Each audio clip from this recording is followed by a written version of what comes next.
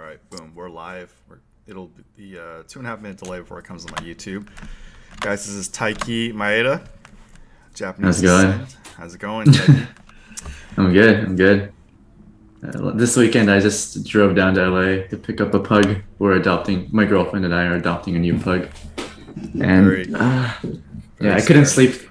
I couldn't sleep last night because he just kept waking up and like making noise. But lots of coffee, lots of cold brew to be had. So I'm ready for the stream. Any cameo? Puppy cameo? Canine cameo? Can't, you want to see him? Yeah, sure. All right, I'll bring him on.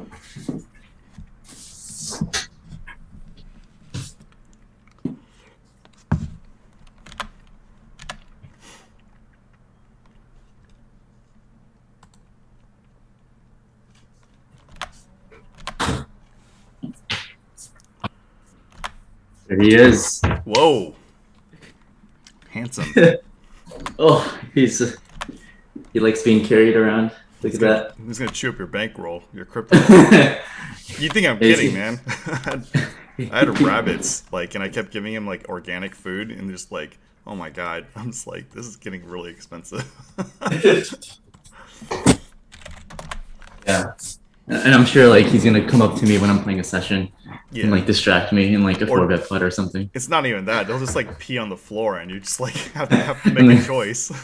That's when you just start ripping things pre-flop. You're like, this is strategy. I'm like, I'm never folding. During rip. LAPC, actually. Whoa. I played with 40.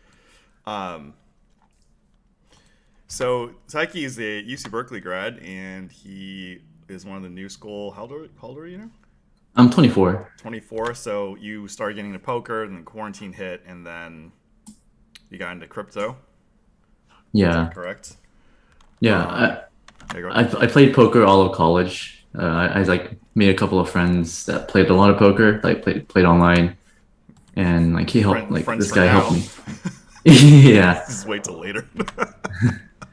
Yeah, and like he taught me, and then I like studied like my ass off, and like I built up a bankroll playing 25.50, like 25.50 cents, so like $50 buy-ins. I think I racked up like $3,000, like just like playing home games for a year, and then I went to Bay 101. Did they hate you playing those home games? I don't think they knew how much money I was up, but like they liked playing against me because like they said it was like intellectually stimulating, like whatever that means. Yeah, So the I'm like, NorCal okay. guys, they do that. I have Yeah, pocket threes here. I think it's going to be a loose All right. raise.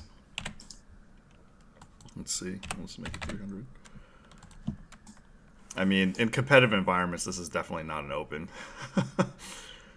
yeah, and I mean, I'm sure that it's like how do you like choose on your opening size? Because I don't have an MTT background.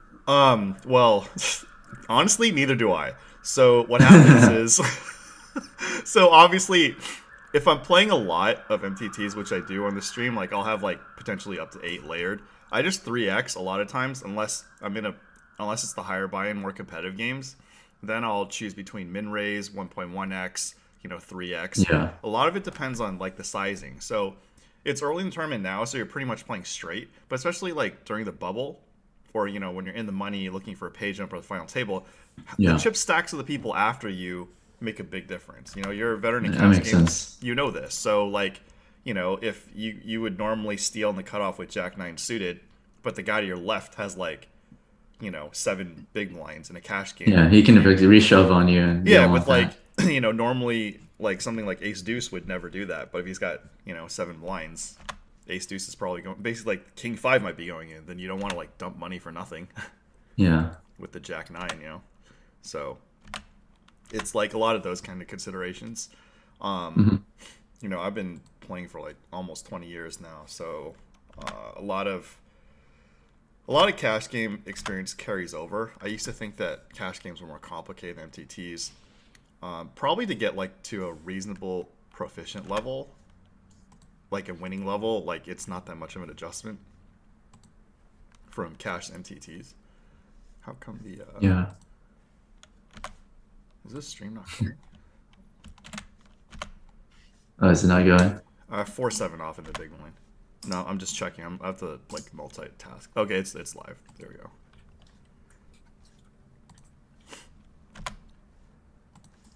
the 4-7 off, no club. So a lot of potential. So I'm really curious, like how like your generation comes up in poker, because I'm sure you've seen like the legend of Landon Tice. I actually had him on the podcast before this whole run, but like, you know, him, Harbs, a bunch of like you young guys, like I don't doubt you guys can win. It's just like you know, there's a lot more material out there, but the game's just a lot tougher. Hmm. Yeah. Like for me, my personal journey is like I played like a $20 tournament in college, and like I just like busted immediately because I didn't know what the hell I was doing. Well, And I was kind you of also angry need because I was cards. yeah, and I was like pretty upset because like I'm a really competitive guy. So I stumbled upon Doug Polk, like his channel. I essentially watched all his videos, and I What just like what year was this?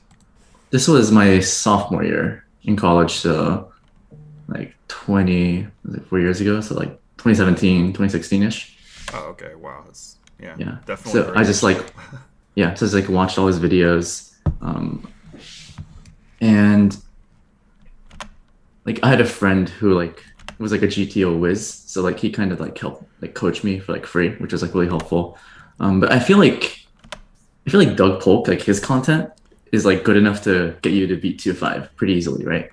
Just because like live poker, like the fields are much softer. I His feel like free Doug Polk, content, or like yeah, his his, upswing courses.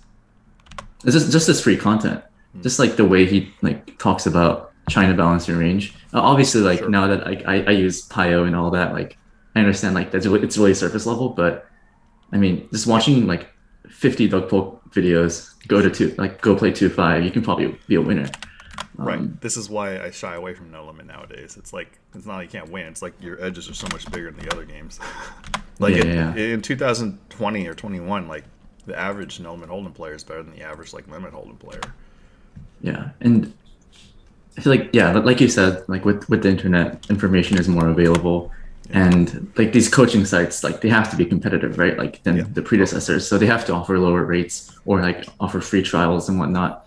Yeah. And as a result, like the games do get tougher. Obviously, I mean, there's an edge to be had Sure. everywhere, but Sure. like compared to 10 years ago, like I'm sure you know, but like the games are Yeah. like the, Well, I shied away from no limit hold'em like even in 2012 and 13, and that was when I think 2010ish or 2009, 10, uh-huh. 11. That's when Doug and Ryan Fee and his crew was like coming up. So you know you're gonna see this when you know you get older. It's like young kids; they always have tricks up their sleeves, and the problem is emotional control, bankroll management. Yeah, yeah. So it's not the raw skill. It's going to be ever be the young generation's problem. It's like life skills. Hmm. Yeah, Um, I think I have like I'm more of like a bankroll nit. I play like it's good. 100 NL and 200 NL on global, but like I'm like way overrolled, but like I feel like I'm just not good enough. It's just because the games are tougher. Oh, the games So get exponentially tougher. They're like yeah, I have ace five of hearts here. Let's see. hopefully when I get the vaccine, like I can go to Oaks and like Lucky Chances. So that's really funny. It's yeah, like went back like 20 years ago. I went to the Oaks in Casino San Pablo, which is closed now, but it's also by Berkeley. Mhm. Oh, easy game. Well, if I get the heart. And Lucky Chances, I went there for like a little bit. Let's see. I'm gonna bet 450. What's up, Anonymous? I don't know what Pancake Swap is. Is that a crypto thing? Oh yeah, yeah, yeah. It's an exchange on Binance Smart Chain. Yeah, I'm just gonna call the check raise, and I don't even know he would check raise here, like a straight this guy flush probably draw. has like 10-8 off. Yeah. I'm gonna Yeah. bet ace high for value. I'm gonna go 2,000. Yeah, I feel like this type of line, he's always gonna call the turn and fold river, or just outright fold the turn. Yeah, I mean, you just like I just don't even explain anymore because, like, you know, you're studying GTO. Like, I have experience and like, you know, I have a lot of friends who did solver work, so a lot of stuff, the adjustments, like I hear, but a lot of it comes down to like practical application. So Mhm. while I'm not like that experienced, I've been just doing this for like 4 months, and obviously I adjusted my game. Like people can see, you know, I ran good final table quite a bit in the beginning. Now I'm just like final tabling and winning them like fairly frequently. One of the big differences, like you need to avoid the highly competitive fields. So right now at 430, there's going to be a 218 buy-in. That's like freaking mostly super pros. What's up, House Up Lee? Thanks for tuning in, I guys. see. I see. So that's the same thing with like cash games. Like the biggest cash game in the room is almost like way more competitive than the second biggest one. It just doesn't Yeah. even matter. See, this guy just like limped in the hijack. You sure you can't beat MTTs? I have Queen 5 off, Queen of Diamonds, 5 of Hearts. Host of Police is good luck. Thanks. It's a skill game, I thought. Yeah. No. Later on, you're gonna be like, you're still in the zone where, you know, you're thinking meritocracy and raw skill. Yeah. Later on, there's politics. I'm sure you heard about this stuff. Yeah. Getting into those private games and whatnot. I just feel like for me personally, I feel like the edge in poker is getting just diminished. So like that's Already? the reason I got really. That's the reason I'm like really got into crypto, because I feel like the EV of me studying crypto and the EV of me playing poker is like, Yeah. sure, I can make money immediately playing poker, but if I understand the crypto industry, I think the industry is only going to grow. So Yeah. I'm just like focusing my energy there. The anonymous, he asked about pancake swaps, so Go ahead. I'll answer that question. But yeah, I do like Cake. I think anything on Binance Smart Chain, they're all forks of Ethereum. So I feel like 90% of the projects on Binance Smart Chain will converge to zero over time. But Cake, I think, is like one of the blue chips on BSC. And like I think all the retail that don't have like a huge bankroll that's trying to play DeFi and like make swaps is going to use Cake. So if there's any project I'm bullish on BSC, it's going to be Pancake Swap. So yeah, that's those are my thoughts. So I have 7-8 Hearts here because $800. Okay, I'm not gonna play this hand because $800 has 11 big blinds total, and so he's liable to ship. If I was just against this dude who min raised, that's fine. And of course I'm psychic, so I save money. But Yeah, and like those hands, like they kind of lose their value the shallower you get. So because when you're shallower, like the value of like King Jack off and like hands like that just go up exponentially because top pair is more valuable than like hitting a draw. yeah, so that's one of the things that solvers showed, which is I suck. I would have made a flush, but solvers really showed that like, and I kind of suspected this before the solvers proved it, was like King X suited was more valuable than say 7-8 suited. Yeah. I was surprised by that too. I wasn't that surprised, but the thing is, like, especially in live play, like, those suited connectors are still easy to play, and just like when you stare the guy down, I'm sure you know this too. You think they're gonna fold the turn, then you just hammer the turn. Whereas online, it's a little different. Yeah, it's very different. Like online, I have to play like solver style to like even have a chance at like even 50 cent $1 and like 1-2. But like if I'm playing live, then like I can literally just like look at whoever's in the big blind and be like, okay, I have like King 8 suited in hijack. I'm just gonna open like 4x and like just like go full aggro. That's why I think like no limit's just such a poor prospect to start off. But it's the easiest one it's the easiest form of poker to prove you're a winner because one, the variance is the lowest in no limit versus the other forms, and also there's so much information and tracking software and all the content and notorieties in no limit.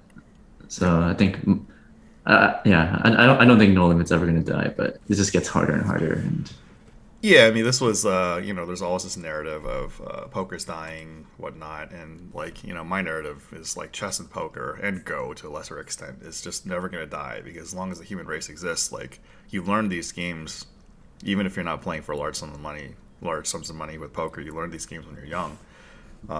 They just stay with you and they don't evolve. Whereas like, I have a heavy esports background, but the games keep changing because the technology keeps changing. The games keep getting more developed. So the best case scenario is that the franchise survives.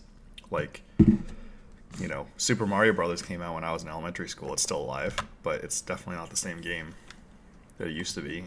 But Mario's still around. What's up, Patrick Curran? What's up, Gators Rock Tim T? Grandma took everything you had. Take it back, Patrick. I have queen 9 off here. Oh. This guy just limps in the hijack. I'm just going to fold. He bought up all his Patrick's debt. He says the juice has been running this entire time on his 10. It's highway time. So I know you have a Hearthstone background. So like, Yeah. how did you get into Hearthstone, and like when did you finish your career? I don't have a career in Hearthstone. I just like basically it was bad because like this is like a terrible story. Like when I went broke in poker, like my dad was like, go get it like a normal job, like, you know, a programming job. I'm like, this, I haven't been like, the closest in competency I've been in programming was during the internet startup. And that's because like I had like, you know, I was just curious, and I just like, you learn stuff on your own. There was like, you know, nothing, like the bar was really low. So then the .com crash happened. I had gone to UCSD computer science, and I just like, I couldn't, like, my mom got ill and I just couldn't. I have queen 4 suited here. I didn't have the will to finish, and then I had to pay for school. That's when poker came along. Anyway, just like, I'm not gonna fold a queen here. No, I'm just not folding. You're never folding. Jack 8, yeah. 3 of a kind queens. But that's the thing, you have to pay attention to short stacks. Anyway, the Hearthstone thing's like, you know, I played, I did StarCraft, Command and Conquer, Warcraft 2, Magic the Gathering. So when I had to do like, my dad was like, go be a program, like, so I had to like latch on to something that I had some semblance of potential in. So I started playing League of Legends and Hearthstone, and Hearthstone's obviously, just it's a turn-based game. I don't need to be fast, so I'll just like, you know, develop it. So I got to, you know, Legend was relatively a short bar. I peaked out at like 35, rank 35, but you just can't make money on there. And like, I'm not the age demographic. Yeah. So I tried like, I 2 years ago in January I did the Wild Open. I finished like 25th in the US, but it's just like, it was so much work just to do it, and I'm like so not interested. For minimal reward, Yeah, no, I mean, I have like, if I have like infinite time and resource, I would definitely do it for fun. But like right now, I just have so many responsibilities. I'm just like, I just can't do this. So, you know, as for recreation, I'll get to Legend, like, you know, to kill time. And it's getting more and more like pay to win. Yeah, recently. But like, when you get enough cards for Hearthstone, you could just dust your old ones and then make new ones. I guess so. So it's less pay to win. But, you know, that's the thing is, now that Blizzard's more corporate, and I obviously had a lot of friends that worked there, and most of them are gone now, but yeah, they got to make money. Businesses have to make money.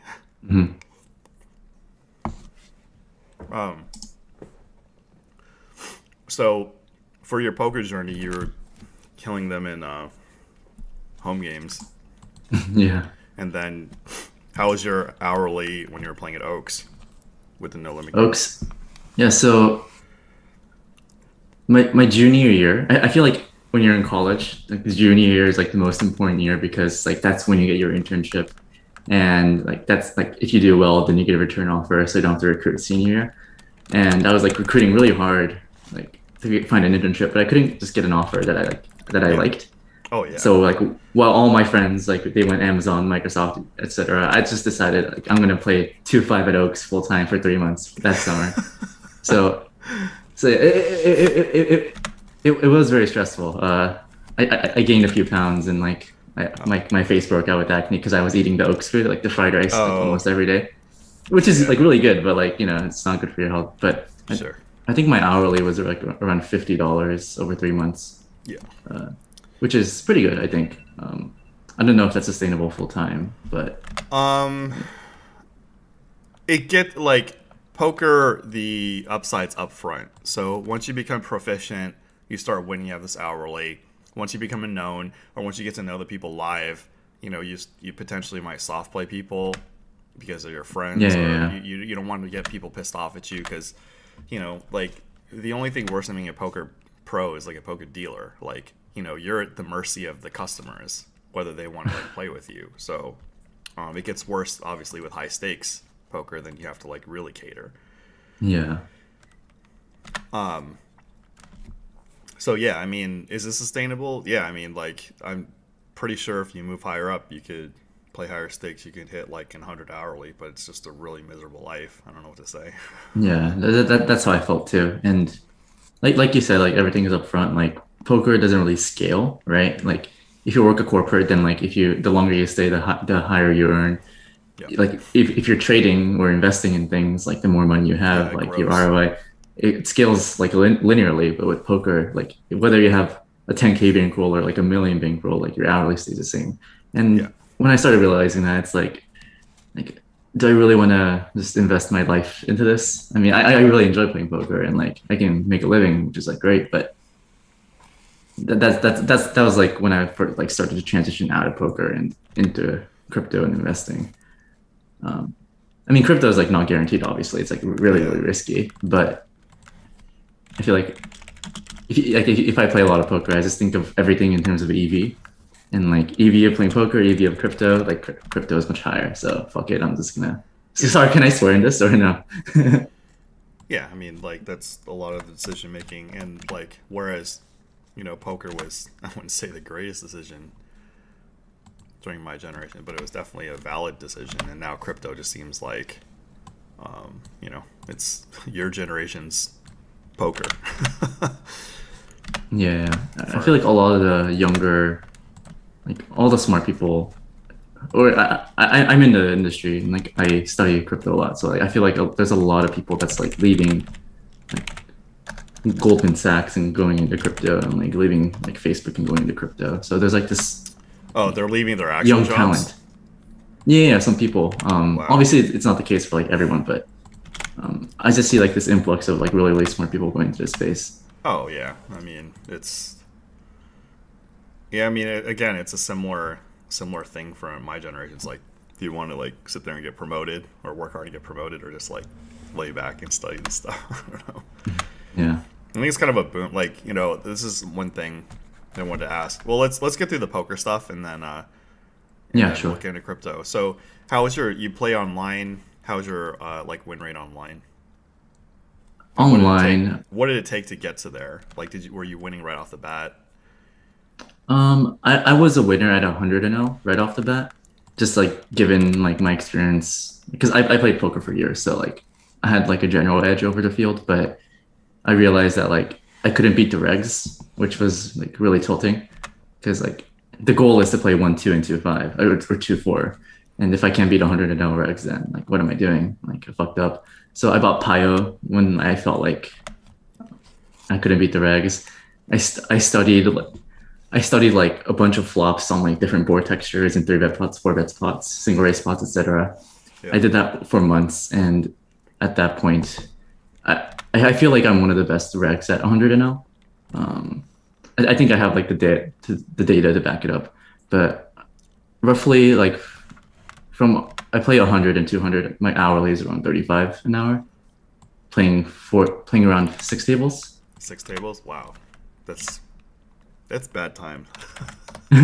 Yeah, Because our hourlies used to be like way higher, And well, I mean, we were yeah. playing bigger too, but Yeah, and like the Pio kids, I mean, a lot of the decisions are kind of automated, right? Because like rate like pre-flop ranges are pretty set, and then like on yeah, most boards you can just like bet range like for a third. Uh, so yeah, 6 tables, it's pretty hard to keep track, but it's definitely doable. yeah, But yeah, for like 35 an hour, it's like definitely not like a great yeah. lifestyle to have. Right. So like, I just pasted your Twitter and YouTube Oh, in awesome! the Thank chat. you. So, guys, follow Taiki. I watched one of his videos so far, the Michael Saylor video.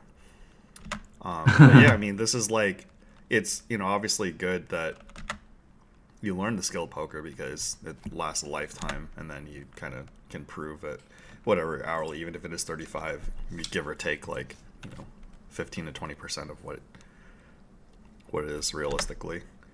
What's up, Nick from Yuma? You can make FTs with Wayne on Global. I don't. My career has really changed with poker. Like, I'm not chasing optimal. I'm not chasing hourly. Like, when I play the MTTs, obviously doing well. You have to run good to do well, as you guys know. But I get videos out of it, and people see. One of the problems with like playing cash games, because I was a high stakes cash reg for many different games online live for like a long time, but there's no proof. Like, nobody knows, and like you guys know how it is. Just because you're playing the biggest games, you have money in front of you, doesn't mean you're a winning player. Doesn't mean anything. So, with the thing about MTT, the double-edged sword is just like you do need to get lucky. But if you do get lucky, if you're looking for like credibility, notoriety, and you're a proficient player, then you get something out of it. Like you look at Vanessa Cade. Oh yeah, that was insane. Like insane, yeah. But you just like it, 1.5 mil.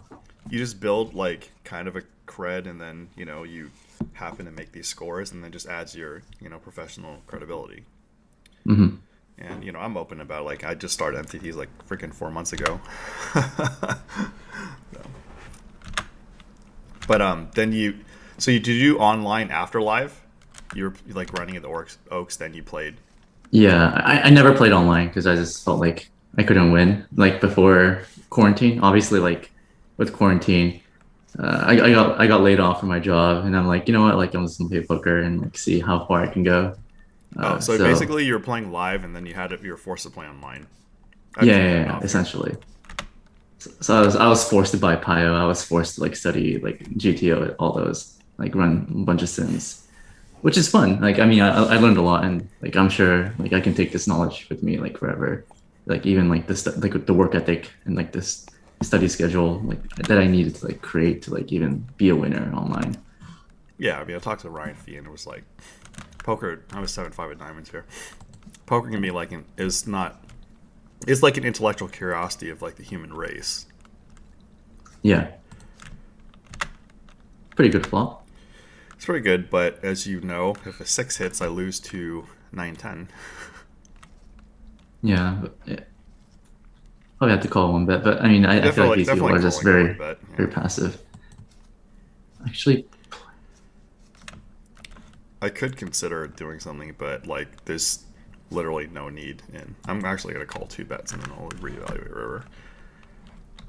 Yeah, he bet into a 4-way pot on the flop, so I'm sure his range is like pretty strong. I feel like my gut says fold here, but like, I don't know. No, I don't know this guy. No, it's not just that. It's just like chips in tournaments are really valuable. So you start with 10K. The fact that I have over 10K is like it's significant. So in the case that I'm wrong, I have ace-8 off here. In the case that I'm wrong, then you really cripple yourself. What's up, Michael Schultz? Yeah, Randy Liu, aka Nanonoko. I'm sure you've heard of him. Mm-hmm. He was like a competitive Street Fighter 2 player. And he played like 40 tables or something, right? Like insane, like. Yeah, grinder. But like, I don't know. I mean, I have a real-time strategy background, so yeah, it is insane. But just like for somebody like me, it's like, oh, cool, it can be done. Like for like a normal person, like when I'm texting on the phone at the casino, people are like, oh my god, you like text really fast. I'm like, well, it's too many video games. I have pocket queens here. It's not just like you have to win flips and MTT's anonymous. It's like you have to just like be dealt the winning hand. Like there are a lot of cases where it's like your ace-3 just beats ace-king, or you have ace-jack against kings and you just like hit an ace, or like run, or 2 jacks. It's just like. I actually played against this MV guy who's in the big blind, and my note is that he has a donk range and he's a station. Okay. So pretty face up. Yeah. Well, so I'm good luck. definitely not folding queens here. So good luck here. Yeah. Oh, they can all sit the ace. You got 3 outs, okay. And he's dead. Yeah. He's dead. You want to play MTTs now? Let's see. So it's a 55 buy-in. I late rigged.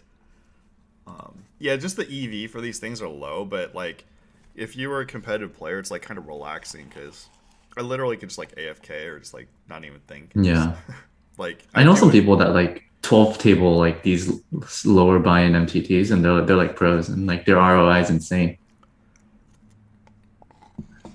There's a guy, I guess he's a pro on ACR. That's what Dylan Lindy said. His name's Nickel9. Uh-huh. He was playing all the way down to $22 MTTs, and I heard that some people stake like low stakes MTT people. Come on, 9 one time. Oh, 10. That's a good card for me.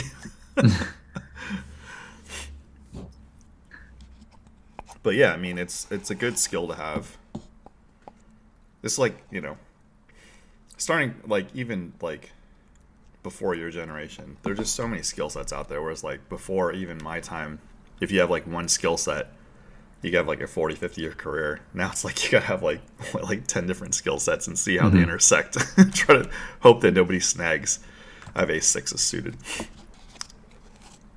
Hope your intersection. But nowadays with crypto, it seems like it's very you guys can all work in the same direction, because for poker you're competing against each other.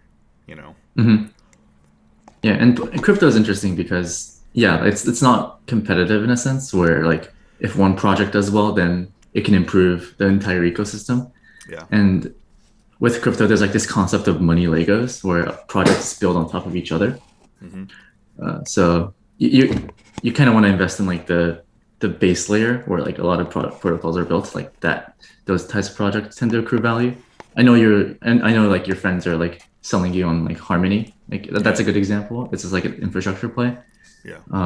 Like so is Ethereum and like the majority of like the top 10 coins. Yeah, like crypto. I mean, the entire ethos is like decentralization and like transparency. So everyone's like really open. Like through my YouTube channel, like I've had many people reach out to me personally, like through my emails and whatnot, and be like, "Hey, like I really liked your video. Can we talk?" And like we just hopped on a call and like we just share, what we think is good. And I really enjoy like the conversation. Like even you, right? You saw my Twitter and like you saw that like have this YouTube channel about crypto. So yeah, I mean, I'm looking for people with crossover for sure. Well, I mean, basically, you have to be involved in poker in order for me to like reach out. And then obviously, crypto is like a huge topic. Like a lot of my guests are into crypto, and I knew about it a long time ago. It was like I missed like a big run up, but all my buddies say it's definitely not too late. It's definitely not too late. And one of the things I can't regret is like I spent a lot of time and resources on my projects, including Live of the Bike, for like the last couple of years. So I can't regret that because, as you know, for like the corporate situation, you got to show up. You got to put in your time to like just learn plus like execute. There's just no substitution for experience. And I went to a private game. Like the first time I got on a call with you, one of the private games was actually a Berkeley grad, and he's talented, but like he had bankroll management problems. It's not like you can't win, but I told him like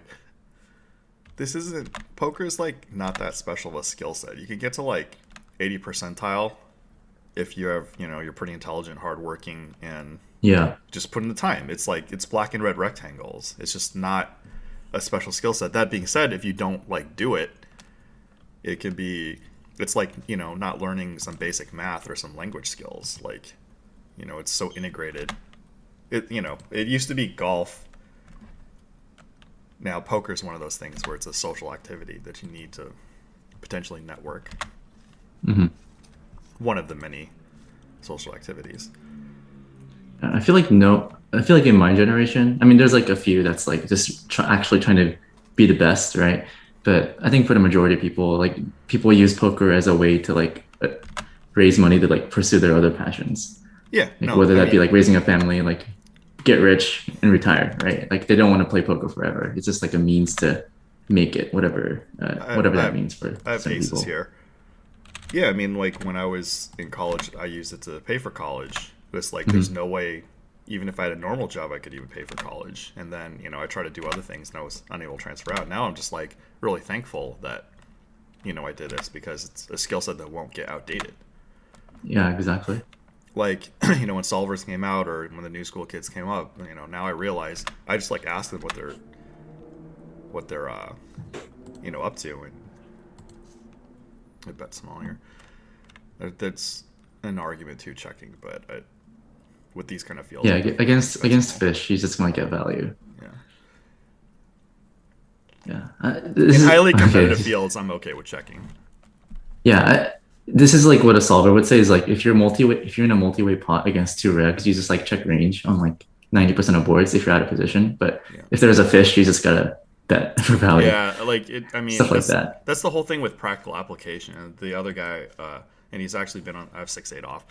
He's been on the stream before, and I'm just like, he's like, I would do something, and he's like, the chart says this. I'm like, the chart is reference. It's not optimal play. Yeah. You know, it's just like, you know, like everybody's seen me deviate, and sometimes I'm wrong, but like my accuracy is higher than when I'm wrong. It's because it's just out of experience and just like intuition. I have been playing online for like almost 20 years, you know. So yeah, you have to deviate in any field. Like even when I'm playing like 200 and L, like I always deviate, like depending on like whoever is in the big blind or like, because I feel like most people they like under bluff and overfold, so you can just like take those heuristics and you know if you're like in a spot where it's like oh half the time you bluff, half the time you like give up, just rip it in because it's gonna overfold. Yeah, I frequently don't want to say some of my more out of line plays that work. I don't want to comment on because this is a permanent record here. So, like when I'm calling on a bottom pair in a 4-liner or something, and I'm right, or just like I oftentimes call out before I do it. I'm like I'm gonna do a bluff induction line, or I'm gonna value bet thin here, and like more often than not it works out, but like revealing the thought process is pretty brutal because like there's some like guys I came up with like Bryce Yockey, Zach Freeman that do some ridiculously awesome plays live at the bike or off stream when they tell me stories, and I know them by reputation, so they're telling the truth. But then when they do the explanation, you're looking for some sexy answer, and they're like, oh, I just did this line, happen to be right. Yeah.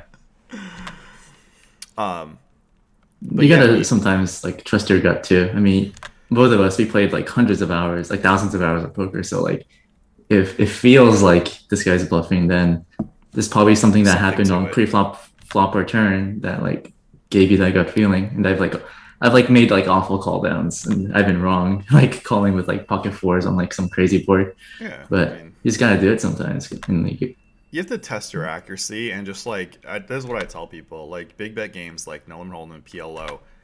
Can you say something for a sec?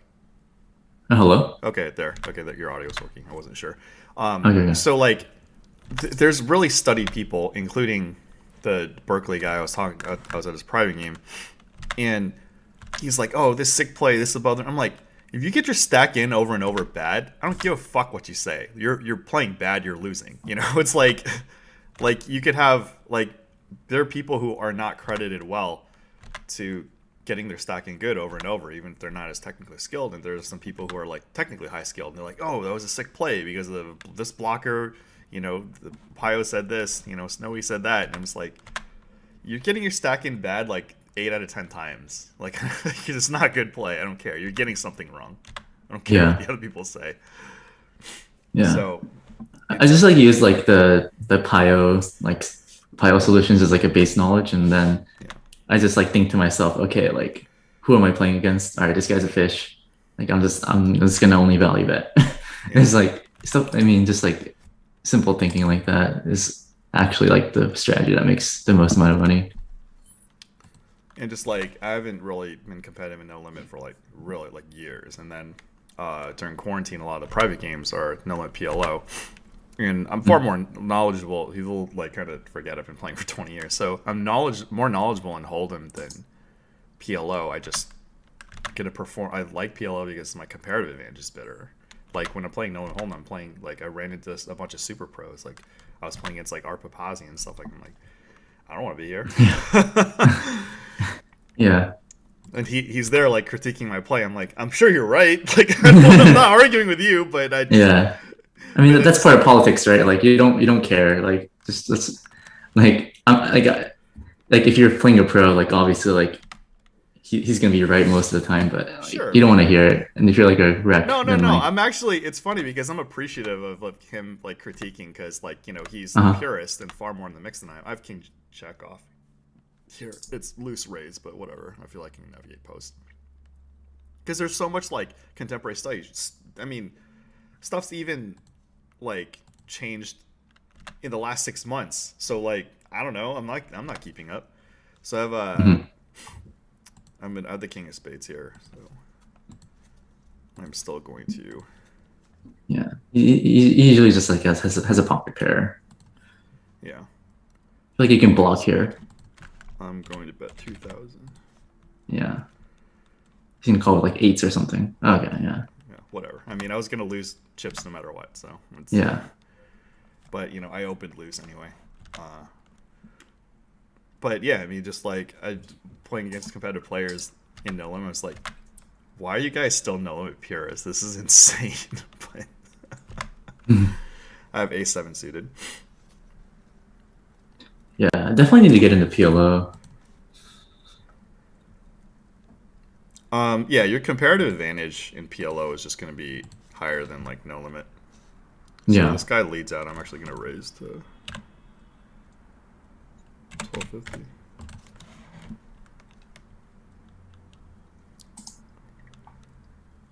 It's like not solver approved.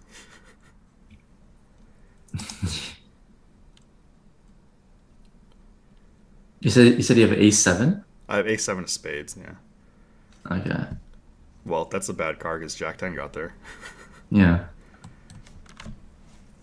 Yeah. Could be good. You could have like Could be. 8-6 or something.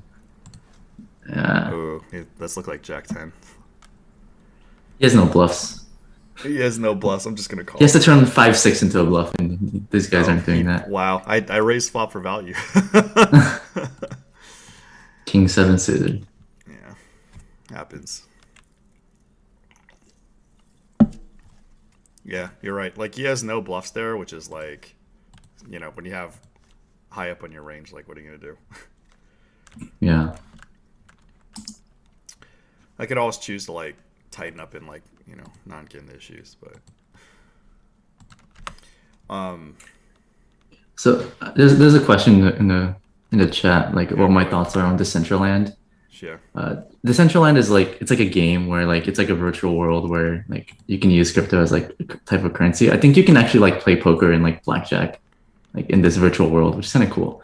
that's But what I heard.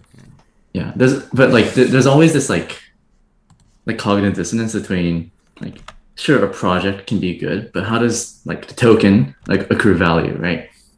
Yeah, So it also applies to stocks, right? Like you can have a super sick company, but like how does a stock like gain value? I feel like Decentraland, great project, cool idea, cool concept, but I feel like the token itself doesn't really do anything.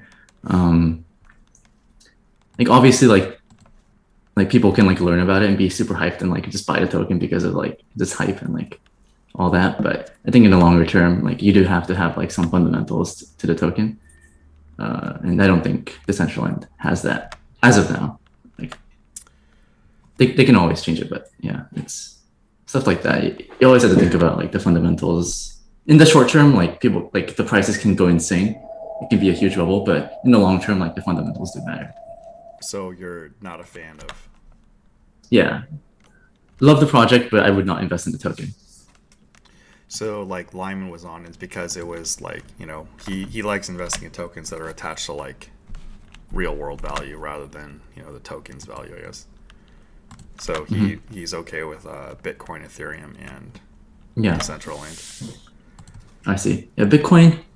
Yeah, Bitcoin is just like a scarce asset that like everyone wants. So, like, in over time, like the U.S. dollar value is only going to go up.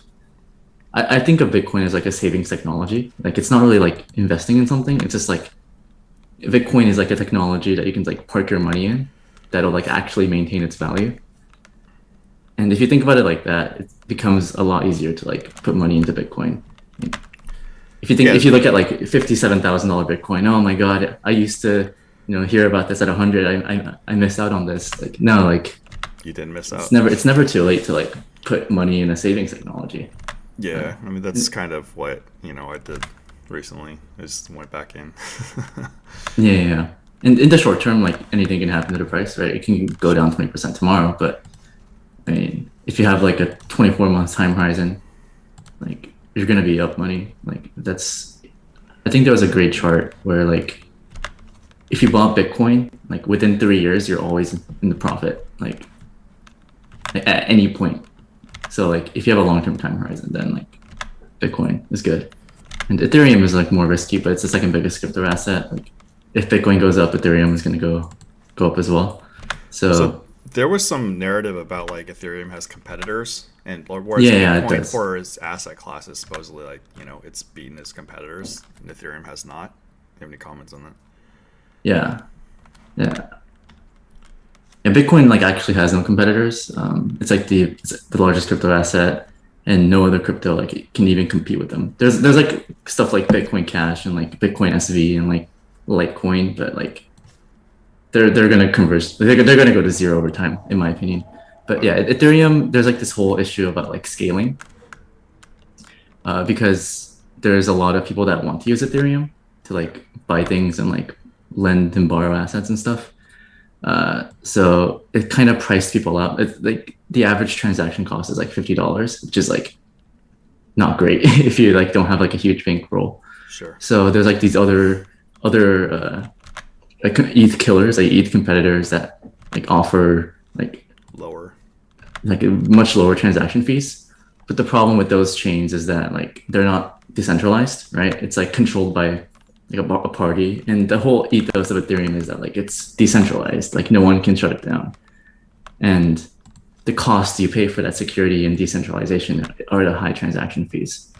So I think Ethereum, like for sure, it's Ethereum's game to lose. I mean, they have the network effects. Like all the smart developers are building on Ethereum, and these other chains can like copy the code, copy the project, and like do things like that. But the majority of the value is going to go to Ethereum, in my opinion. And I'm focusing like my investing, my videos, my energy on like, the blockchain that I think is going to be the most valuable.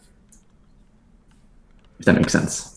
Yeah. No. I mean, everybody's got different position strategies in life, so it's Yeah. it's not easy. Like, when I'm talking to Lyman's like retired, he's got like millions. And so he's looking for safe assets, safe appreciating Mm-hmm. assets. Whereas like, you're coming up, you're trying to build and you're trying to parlay a roll. I have pocket tens here, so I'm just going to rip.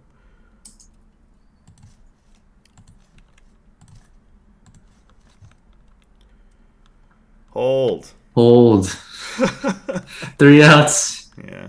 Got him. Anonymous says Activision Blizzard doesn't have a coin yet. They've had coins for longer than anyone. They have World of Warcraft gold. They have Hearthstone dust. It's like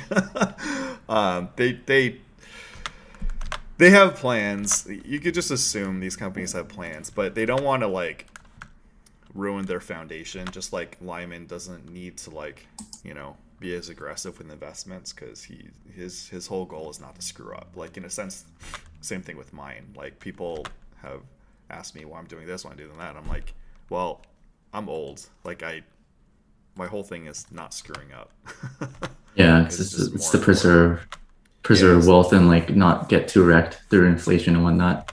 Yeah, so like that's why I like talking to young people, like what they're doing, because I could something that you don't know yet, which in 10 or 20 years you might adopt more, which is like you to be the best, especially now where everything's connected with the internet, is really really hard. But you could adopt like 80 percentile levels of like a lot of low hanging fruit in a lot of industries, and just like capitalize on a lot of different industries. Like me talking to you and a bunch of other people about crypto, like I don't need to maximize on crypto. I have other things going on, but I could look for like safer situations. Like when I was asking you, I was recommended Harmony, and like I've been recommending Omi. I know you're recommending like a ton of stuff. Just like I just like listen. I'm like, okay, what is my situation in life? What kind of risk tolerance can I have? And I would like everything to 100x, but it may not be real. Yeah, it definitely depends on like your financial situation and like your risk tolerance. So younger dude like me, like I'm spreading my bets out, and if this project like does a 30x, then like I can maybe retire 10 years earlier and stuff like that. But for you, Wayne, I feel like there is still like use cases for you in crypto. Like I think you should put like some of your assets into Bitcoin just because I think it will appreciate. But what crypto does and like applications on Ethereum, it's truly revolutionary because it allows for the peer-to-peer lending and borrowing of assets without a financial intermediary, but through code. So instead of like relying on a bank to like give you 0.05% APY, because like all this middleman, like they have to pay their CEOs and whatnot. Oh yeah. But if you just rely on code, then you can lend your assets to people all around the world, and you can capture most of the profits. So like you can easily earn 10% on like your dollars per year, pretty like trustlessly and like pretty relatively like low risk. Yeah. There's a company called BlockFi that I use, and they offer 8%, 8.6% on your dollars. And I feel like, even if you're like really risk averse, you can put your money there because like why would you put your money in a bank where like they're not paying you at all? Like just earning 8% is like crazy. I think that's like what a lot of people should do, and that's my plan in the future. It's like when I think the crypto markets are like too frothy, too crazy, I'll sell and I'll put it into like dollars and earn like 8%, 10% on like my dollars, and like that's like passive income. That's like a salary, and that's the ultimate goal. It's like earn passive income through crypto. That's true financial freedom, and that's where I'm trying to get at. Yeah, we'll talk about some stuff off air where I could actually show. There's some things I don't want to show on air, but Okay. But like one of the big dilemmas with my generation, people like 5 years younger, is we obviously knew about crypto, and then some of us like had opportunities, and then when we had downswings in poker, it's like whatever. Like I still did stuff in the last like many years, so I can't be totally upset. I just at this juncture and for the foreseeable future, the guys who did purely crypto definitely are winning out. So yeah, but like how could you have known, right? Like I knew about Bitcoin like $100 because I was like trying to deposit money on like Ignition or something, but I mean the knowledge back then was like awful. Like no one knew what gave Bitcoin value, but like over time the place matures, and like the Bitcoin community developed like memes and like marketing to like really sell Bitcoin to like to institutions and individuals.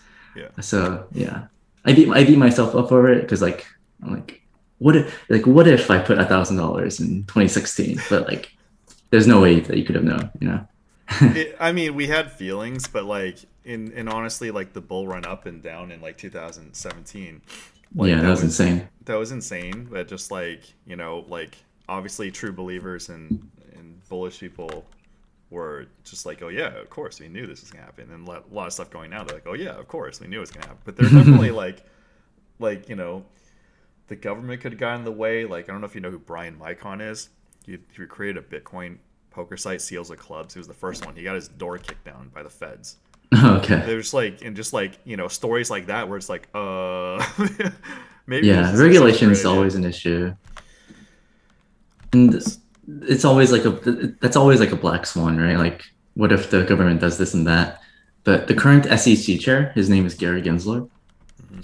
He taught blockchain at MIT. Like he was a professor, so he understands technology. So I don't think regulation is gonna like suppress crypto is innovation. I think they're only worried about like people paying their taxes, because if you use like Ethereum, like decentralized finance, it's decentralized. Like they can't tax you on it, but the government's relying on like you and I to like report our income, like honestly, but like they can't control that. So like I think the only regulation that they will likely do is like a way to like audit and tax like Americans that use DeFi, like maybe like censoring regulating the wallets and whatnot. But I see crypto as like the internet in like the 2000s. It's like America's like a global powerhouse because like they let innovation flourish with Amazon, Facebook, Microsoft, Apple. But if they stifle innovation in crypto, then they could fall behind like European countries, like Asian countries. So I mean I don't like government, but like I do understand that like they're smart individuals. So like I'm sure they'll do the right thing. There's always a chance that they can like fuck things up. They have agendas. Like everybody's got agendas to benefit themselves and their parties. But you also, so you had the thing. I watched your thing with like Michael Saylor. So you're gonna have a series of like people who are like influential or big for crypto or just crypto in general. Yeah, Michael Saylor was insane. Like he came out of nowhere and like put all his company's money into Bitcoin. And in hindsight, like he's like a genius. I think his company in August of 2020 when he bought Bitcoin was like worth like 2 billion. But actually, let me check MicroStrategy. So one of the things, like, it was either I read it on my own or it was in your video, is that, you know, if he kept his assets in US dollars, then it would be like depreciating. Was that true? Yeah. He said like, yeah, so his company went from 1 billion valuation to like 6 billion. And he used this analogy of like, he made this software company that like was generating a lot of money and they had cash, but their growth rate was the company itself, like they weren't going to grow. There's just like this old company that's like just making cash. And he said like he had this realization that he's sitting on a melting ice cube, right? Which is the melting ice cube being his cash pile. Right. Because he's Michael Saylor, he says that the US dollar is devalued at around 15% a year. So if he doesn't do anything with his assets, then like he's just getting poorer and poorer and this company's going to suffer. So why not put your asset, why not put our dollars into, you know, this monetary network that appreciates more than 15% a year? And I think he bought around $10,000. And I mean, yeah, obviously like it's mooned since then. And yeah, their stock went from 100 to 600. It was over 1,000 a few months ago, which is insane. But people like this. He even had like a Bitcoin conference. Like he held a conference called Bitcoin for Companies, where he was like giving other companies like his like guidebook. Like, I did this. You should do this. These are the risks you have to consider. So like he's like pumping his bags, right? He's like trying to shill Bitcoin because like that's how his company becomes more valuable. So he's like, of course, he's like the classic shill. Like, I mean, I love him obviously because he's also shilling my bags, but it's kind of funny. Like this guy came out of nowhere and just like became like the Chad in crypto. Like, he went to MIT too, so yeah, smart guy. Who are the other people you were potentially going to like do videos on? I think someone that's really important is like Jack Dorsey, CEO of Twitter and Square. I think he's going to do like a lot of stuff with crypto with Square because they're like like point of sale. I think they're trying to expand to like third world countries like Africa, where like the monetary policies of like those countries are like really poor. Like living in America, like we had it like good, right? I mean, like great economy and like the currency is like doing okay. But like Jack Dorsey, he was like positive on Bitcoin like many years ago. And yeah, I think anyone that's like big on tech, like Elon as well, like big influential names, because the incumbents have to de-risk crypto as like an industry for the whole space to grow. And as Michael Saylor, as Elon, as Jack Dorsey buys Bitcoin with his company's money, it's like sending a message that like we believe in this asset. And like we don't believe in the dollar. We believe in this decentralized crypto coin, like this magic internet money, because your monetary policy is like poo-poo, you know?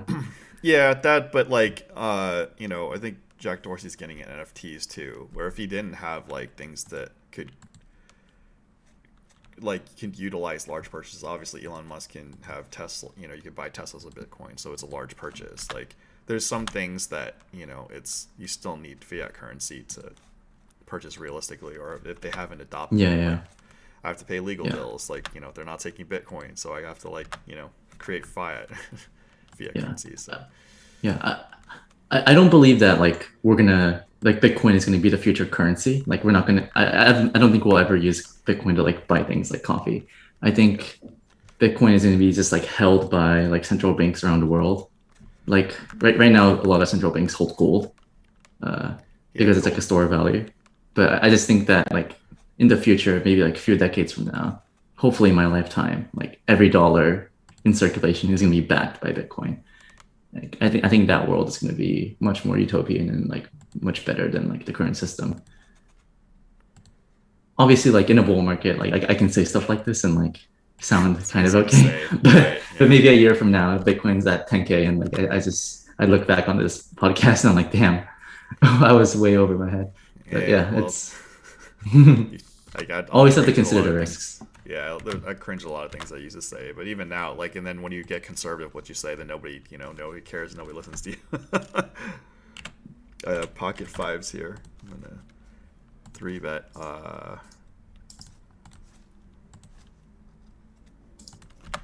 Anonymous asks, can there be another poker boom? Do you want to take this? I've answered this on air before. Uh, the poker boom, I think it's reliant on like US poker, online poker being legalized. I feel like it's slowly getting there, but I feel like the people that lobby against like online poker will like just block it. Um, I have a hard time believing that there's going to be like a similar boom compared to like the moneymaker effect. We kind of had like a short poker boom, like around With the April, May of quarantine, last yeah. year. Yeah, Oh yeah. yeah, I Like the missed games that. were really good, but the games have like really dried out recently. What are your thoughts about a poker boom? Once it becomes legalized in America, that's it'll the world will be or the nation will be skinned in like 3 months. It's just like it's way too competitive out there. Like even the original poker boom lasting for like X years, like 3-4 years, and then being competitive and then skinning people. It's just like I think there's going to be two more booms when poker's legalized in China and then when it's legalized in India. I see, I see. So I And mean there GG's was trying to get there, right? GG yeah, so poker. they're preempting that. Like Jack Ma, if you search deep for this, I think in 2016, either 15 or 16, he bought a poker site for like $30 million. You get to Uh-huh. dig deep on the web for this stuff, but it's like you're gonna spend $30 million on a poker site. Yeah, it's a drop in the bucket for him Hmm. because he's like a billionaire, and I hear he's got issues in China now, but Yeah, it's like you're making moves, you're making plans for something. You're not gonna spend $30 million for nothing or just the potential. yeah.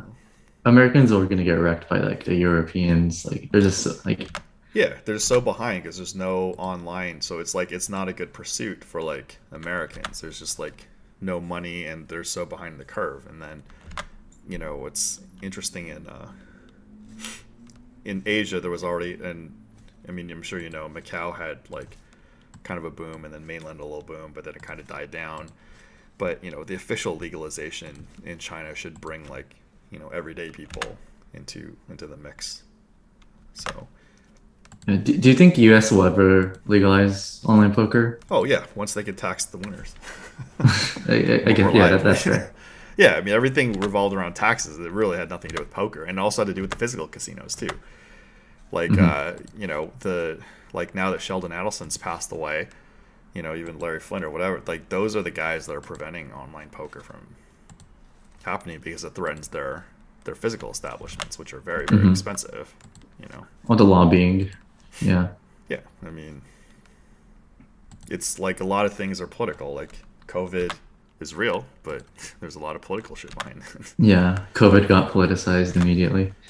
Yeah, and then you just learn like a lot of it is just a lot of things are politicized. Like one of the things I have Ace Queen off here.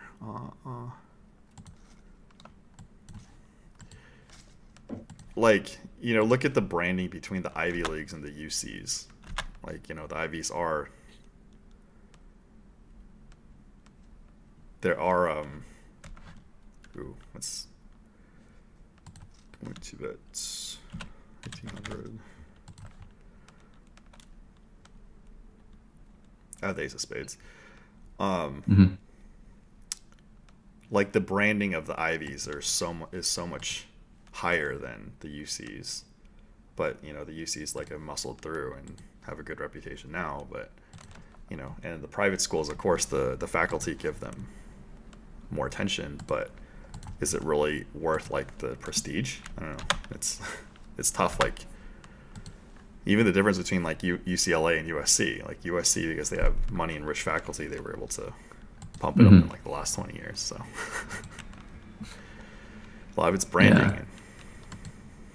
Yeah, I mean, I went to like Berkeley, which is like considered to be like a great school, but like I feel like I mean I guess I play poker and like I do crypto, so like nothing I learned in school like like there's like nothing valuable that I've learned in college other than like the work ethic and like study routines and whatnot. So There's like you're still in the Bay Area now, right? yeah, yeah. Yeah. So one of the problems is when you stay in the Bay Area, Berkeley is not just going to Cal is not special because you got Stanford, you got a bunch of other good schools, and the people going to Silicon Valley. When you leave Silicon Valley, all of a sudden like Berkeley becomes like a much bigger thing, like branding wise, because I you're see, going I to see. find less people. And if you're not in Boston, obviously Boston's got a ton too, and New York, but there's, you know this too, being Asian, it's a big swing going to a prestigious school, finishing college, and not going to college socially. So you're doing it for your future in-laws. You're not doing it necessarily for yourself. Yeah. And if crypto ever goes to shit or like poker doesn't work out, then I have this degree to like fall back on. Yeah, nobody really cares about degree. Like I've applied, like when I went broke, I applied to so many jobs, and it's just like, it's like, it doesn't like eliminate you right off the bat, but it's just like not that special of a feature. It's more it's a more defensive feature than a selling point. So it's like, a lot of people say, is college worth it? It's like monetarily, no, but there is like social value, especially, being Asian American. Yeah.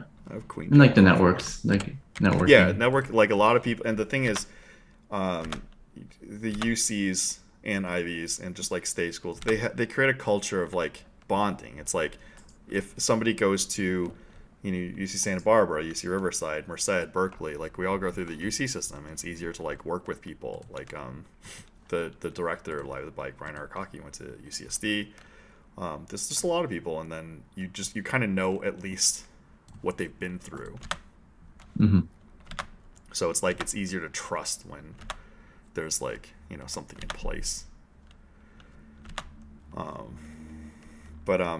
Yeah, like what direction are you studying crypto, and what do you recommend for the audience? And guys, this is not financial advice. Yeah, not financial advice. So the question was like, what cryptos do I recommend, and like how do I like what direction are you going, and why are you going in that direction?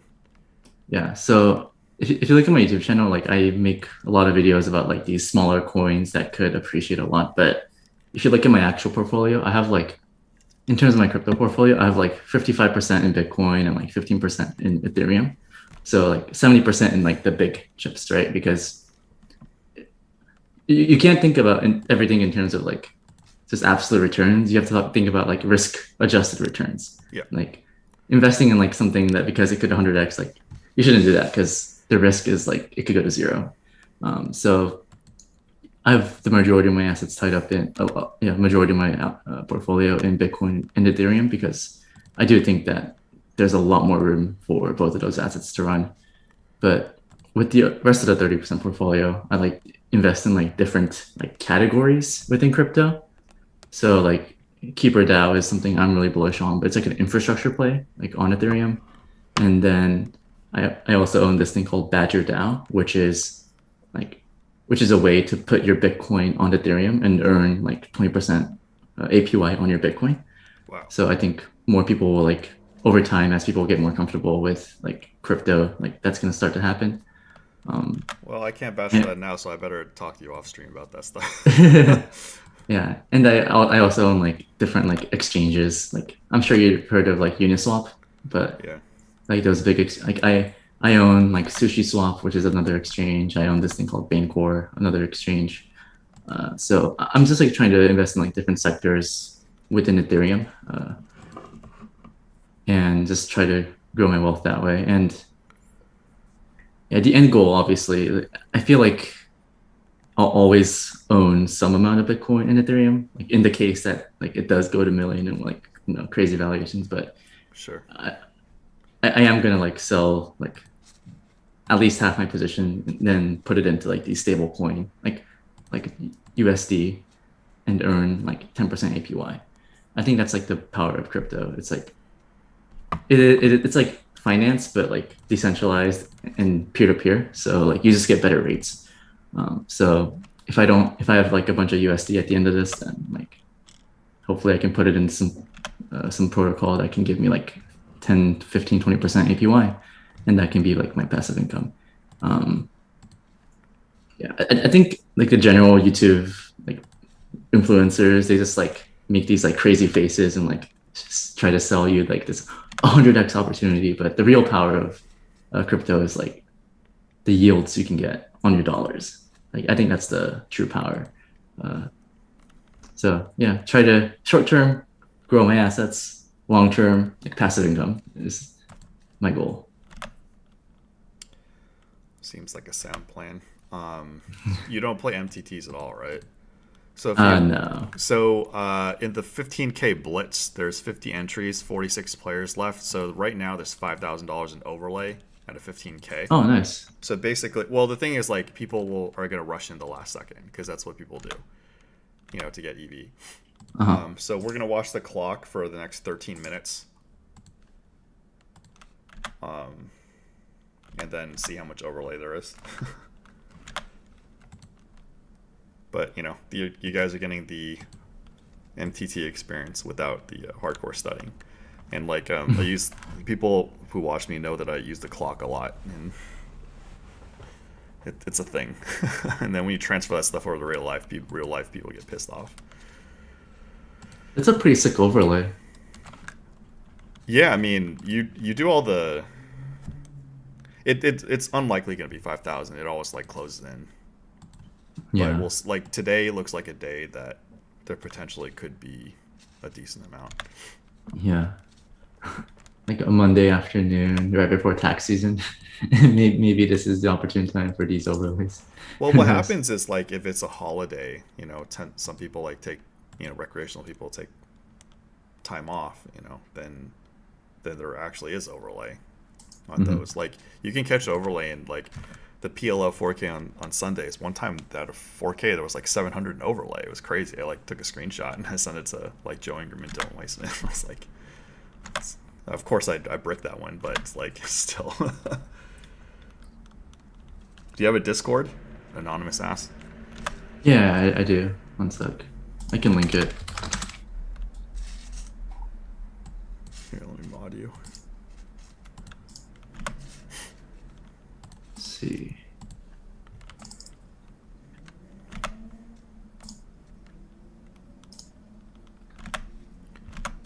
You're modded so you could just like directly pay stuff. I lost my train of thought. So there's like a lot of different directions you could take for this stuff. Do you have any other like directions you could recommend if people are different in different stages, like if they're like 30-year-old or like 40-year-old or 50 or 60? So like people with like more just, money like, and they're just trying to. Yeah, potentially more money and like less risk tolerance, because that's kind of the position that Lyman's in. Yeah, I think the most risk averse like thing you can do in crypto is like you can go to a centralized company like BlockFi. They literally give you like 8.6% on like dollars, which your bank can't even match that, right? So if you park like 100K there, then you can get like $9,000 like A year. as passive income. So depending on how much money you have, like that itself can just be your retirement. And over time, as more money pour in, those rates will go down. But because we're so early, like these rates are incredible. And I tell people like these like 8%, like 12%, 16% like APY, and like they say no, that like that's impossible. That's a scam. Like my bank gives me 0.05%, but no, that's because they profit off of you, right? But with crypto, it's peer to peer, so there's no middleman, and that's why these rates are achievable. So yeah, I think for someone in like Lyman's shoes, Well, maybe I messed up. He's not risk averse. It's just that okay. he's a gambling professional his entire life, but he doesn't need to. Like his whole thing is not to jeopardize assets. Which, as you get older and you build assets, obviously, that's kind of the thing. Like you just don't want to jeopardize your assets, or you don't want to jeopardize your life. So you want appreciating assets in growing your money, but you don't want these like these 100x, but they could go to zero. Things are very unappealing. Yeah, and I don't even do that, right? Like I invest in like larger projects with good fundamentals that could like maybe 10x, but the risk adjusted is like great. Yeah, so I think just like earning good yield on your dollars is like is like such a huge thing, and there's kind of this cool arbitrage you can do with Bitcoin where like if you deposit Bitcoin into like this centralized company, you can borrow dollars against it, right? So if I have $100,000 in Bitcoin, I can borrow $50,000 of USD and using my Bitcoin as collateral. And you can do that with like no paperwork, no questions asked. If you go to a bank, then you have to like fill out paperwork, like it's proof of income, all that. But just like over collateralized loans, you can do that in crypto. What are the interest rates for that? You can do it as low as 1%, but standard is around like 6 to 8%. So the cool arbitrage you can do is like, and this is something I'll actually do in the future, is I'll deposit Bitcoin, take out dollars, and deposit those dollars in decentralized finance, earn 10%, and that's free money, right? I do take on like the smart contract risk and like all those like risks of putting my money on like, these new crypto projects. But if there's a project that like I think is safe, then like that's a free arbitrage. Like that's like a relatively zero risk arbitrage that I can do. And all these like, and the majority of the money in crypto are like these richer dudes that like do this kind of thing, where like they deposit collateral, take out money, put it into something else, make more money, and like kind of repeat the same thing over and over again. Yeah. It's like what rich people, it's like what Wall Street does, right? But it's like on crypto. Yeah. So crypto as a general, I mean, there are like these like crazy pump and dumps that happen, and like those take the headlines, but there's like actually like use cases you can do. And if I ever have a lot of money, then that's what I'll be doing to earn like passive income. Yeah, and like I'm sure Lyman like knows this too, and like I'm sure he can like do this. I guess like from like, and he's like 7 years older than me, so like our positions, like we didn't know, especially him, like he didn't know what would materialize. So there's a lot of upfront situations, like hosting a game in the casino industry, getting a piece of that was like, it was right there, and it was like less risky. So he potentially could have made more, like Bryce, but yeah, and we just didn't know, or just like it was riskier. Like why not take stuff up front and with like fiat currency? So yeah, and like what I'm doing right now is like I have Bitcoin on BlockFi, which is the company I talked about, and like I think I hit long-term capital gains in like around August and September. So I don't want to sell my Bitcoin, right? Because short-term capital gains, long-term capital gains. So if there's ever like an emergency that I have to pay for, then I can just like take this collateralized loan, pay off like whatever I need to do. There's like a lot of these like use cases that like the more financially literate people can do. And even like when I first mentioned like this loan with no paperwork, like I think you said like wow, because like it's cool, right? Because if you want to take out a loan right now, like you go to a bank and they like ask you like 10,000 questions. You have to fill out paperwork. It's a pain in the ass. But crypto, you just have to verify that you have money, and then you can take a loan. My good friends have told me that. So like I'm gonna need cash in the next 12 months, so I'll figure out what to do. Yeah. But yeah, like a lot of the poker stuff is just like, I have EV that kills time. I can make videos. So it's just a different thing. Whereas like I'm not chasing max EV anymore. It's like chasing max EV doesn't necessarily. I have ace 4 off here, so I'll call and then flop trip 4s because I'm the best. You are the best. Yeah, because the thing is like one thing by playing cash games for a living, which I did for a long time. I'm obviously gonna call.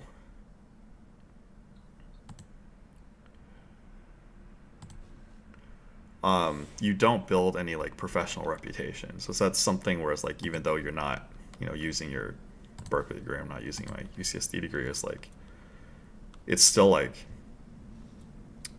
I'm going to check. Yeah, that's a good point. So that's something that, people don't really, they see what I do on the outside, but they don't really know what I do. But it's just like I'm building professional reputation. So if I want to get a meeting with somebody, then if there's something tangible, because crypto investor is not a job. It's not a profession you get It's not something you can get meetings with. Yeah. And like with my YouTube channel, I'm just like Yeah, I mean, it's making a bet that like, if this industry grows, then like my content will be valuable. Uh, sure. and yeah, just something I do in my free time. And yeah, like my like I've gathered like a relatively large audience, and like they like it, so I'm incentivized to make more videos. Hopefully, like I'm right, and my thesis is right, and the crypto industry keeps growing.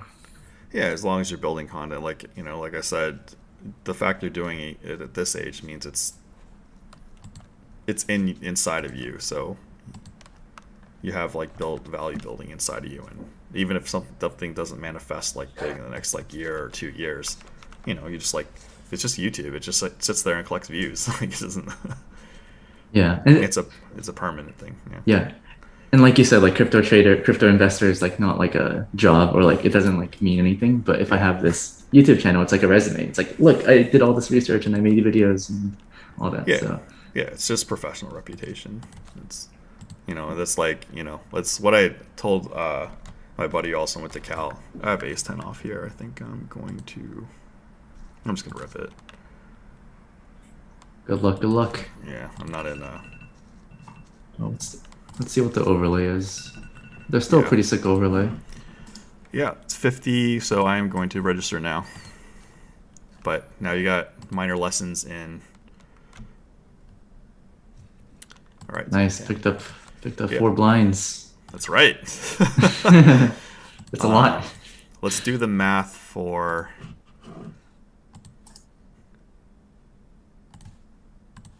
It's like a $3,000 overlay right now. $3,000 overlay. Yeah. So then we'll see what happens in 3 minutes. But now you're getting some MTT training. Well, I learned some crypto shit. But that's the thing is like I haven't studied this stuff, and just like I have access to like Dylan Lindy, who's won the 5 Diamond Classic, who plays for I don't know. Wow, this guy just woke up with kings.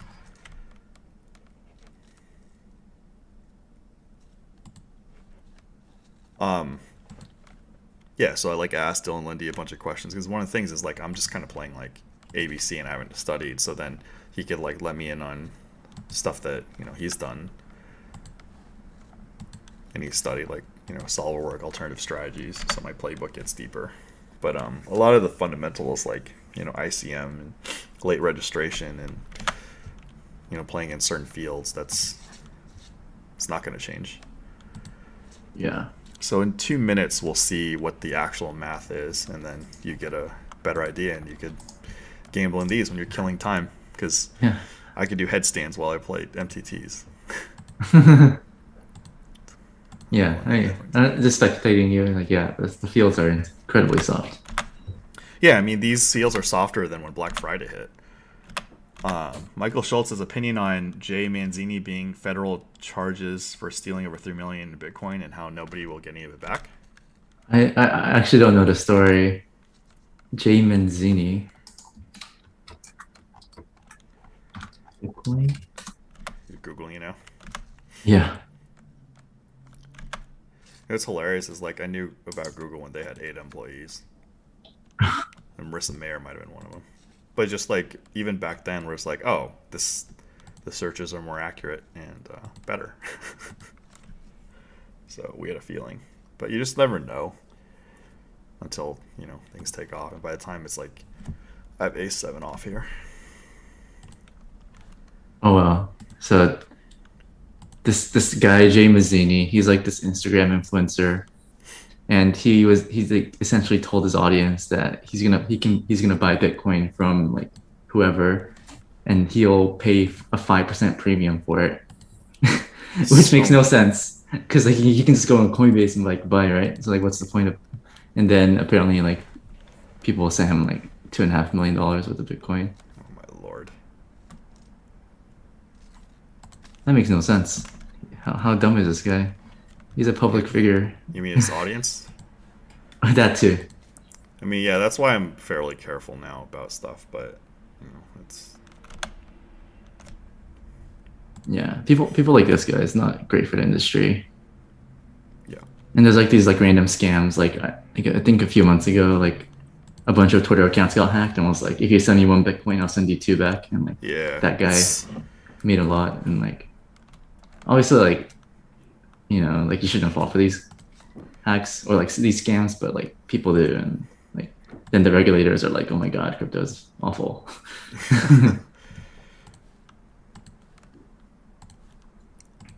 Yeah, because that's the risk too. It's like it's because U.S. dollars in a bank account's like FDIC insured, so like you can sleep well at night knowing that like your money's safe. But with crypto, nothing is insured.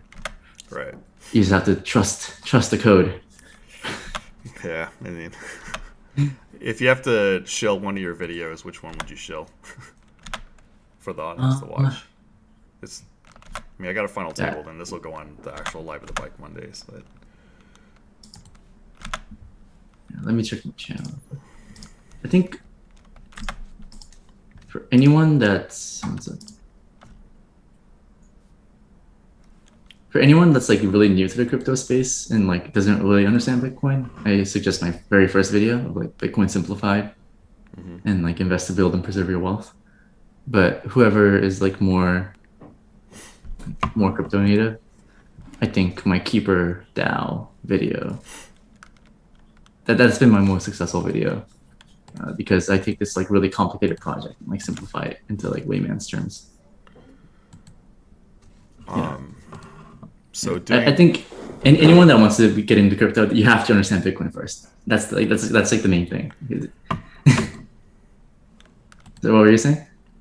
yeah. Oh no, so the MTT let you see this 15K guaranteed. The full entries is 14,824, so it already has overlay. Huh. But then the late registration now has 2,500 overlay, but obviously I'm at a disadvantage because I have lower than average chips. But ICM wise, I'm still looking Yeah, good. yeah. I have Ace King. It's Ace 10 in the bigger one. He turns a 10, obviously, and that's poker.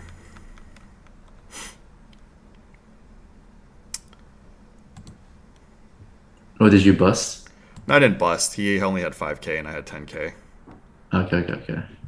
And I have pocket twos here. I'm not gonna rip, but yeah, I mean, just like I, good ICM, good spots go into favorite, and he just gets a 3-outer. That's why we don't do this shit for a living, purely for a living anymore. Yeah. No, I I mean, have like, so much respect for the MTT pros. My God, huh? You must have so much like the skin. Like they must have like such thick skin to like yeah, withstand all this variance. yeah, but like also you adjust psychologically because every form of poker, you're just like, there's a bit of a mental hack to them. So for MTTs, like last Sunday, I was really tired, so I dumped 1.5K. Obviously, these MTT pros, they're dumping like 4 figures, 5 figures on Yeah. Sundays. Um, you lose that right off the bat, and then if the initial tournaments you bust, you already know you're just not getting returns from them, and you just grind out the entire day, and you don't know whether you're going to win or lose until the very end because you could be, down like a very long part of the day, and just like final table and Bing, and just like, Yeah. you're up for the day. Like you just don't know until the very very end, and that's something you just like kind of learn when you like enter the grind. But the good thing is like, you've seen the fields, and this is a Monday. If it's a Sunday, there's like guaranteed EV. Like when you play high stakes cash games, you gotta like chase down games. Yeah. It's not a good lifestyle to be like a cash game pro. Yeah, and then when you like, so I have queens in the 218. I'm against ace 8. The 7 ounce. Hold. Nice. Yeah. All right, back to starting stack. But yeah, I mean, just like, oh, are you only watching that one? Or you're watching I'm watching both your both? tables, the Deep Six Dive and the 218. Okay.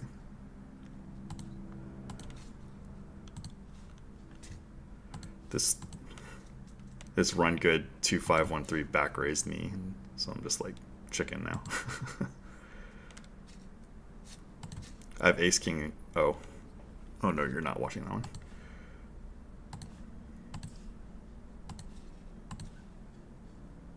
How many tables are you playing total? I'm playing 5 now, and Okay, okay. 25 minutes I'll have 2 more. But yeah, I had you open the larger ones. Yeah, yeah. I have ace 8 off on the button, holding king jack off. Yeah, my loose king jack off open basically, you know, really made me Cost you split like the a stack, price. yeah. Yeah, so that's something where you visually see. We know the EV is like fine if it's like weaker opponents that just happen to get caught against a superior hand. So that's always the like give or take with this stuff. Yeah. Yeah, and like opening like Jack 10 suited is like good because in theory people are supposed to fold like Queen 10 off, but if they're Yeah, calling stuff like that, then like you just it's flop top just pair and get throwing. wrecked. Yeah. So like you were talking about back in like March and April when the online had a little bit boom, like Poker Bros. I know people who've like won a lot. Yeah.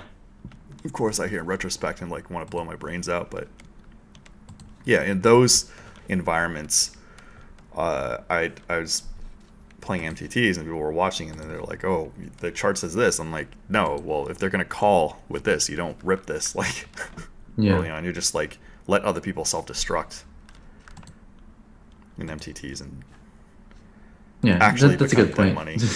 Just literally let people self-destruct. Yeah, I mean a lot of the problem with like advanced MTTs in competitive fields is like people don't self-destruct. That then you actually have to like play and do stuff. Whereas like the lower MTTs, why their ROI, you heard about people with obscene ROIs is because a lot of the field just self-destruct. Like they'll be in a bounty tournament. They're like, oh, we gotta try to get bounties and just like, get it in early on with Ace King. Yeah. I have the straight here in the 218. Yeah, I see. The king. Yeah. Well, I Well, hope he's not free rolling me. Okay, good. He just says like Ace King of Spades there. yeah, that's it's the worst. It's fine. I'll chop the dead money.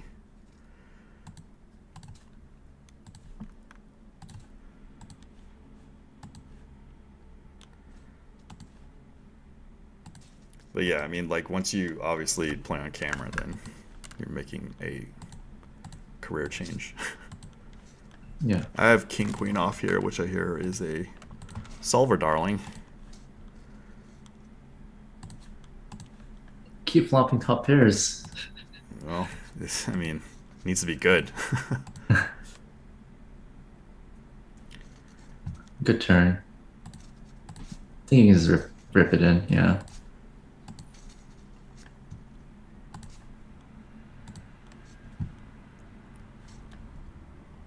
7-9 off. Yeah, one of the problems is like because when now I have 5 tables, it's still pretty bad. But that this is the time where I just min raise or 3x and I just like or just like if I don't have time to micromanage, then I just like click. Because a lot of times the hands just play themselves. I have ace 9 off in this in Deep six. yeah. The Oh, there's only six. 21 people left. So Yeah, close. you basically with these things you just kind of like shut your eyes and click buttons. Yeah. Like like if you're a winning cash game player, if you're off, you're not gonna be off by much. Like the cards are gonna jurisdict so much more about your results. Hmm. I have Queen Jack off in the 6 max, so Do you think there's gonna be WSOP this year? uh Like yeah, but live? probably later because they gotta try to make money. Like to not have Yeah. these events is like kind of brand suicide. Like for all the people that say, "Oh, WSOP sucked," like us normal people, we don't know that. Like we see that there's a winner. So Yeah. publicity wise, it's important that they keep this thing up because when you look in the records, like 5 years later, you don't want to be like, how come there's no World Series in 2021? COVID happened in 2020. Hmm. So they'll try to make something. Especially now, there's like online site WSOP.com. Then they could at worst do what they did, last year. Yeah. I guess now that I have free time, if there happens to be like an online event, I should just drive down to Las Vegas and play those events. So because you have like a YouTube channel, it's just like literally, even you coming on here, even if like only 5 people watch it, which is not going to be true, if especially if it goes on the Live at Bike Mondays, then you're just building publicity, and it just takes a decade or whatever. Like if you win the main event and you have a YouTube channel, what do you think is going to happen to your YouTube channel? It just naturally goes up. So like, Yeah, it's like Rampage Poker. He won the tourney, and yeah, and just like we all know it's luck, but he's got a bracelet. So does Ryan yeah, DePaulo. yeah. So it's just like it doesn't matter if it was luck. He's got that physical bracelet. Yeah, he won. 10 years from now, when he has children, he's gonna be like, I got a bracelet. Yeah. "But your dad is so good." 6 fig score. Well, maybe like he could tell him it was luck, but that's why I have like these things behind me. It's kind of a troll. It's kind of a needle to poker, whereas like I actually needed skill to. Is that from the AMD? So it's probably what gaming? It's StarCraft. It's okay. I was the first StarCraft Brutal World Champion. Oh wow.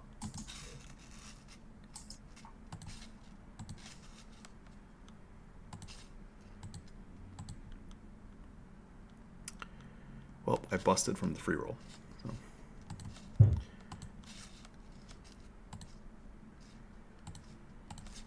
Deep 60. Do you like? I always encourage my audience to chase after the bonuses. Oh, like the free rolls? Yeah, there's free rolls in the 11 cent, like 1 p.m. on Sundays. It's like usually people have to pay for those things. Yeah, and Global has like because like they're like they use like a sweepstake model with like their like sweeps cash and stuff. So like the free daily bonus, I always click on it for the free money. Yeah. And even when you deposit, like they give you extra. Do you abuse that? Yeah, every month I max it out, and like I kind of like keep watching it. Wow. Well, because like if you cash it out, like technically you're supposed to pay taxes on that stuff. I mean, yeah, I have an account, so like, oh, okay. But it's still free money. Got it. Yeah. But like, there's like a $60 bonus for a $2,000 deposit, so you can do that 6 times, like $360. Yeah. That can pay for meals for the month. Oh, sure. When you play poker for a living, you kind of have to take these. Yeah, no. Oh, the guy just rivered a king. Oh, I have a wheel. I was like, yeah. Whoops. I was like, oh, I'm so unlucky. Oh, just kidding. I'm dead. I got 10s here on the button. Nice. See, literally, I'm just like barely paying attention and just like, creating content. Like I have an interview now. Yeah. I have EV. I'm getting paid to do it. I'm just doing it for life. Like, You're 11th in chips. You got this. So you imagine I have pocket 7s now. So this is actually an interesting spot because I don't want to stack off. I don't necessarily want to stack off with 7s here. Against the blinds, right? Yeah, against the blinds. So I'm going to make it 2,800. So 12 places pay. Okay, the ICM, yeah. Yeah, so do you see, like, if 8 people bust, like, if I lose, 2.5 big blinds, it's not a big deal. Like, if he rips it here, like, it's a bad spot for him because I have him out chipped. So if he rips it, there's more insurance that he actually has a real hand. Yeah, makes sense. So that's, I have ace queen suited here, which is obviously much more comfortable than 7s. But still, like, if these guys rip it, like, it's actually a decision. They're not doing it light. Yeah, it's because like it's 9s plus. Their tournament life is at stake. And especially global players, they're, like, pretty nitty. Yeah. Like, when people check raise you on the river, it's it's for real. Yeah.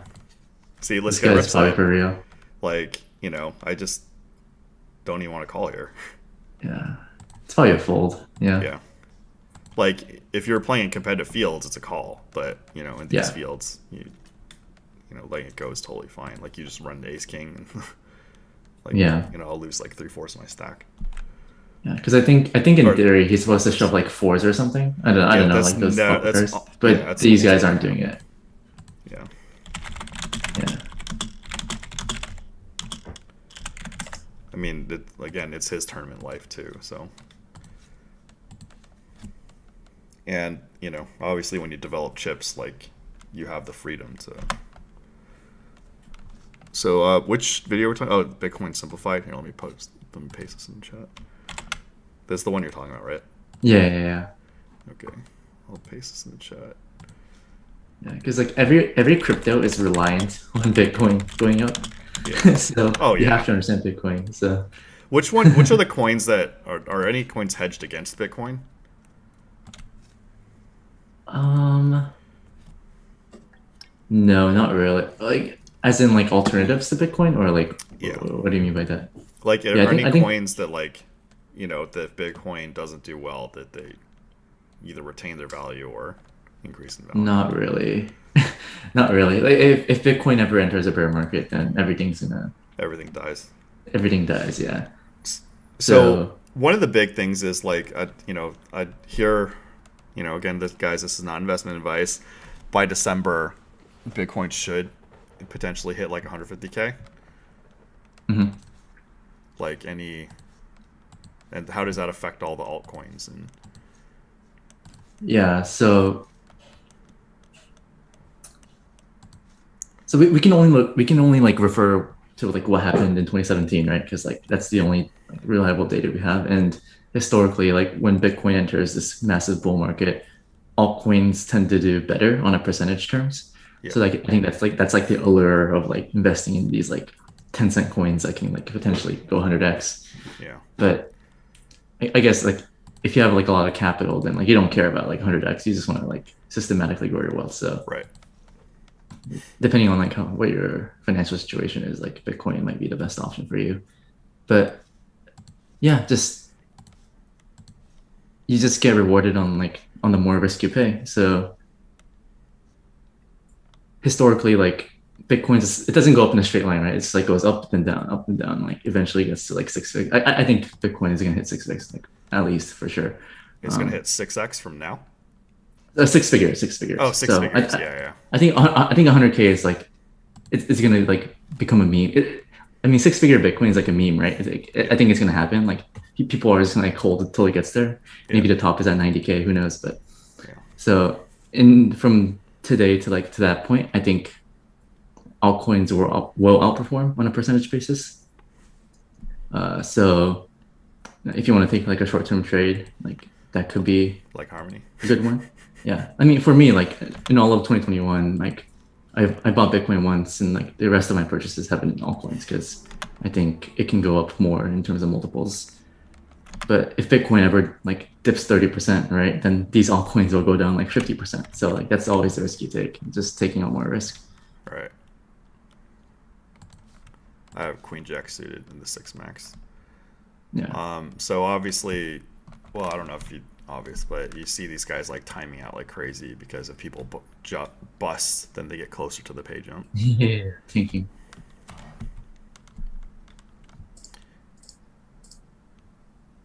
Let's see. So yeah, we're all using max timer. You could tell who's a veteran because they're just all using max timer. On top of what we've 19 seen. people left. Yeah, and 12 pay.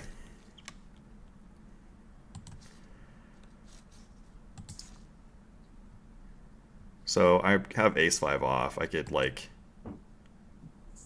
put this guy at risk. Yeah, I like it. Because it doesn't play well post flop out of position, and like getting him to fold like king queen is like pretty good. Yeah, or just even he could fold even a better hand Yeah. because he doesn't want to. Like he did it to me, and I had a much better hand. But just like how much you want to risk like your tournament life. As Doug Polk says, you got that ace blocker. It's less likely he has an ace. Rip it in. How do you feel about that? I'm one of the guys that says like blockers are a thing, but they're so overrated. Um,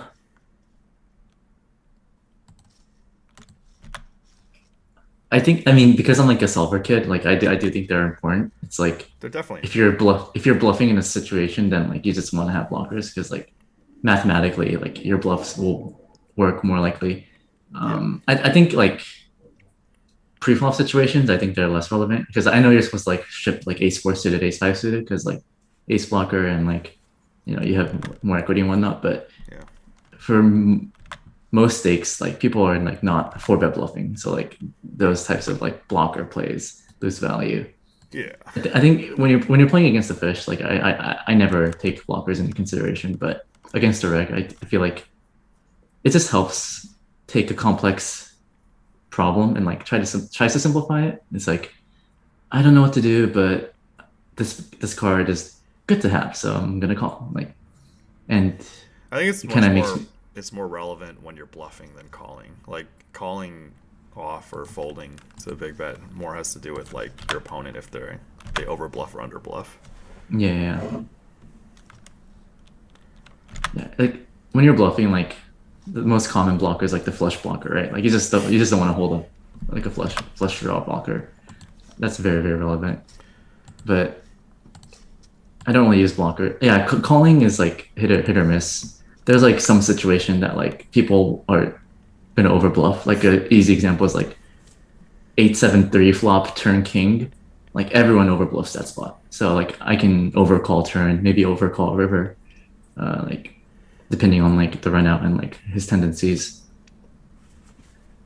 Uh, yeah, that's kind of what solvers help you too. It's like it kind of like tells you like what the correct frequencies are, and if you think that someone is deviating from it, then I can just like call down all my bluff catchers, and it's probably gonna be profitable Okay. in a cash game. In a tournament, it's less relevant because your chips are more important. But Yeah, I have pocket queens in the 880. So this Mav Ghost guy just cold called 2, and they have less than stack. Okay, you know what's funny is like it's actually supposed to, like I think Solver says check this 4-way.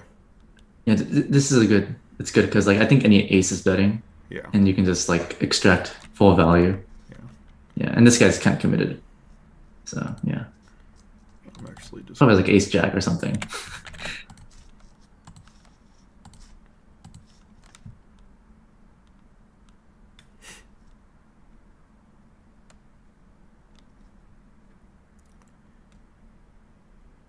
I mean, if he folds here, I'm just like the worst ever.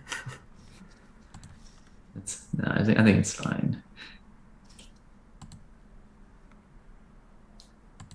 I have ace 8 on the other table. Yeah, he folds. Yeah, well, Probably like ace eight off or something. well, he just had me on impossibly a bluff, but there was also spades on there, so I didn't want to.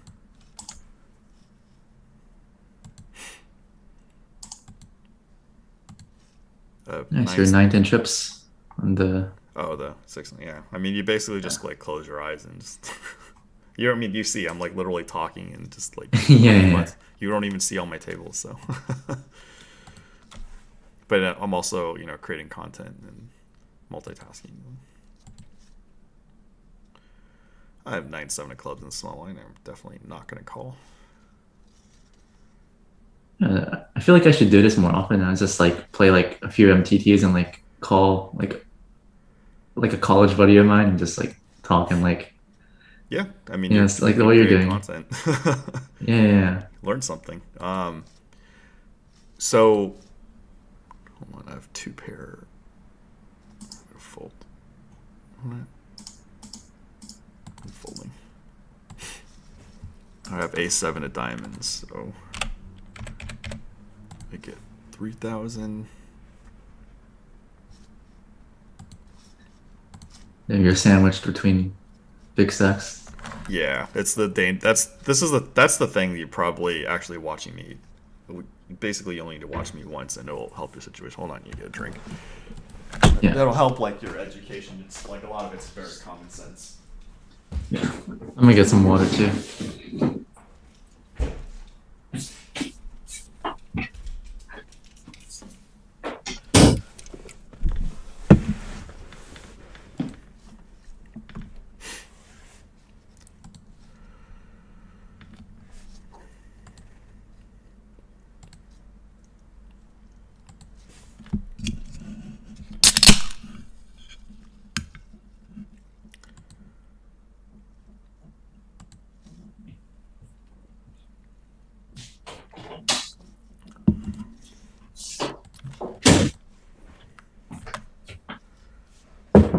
So the 15K guaranteed is actually kind of spicy. So they pay 12 places, or 20 out of 42.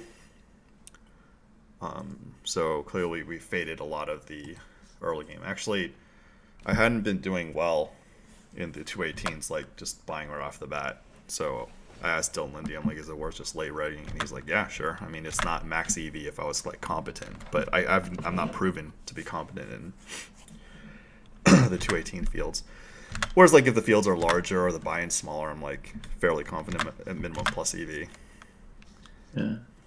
And I'm sure it's like positive EV for you because like your time is probably more valuable than like the minimal edge you can get by registering earlier. It's like the time value of money.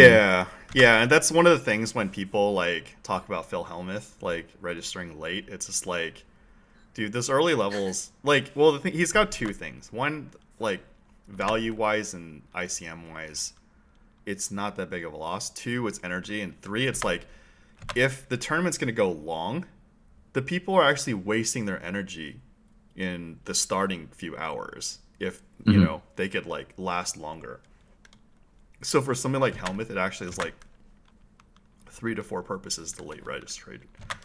Yeah, I remember I played my first ever live tournament, 2019. Like that's I went to the WSOP to play the Colossus. This is just because like I wanted to like play and be part of like WSOP, but like I was so gassed out by the end of day one. Oh, I made some like horrendous plays. Yeah, I was so tired. And like I like busted Colossus and I'm like, damn, what am I doing? Like, yeah, that was like, a waste of $500. there's a lot of life questioning, but the thing is, like, Yeah. I didn't know I was gonna be on broadcast. If I did, I would have definitely played some more events. Like, probably not this year, but in the future, like, I will play in like small field events, like regardless of game, just because like I might suck at, or I might not be world class at like deuces 7 triple draw, but I play well enough that, and I know tournaments and ICM well enough. If I get lucky, it's fine, you know. I'll be okay. And then just winning a bracelet or final tabling, just like, I don't know if you go to my YouTube, I just like final table like every, or you know, most of my streams, and like win like a tournament like every 3 streams. It's like looks good. You know, obviously I'm running good, but like, you know, I'm not a total idiot either, so. Yeah, like against these players, yeah, just So can't self-destruct. yeah, just don't self-destruct. That's like a big thing. Because when you're out of the tournament, you have 0% chance to win. So there's some thresholds where I don't really know what to do, which is like, you know, say I raise like ace 9, min raise ace 9, and I have like, you know, some guy with 9 bigs total rips, and I'm just like, you know, I have 12 bigs or 14 bigs. I'm like, do I really want to call this off? You know, it's like, Yeah. just keep my, you know, keep my 11 to 13 and fight another day.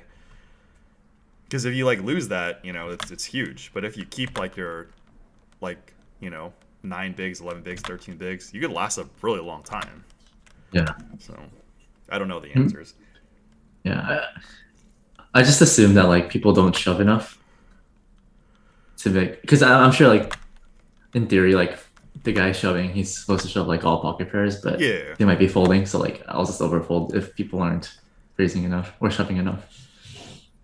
Yeah, I mean, again, I don't know the answers to these things, but like I've micromanaged quite a bit. Like Lyman says this too. It's like, what good is a training site or software for us? Like we already know what we're gonna do. Like we could discuss with like people who play in the same fields if they have other opinions, but after that, it's like, all right. So, like I had Dylan Lindy on. Like I just basically need to check in with them like once a month, once every 2 months, to see if I'm doing something like horrendously wrong, or else like, you know. But there's a difference too, because now I'm kind of a reg on the site, but people don't know who I am. Like when people play me in person and they play me online, it's like totally different. Like I get away with stuff online that I would never get away with in person. I have pocket 5s here in the 6 max.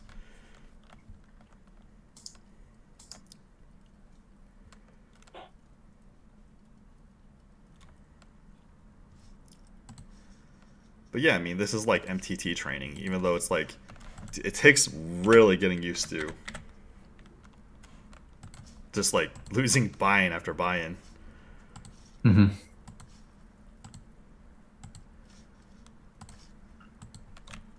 Oh yeah, fold right against this guy. Yes. Likely. You don't know. Sometimes these guys cold call too.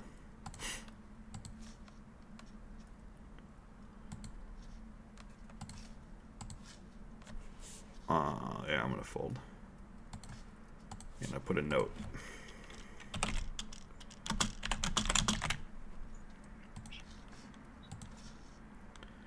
Yeah, he's probably like raising pretty light there, but can't risk. Yeah, it does. He's gonna fold most flops, so Actually, hijack against cut off. yeah, or cut off against hijack's probably not too crazy. Like he can't get that out of line. Like button, obviously button against cut off and small blind against button, you could get way more out of line.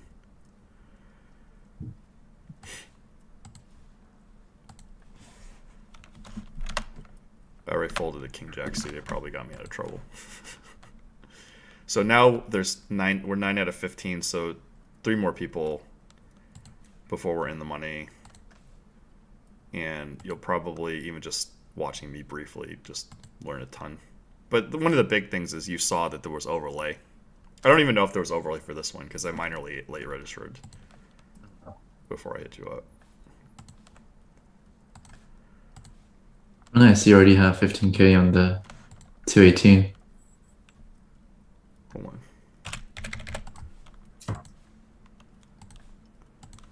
Oh, I have a king 10 suited in the 2-8. Or sorry, I'm not. I'm on a lot of tables. I just timed out one. Okay. I'm just going to rip. I have 9-8 suited here. Oh, wow, he had aces.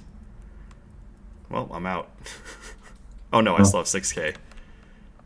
I mean, I'm getting trapped in the hand regardless, so. Yeah.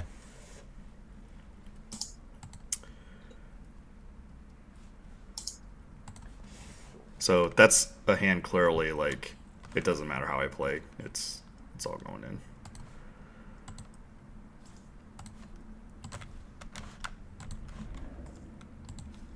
And you just get used to the psychological effects of busting out early. It's pretty brutal, obviously, live. It's just...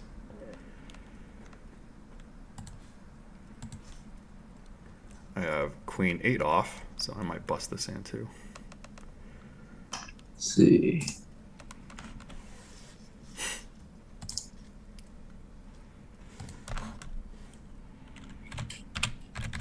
So I'm going to raise 8-5 9-8 here, which I should have done last hand. Do you know why? Whoa, which table? The 6. Oh, okay. I leave one because behind.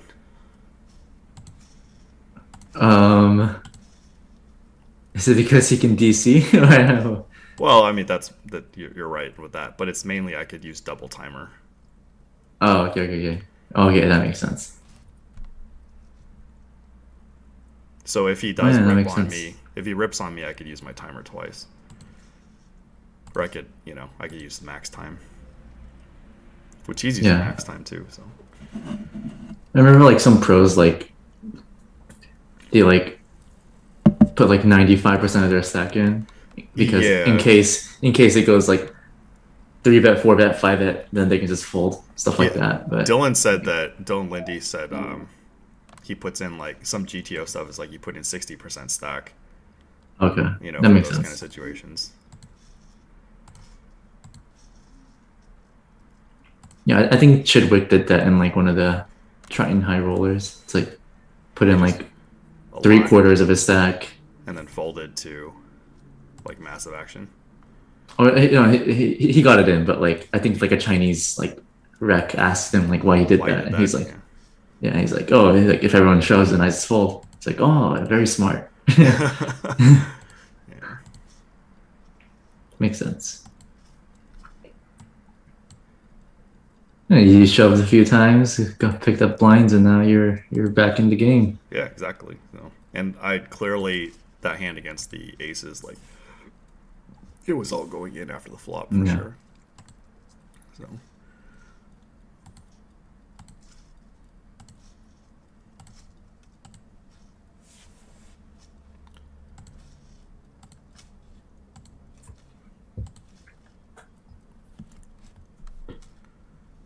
Yeah, so coming up to the bubble, there's obviously a lot of. I'm chip loser, so there's not that much play. But when you're a mid stack or you're a big stack, like it makes a really Just big get wrecked, difference. right? Yeah. Yeah. Well, yeah. I Just mean, have to just like fold. a lot of decisions aren't that straightforward, and you could really bully like the mid stacks when you're the big stack too, because it's like Hmm. he raises, and you rip it. Like that's your tournament life. It's not his tournament life. We'll see if any examples come up. Well, it doesn't matter when I'm the short stack. So I have 3-7 of diamonds here. I'm gonna fold because obviously, you know, 8 big blinds or 7 big blinds is you could still come back from Yeah. that. I have king 8 off, so I'll clearly rip it if it's folded to me. Hmm. I have ace 10 off on the button, the other one.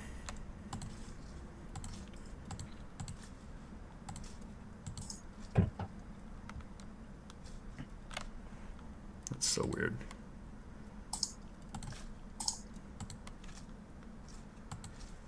Yeah, this guy flushed me to tears. Is loves to tank. I mean, we're all. I mean, it's $55 buy-in. It's not small, you know. Yeah, yeah. Ooh, this guy rips though. And a lot of times you want to watch the clock, and you could time it so the big blind increases when you're. Oh yeah, yeah. Yeah. I have king 10 off in the 218. So it's funny because I have all these guys covered, so I want to discourage the button from. Oh, this guy made it 9x. I'm not going to call off with king 10. Mhm. I'm mostly not going to call because there's 3 players behind me, and that they could just wake up with real hands, and I'm just like completely screwing Yeah. me. Yeah, even the 218 looks like super soft.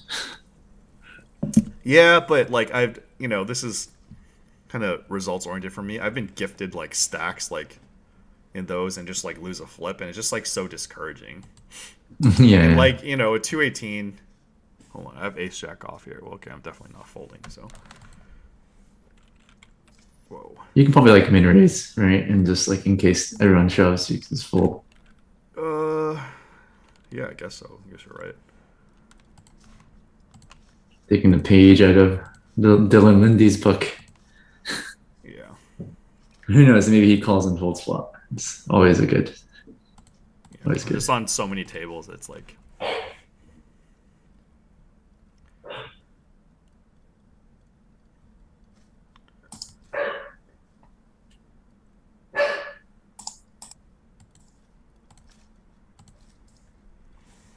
Oh, nice. You flopped an ace. Yeah, better. Maybe I wanted to flop a jack. I'm just kidding.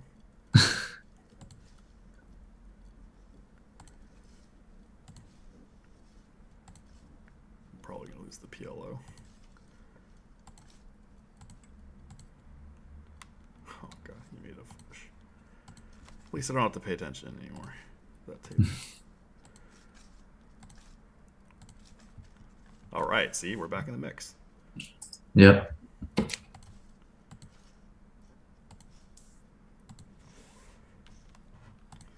Is anyone still in the chat? 3/4 of a stack? Yeah. It's hashtag GTO. Oh, I had Jack 8 of clubs. It's my flop.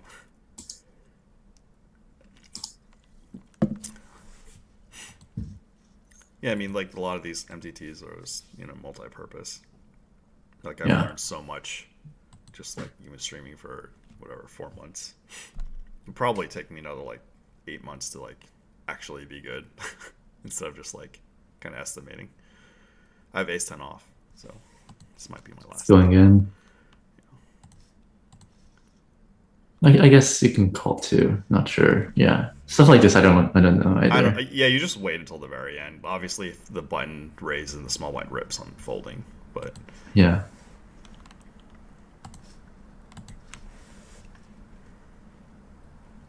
Yeah.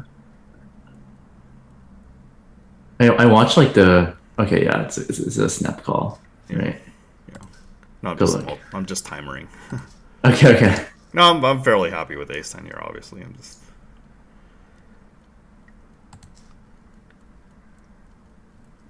Nice. All right, he can't win. He can't win is a good thing. Yeah.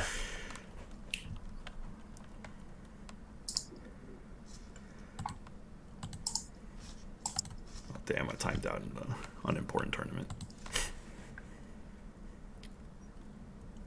So I have queen six off, like, because of our chip stacks. Like, I can't really. Oh, definitely can't do anything now. But so you see the timer's at 58. So I'm gonna try to clock out as much as possible.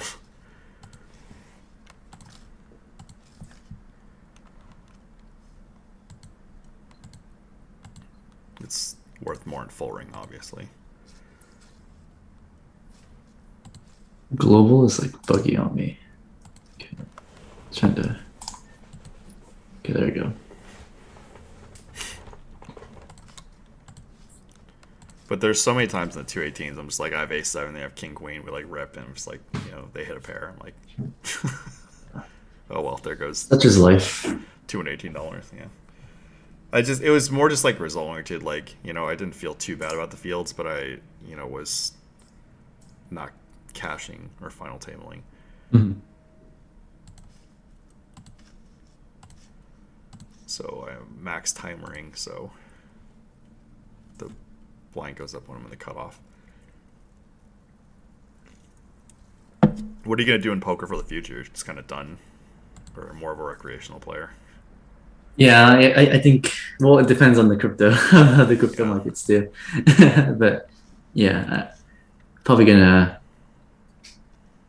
play recreationally, like 2-5 and 5-10. Yeah, I think online, I don't know, I don't really have the passion to grind online anymore. So Yeah. I'll just go to Oaks and like play 2-5, grind out like relatively good hourly there. Oh yeah, online I just like don't. I feel fairly comfortable playing, but I just don't have the patience anymore. I used to be like, Mm-hmm. I used to grind like 6-7 days a week, and just like 12 Yeah, hours a day, back in my prime. literally like last year, like from March to September, I played on like almost every day. Just like study every day, play every day. I was insane, but at some point, I'm like, okay, like what is my edge here, and how much further can I go?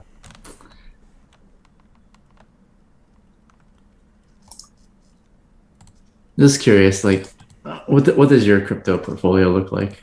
I literally just. Oh, hold on, I have king queen off here, so I'm going to Yeah. make it 1.1. I have Bitcoin mostly. I didn't even want to reveal my portfolio, but Okay, yeah, you don't have to. You don't have to. I'll tell you off air.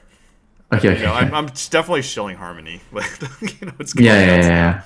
But I literally, Lyman got me into Decentraland and actually just cashed out with a small profit and just put it back into, because it was actually down for a while from my original, and I'm just like, all these other things are just like going off, and I don't need, Decentraland.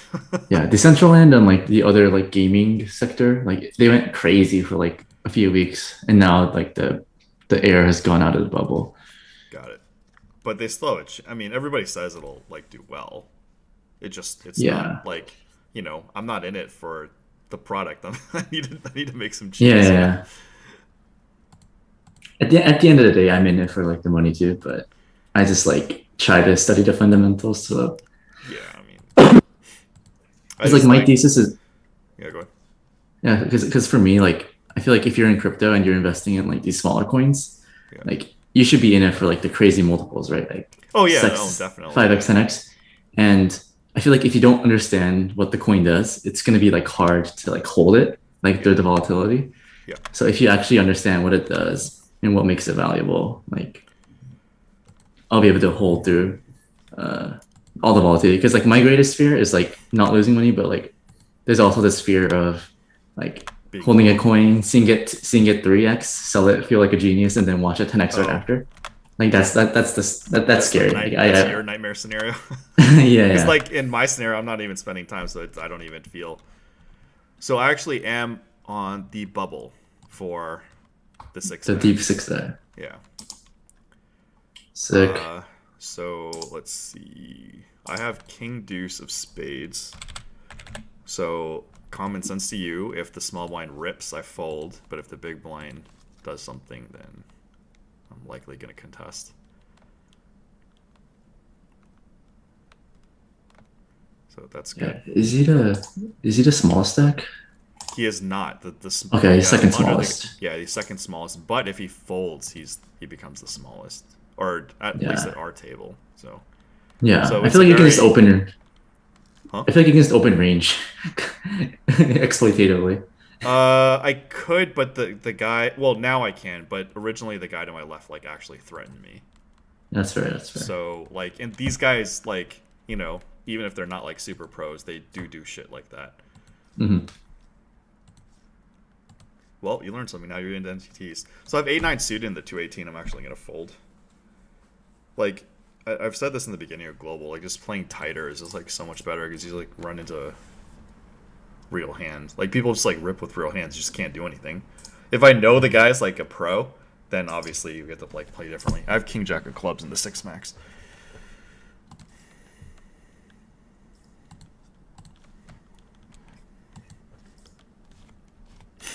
So this is a weird spot. Like if the cutoff opens because he has so many chips, I could call, see a flop, and do something. But like I may have to even fold top pair, Yeah.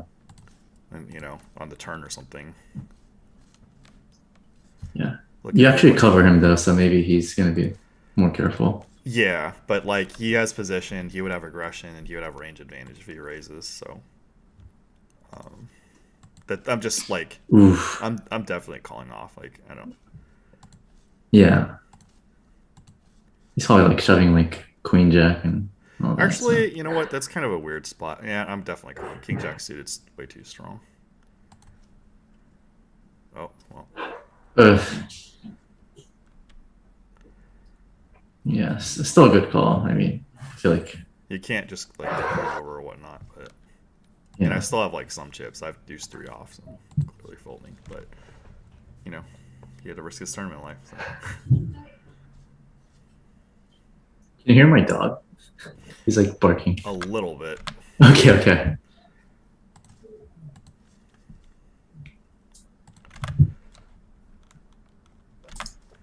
Yeah, I could tell the audience minimum because they know I've been shilling Harmony. And Harmony is a good project. I don't own it, but you want to talk about what you know about Harmony? it's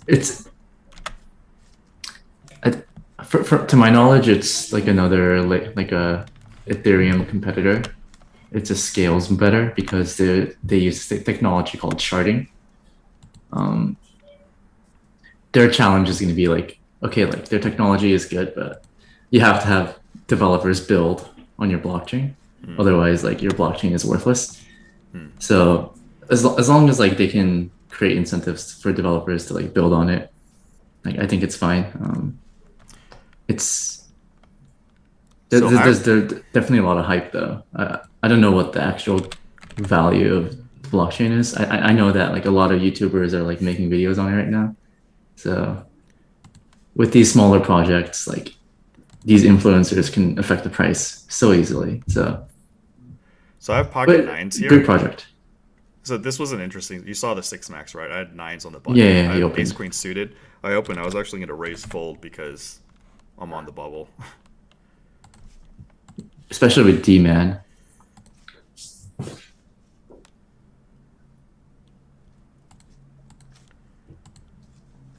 And I had an ace, so I'm lucky. I'm just gonna. Actually, I'm Just gonna min min bet. bet. Yeah, min bet. You caught me right before I was gonna do it. Yeah, I love min betting. It's like establishing dominance. It's Even in called cash games. psychological ascendancy. I have ace 10 off here. Let's get a call. So if flush me rips, then I fold. Yeah. D-Man kind of has to like shove range here, right? At this point, I don't know. Yeah. I mean, I'm still gonna timer.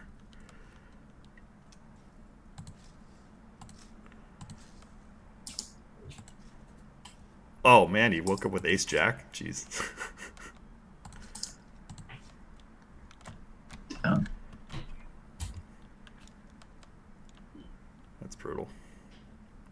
have Jack 10 off. Cool. So I'm actually going to fold Jack 10 off here. You probably limp, right? I'd rather not. I would just rather keep the extra small blind. Yeah. Because sometimes I watch those videos of like bubble, these high rollers and like they do weird everyone stuff. like limps the small blind. Oh, yeah, that's different because they're in hyper competitive fields. Like, Yeah. I'm like definitely looking to, like, even in the Live with the Bike Friday games, they're very, you know, especially there's 3 blind structure. They limp small blind or a medium. What's the story behind your username? Oh gosh, it's not even a good story. Okay. It's like a terrible story, actually. It's like my original handle for Command and Conquer was so whack, and then because my WC are my initials, and then when it came to StarCraft, like Dennis Fong, the first professional gamer, his Quake clan was Death Row, and we were able to join, but they had D tags, so like Thresh, like Dennis's D11 Thresh. So then when we did the real time strategy one, we, you know, me and Gad, who's a co-founder of chess.com, we did D22 and D23, and we just like shortened our stuff. So it's a terrible story. But, you know, one of the good things that came out of it was that, you know, nowadays like usernames are so, it's hard to find original ones, or it's hard to differentiate yourself from.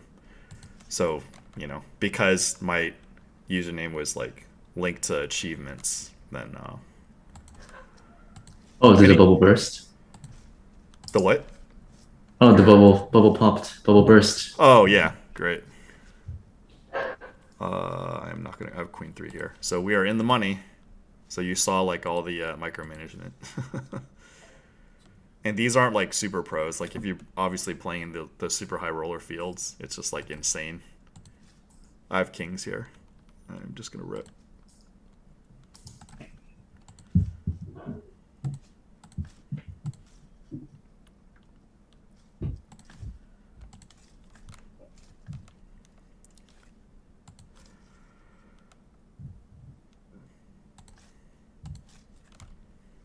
Did you play any phone apps? No. Well, I used to play poker too. That app. Yeah. There was a student group in Berkeley that like always played there. Like every day there was a game. It's pretty sick. Wow. And that's how you pay tuition? Kind of, yeah. Where'd you live in Berkeley? When you were at Berkeley? I lived on campus, just like really close. Yeah. Unit 1, 2, 3? Unit 3. Unit 3. Yeah. And then after freshman year, I just lived in like cheap apartments, save money. Yeah. Were you familiar with like Shattuck, like the street? Yeah. Was the luggage center still there? It's got like a blue sign. What center? The luggage center on Shattuck. Not that I know of. Not that you know. So you know the site Rotten Tomatoes, right? Yeah. So the luggage center on the left, there was like the stairway up, and that actually is where Rotten Tomatoes was founded. Oh. So I was across the hall with it at gamers.com, and Rotten Tomatoes wasn't even the original project. It was Design Reactor. They made like websites, and then Rotten Tomatoes was their side project. Mm-hmm. And then right before the .com bust, like, you know, they actually were getting things going, and then they survived. And then after the .com bust, they like were able to hang on and survive for a little bit. I see. But that's like really a test of will to like because a couple of them. So we're final 9 now. We made a pay jump, and then 2 more were in the final table. Well, now you see it's not that impressive. I have 8-9 off. I might bust here, but there's no pay jump in sight. So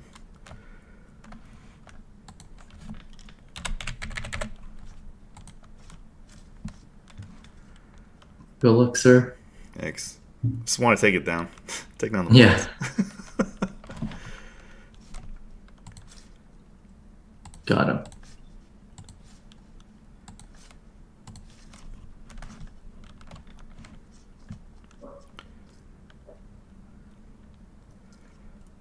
Is it like boring to watch, exciting to watch, or rather play?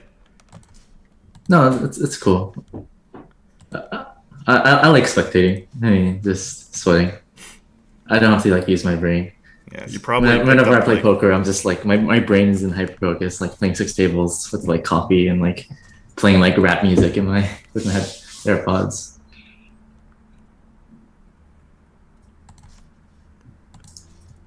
oh wow, I have queen ten of clubs in the cutoff here.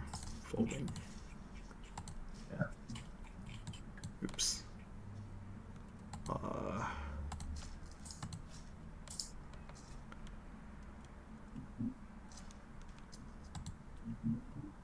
Wow, I got caught queens against aces in one, and I called off light in another.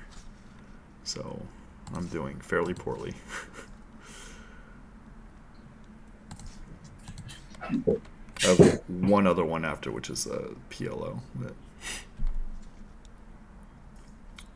I mean, you probably picked up like 4 or 5 things that now you're pretty much set to be a winning player in MTTs with your cash game ability.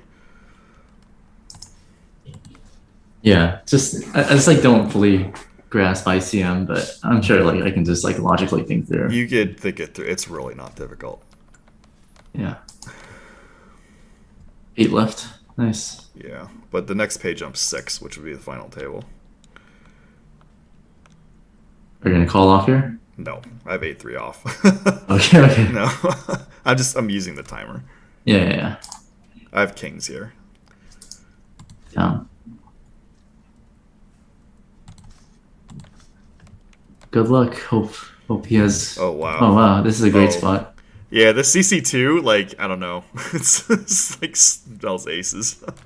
I'm just kidding. I mean, we're not folding. I'm just like, there's so many spots they just like cold call 2 aces there.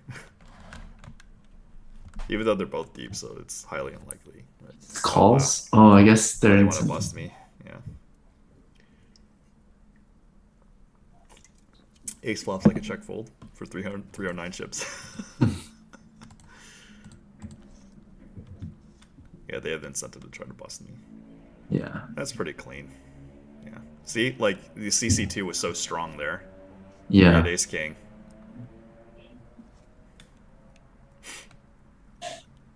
That's a really good pot for you. Yeah. Tripled up. It's more than tripled up because of the blinds Mm-hmm. and the antes. But yeah, it's super, super good. 66. Oh.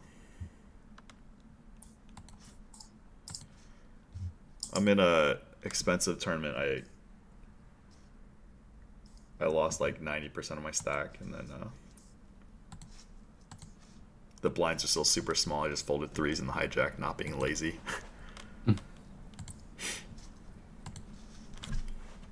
I'm lucky, obviously. I could contact like quite a few people for MTT spots, and I came up. There's some really like tough ones, and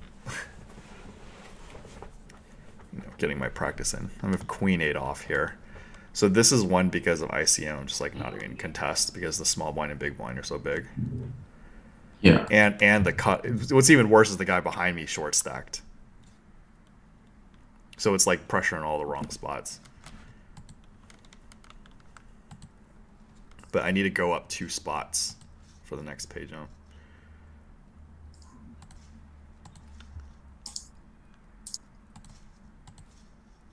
I have 9-3 off.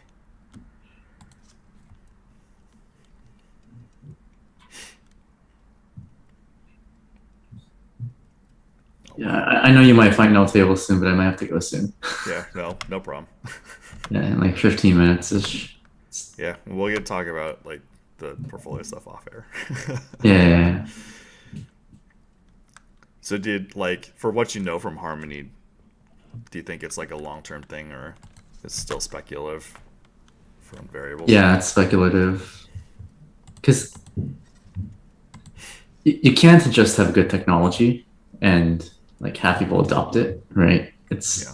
You have to have good technology, and then you have to market it, and then have people build on it. Right. That's why Ethereum is like it's their game to lose. Like, because they were the first, everyone builds on it, and over time, like there were no competitors, so everyone just like kept building on it, and more. It has the largest network effect, so like I kind of hard to believe that like they can fuck up. But Harmony, like, you find it hard to believe Ethereum can fuck up. Yeah, they're gonna have to like try really hard to like lose, essentially.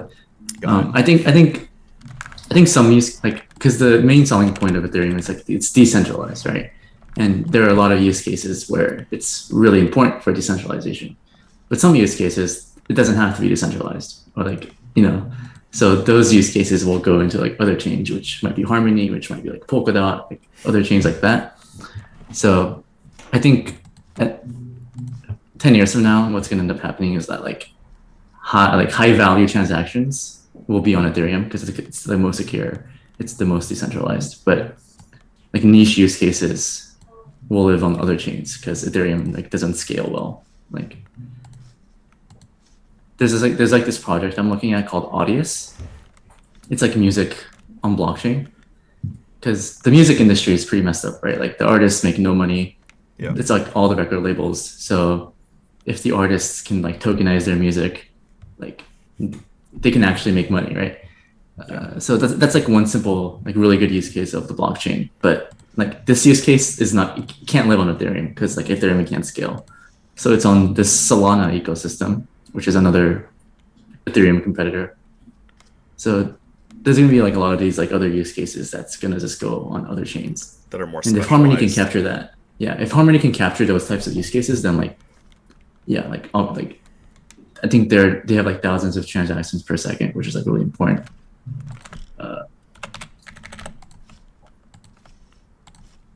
Jack Simon off. It's putting pressure on him. Yeah. I mean, if I bust now, it's not even like a pay jump. So I have 10-6 off. What were I like Harmony though. What were the Harmony use cases? Let me check.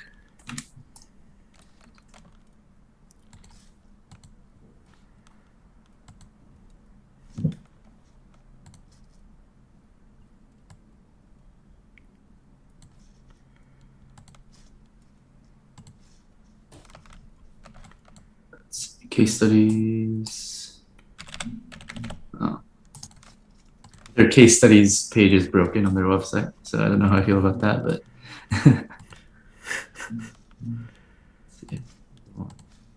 media.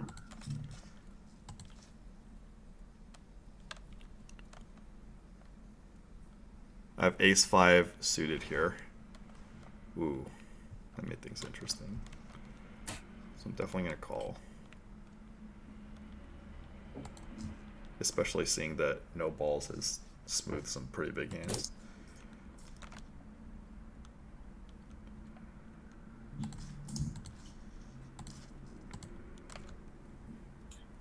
I don't really see any use cases for Harmony right now. I think there's like a lot of hype with tech, but it is like a small coin, small market cap. And I do think these are like pretty good, like these Ethereum competitors, because how people invest is like they look at like, because it's really hard to value crypto, right? Like what do you base it on? So what a lot of people do, their logic is that, okay, Ethereum is a $200 billion asset. Like there's ecosystem. So if Harmony can do these things well, then can they capture 1%, like 5% of like Ethereum's market cap? And if you start thinking like that, then it totally makes sense for Harmony to be worth that $2 billion, $5 billion. I think they're currently like $1 billion. Let me check.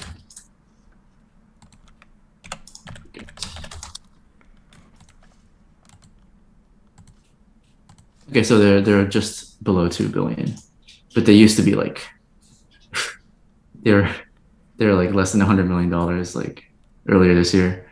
So they've obviously ran up a lot, and it's always dangerous to like invest in these tokens that like pumped insane amounts, right? Because obviously they pumped for good reason, but is this just hype or do they actually have fundamental value? I have King Jack off here on the button. Obviously, if the guy had covered, I would rip, but I just fold because he showed strength against a big blind who has he and the big blind have a lot of chips, and they're going at it now. So Yeah. that's something that is ICM considerations.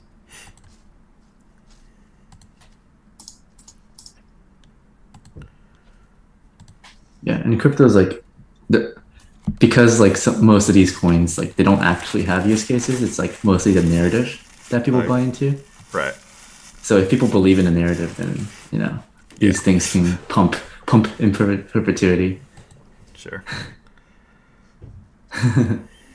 Even Bitcoin's a narrative, right? It's like governments printing endless money. Like you gotta save your wealth by Bitcoin. Yeah. It's like the narrative that like matters most with like these internet monies.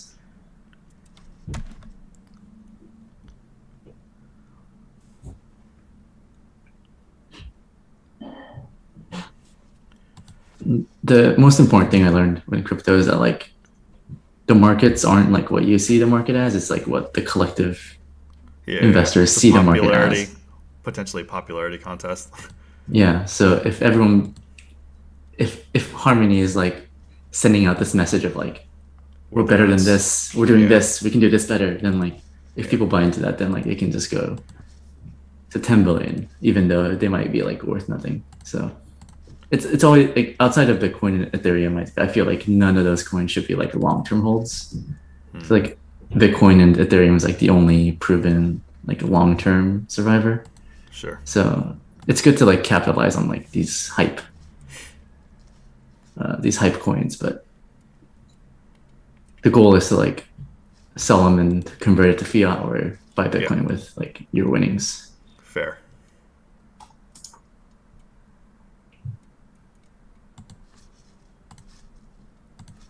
Yeah, and like the coins that like I make videos for, it's like they have like really specific use cases, and it's like really hard to understand. So like if people don't understand it, then like they're not going to buy it, even if I think it has a lot of value. So I'm trying to like educate the community and stuff, but yeah, I need the collective community to like understand this project for it to actually like reach its fair value and stuff.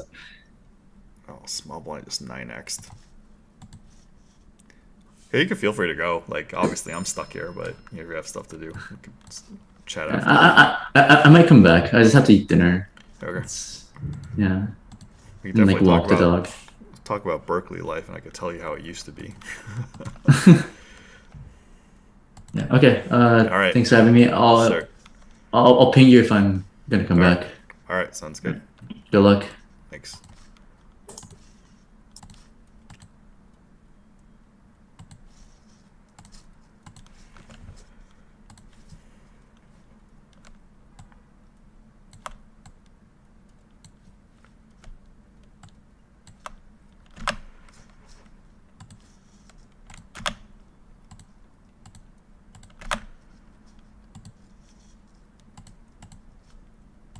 Hope you guys enjoyed the crypto talk.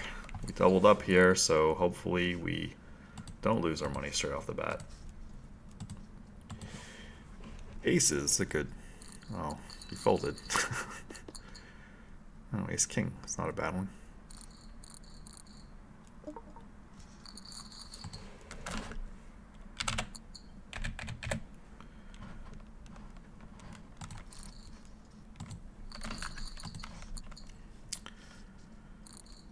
We got the PLO starting in like 5 minutes.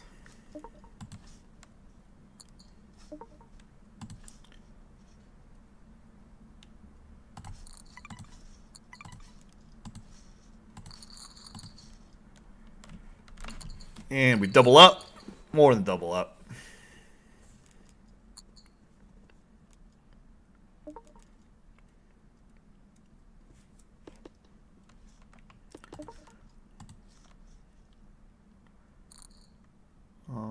We could rip this.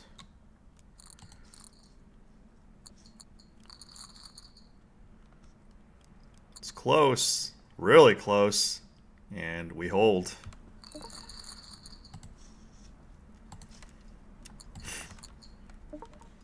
Almost at the final table. Should we call it now?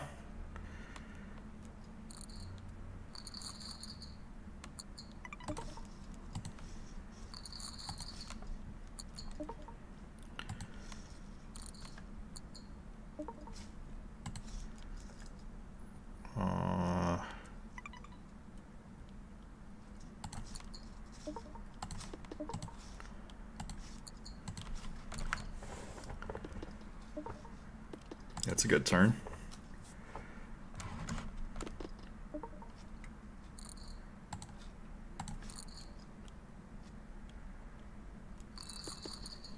Guess I should have ripped it pre. Hindsight is 20/20.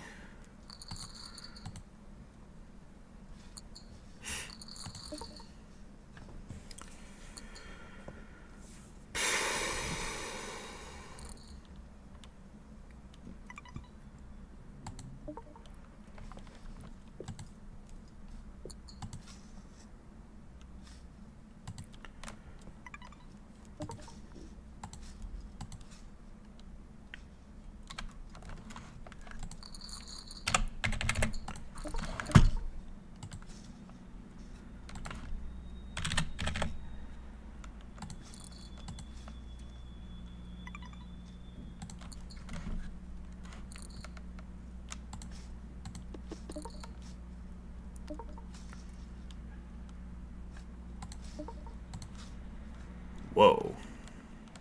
You got it, buddy.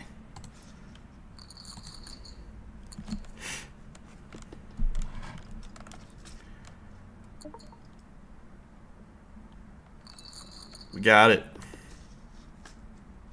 Final table.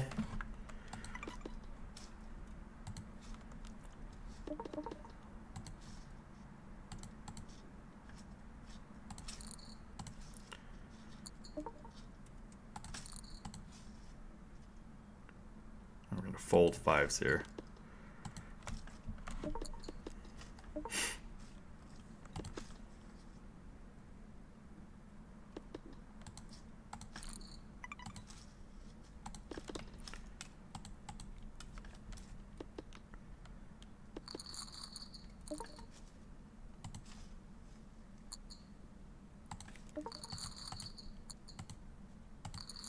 Wow. Good aces.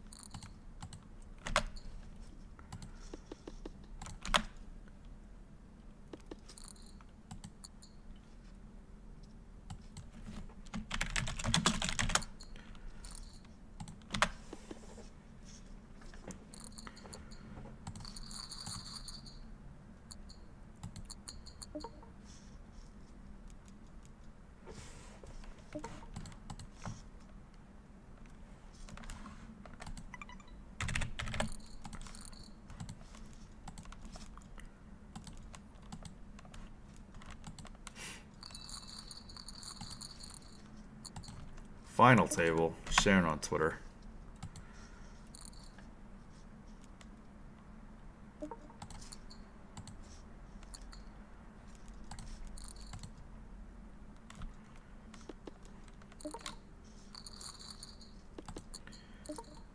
Rip. I don't know. Well, found that ace. Oh, he found that king.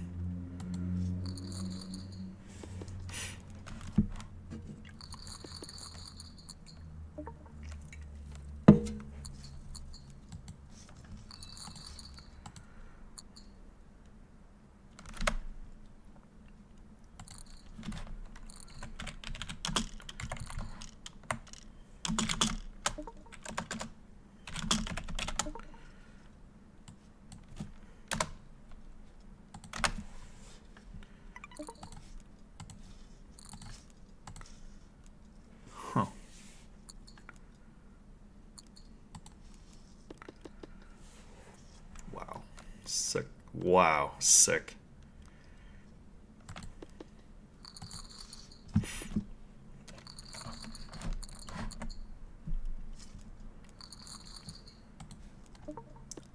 Pay.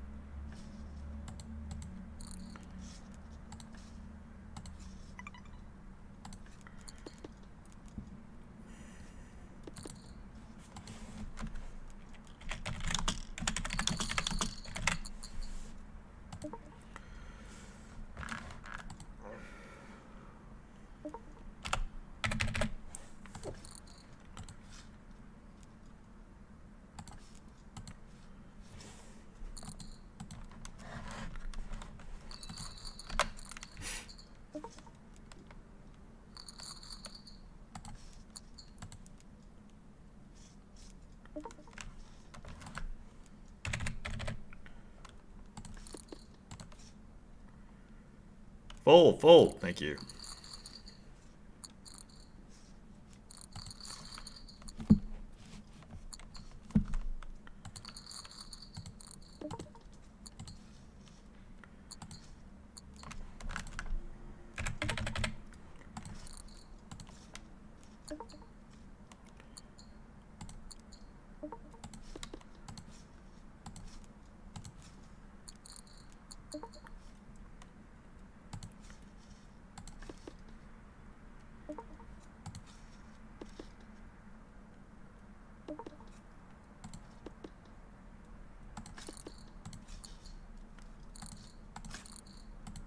You got a real hand? Oh, we had queens. Wow.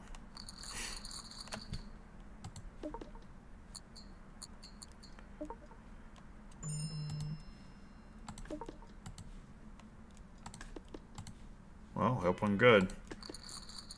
Nope.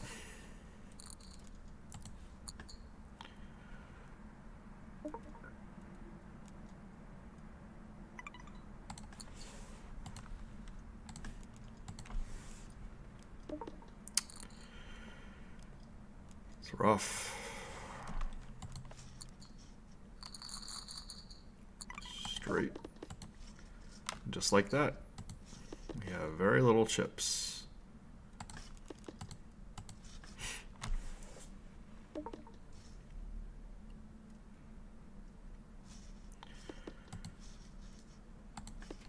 Straight here.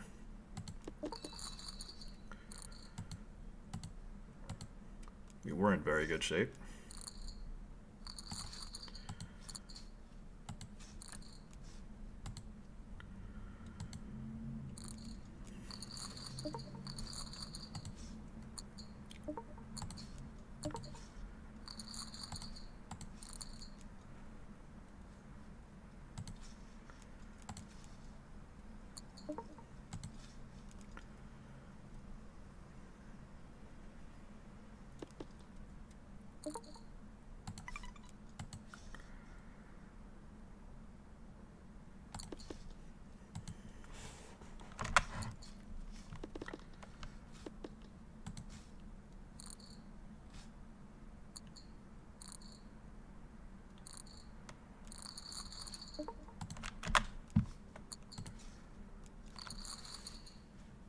Well, two, got a call off there, and hope it holds. And we hold.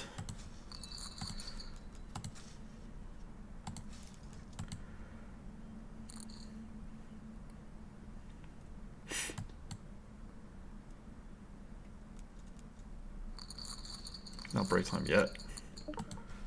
How many places pay? 18.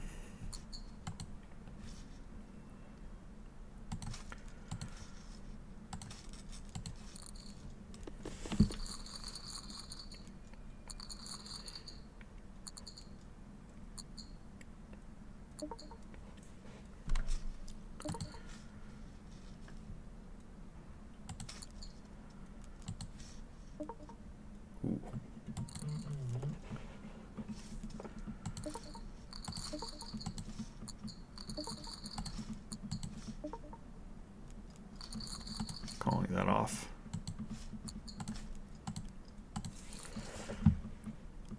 Damn it.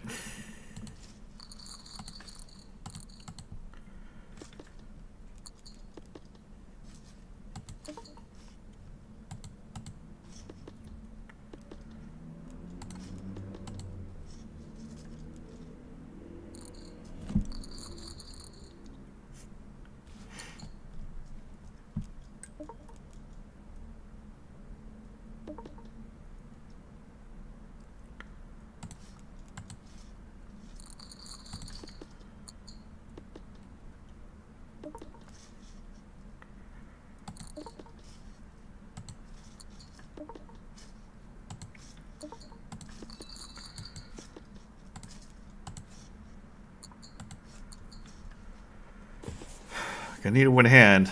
Okay. Last two tables need 6 people to bust. It'll be pretty sad if, you know, we don't ITM, because we've been doing poorly in these.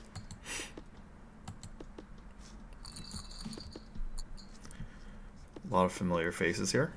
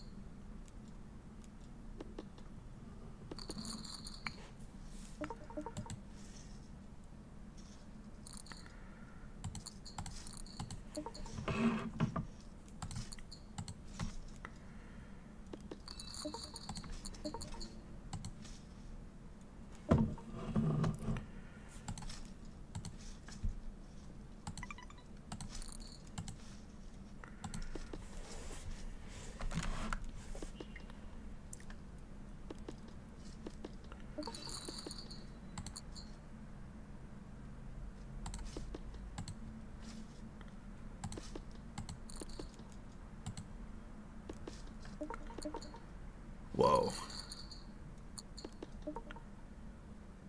I'll fold.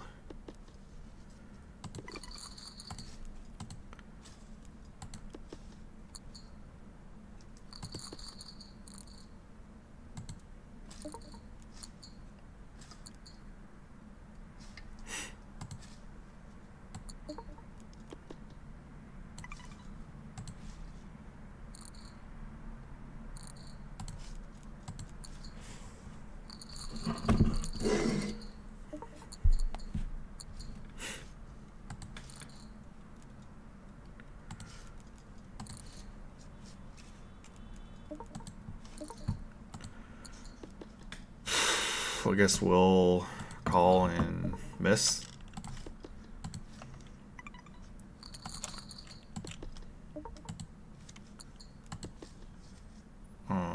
Gut shot.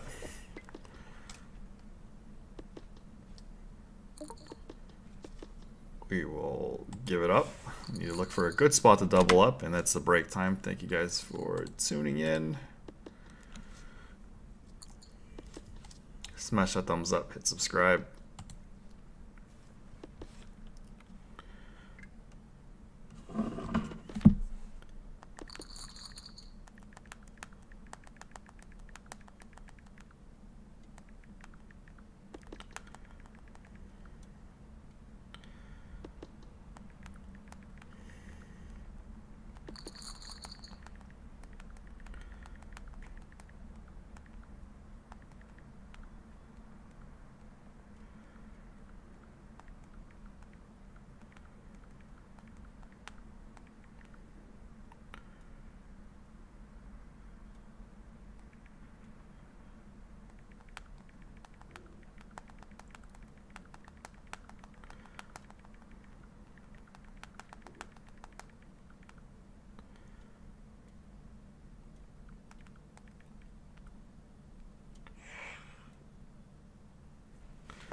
All right, BRB.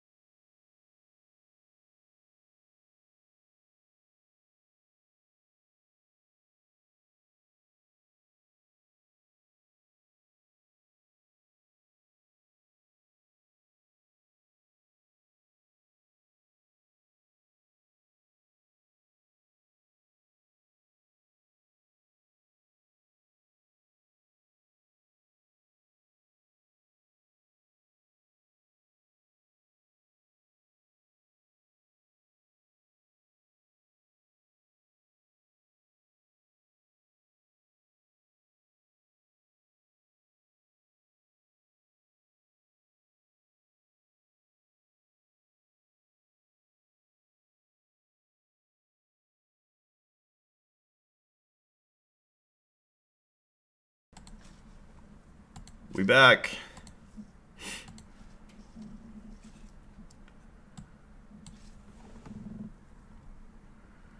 Rampage OMG. To Paul OMG.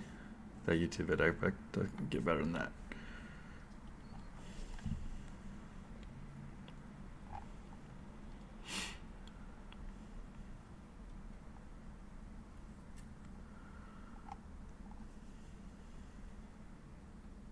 Sliman's taking a WSB main event? No, but he's one of the people that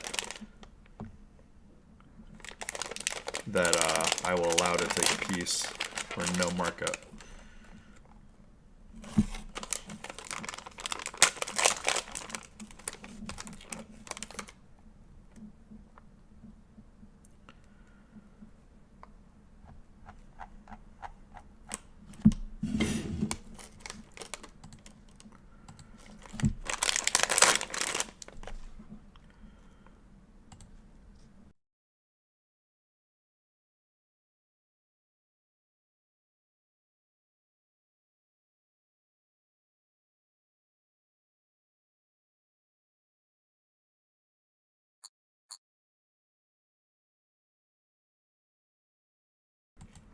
We back.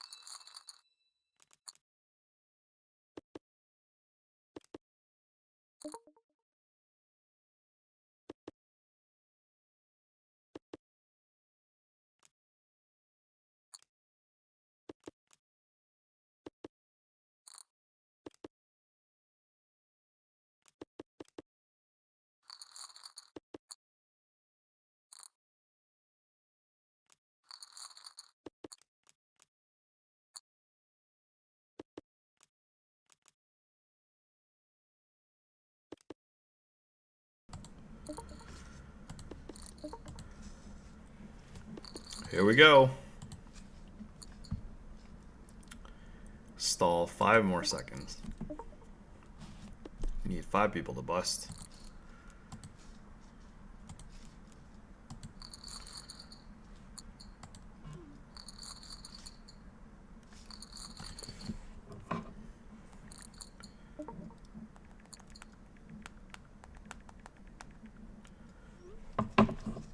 We could rip this.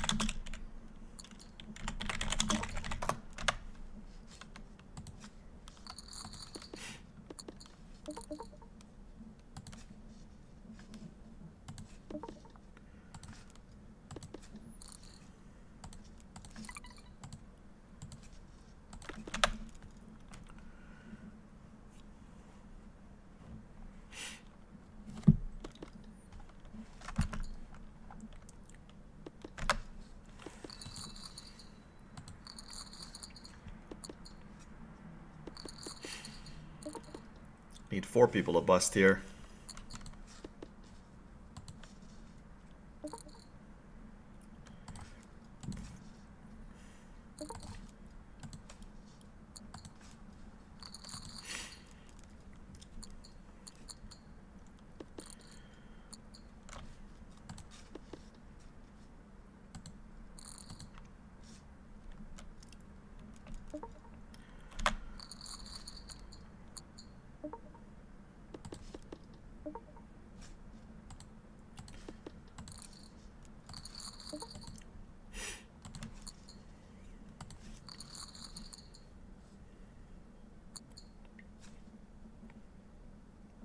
Come on, hold.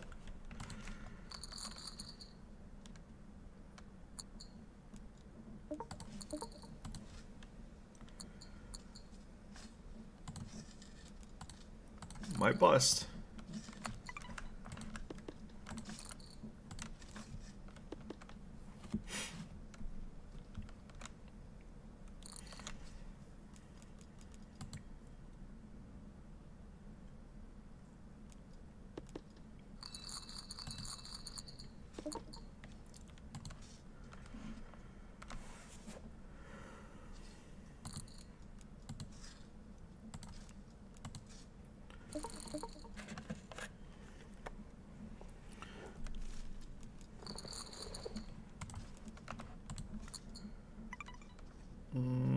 Fold.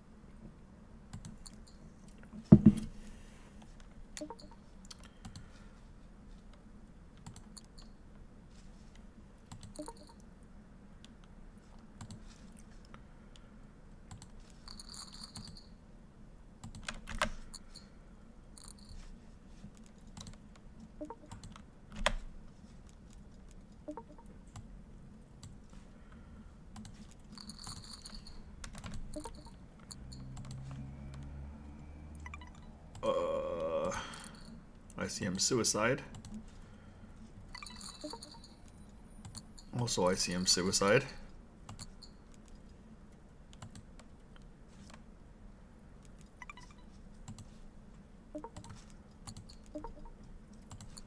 More ICM suicide.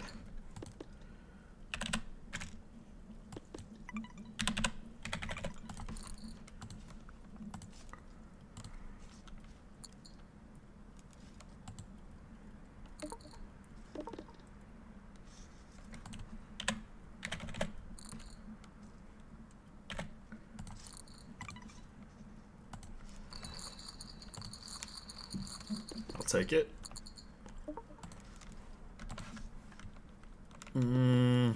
Alright, gamble.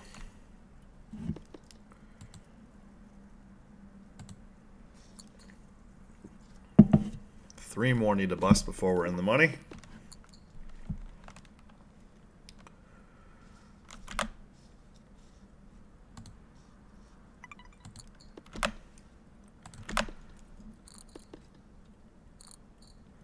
What's up, Wu-Ten Clan? Ice Cream Chillin'. What's up, Paul Hamilton? Question, what's the current attorney for Live at the Bike now? I wish I knew. I would tell you no one's more nervous than I am.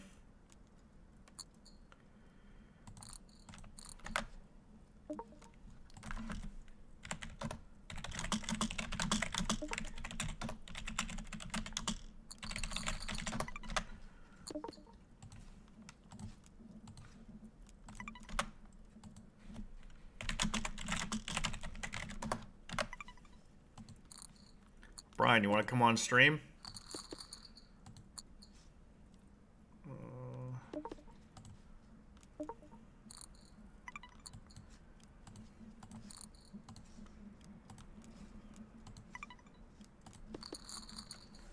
Yeah.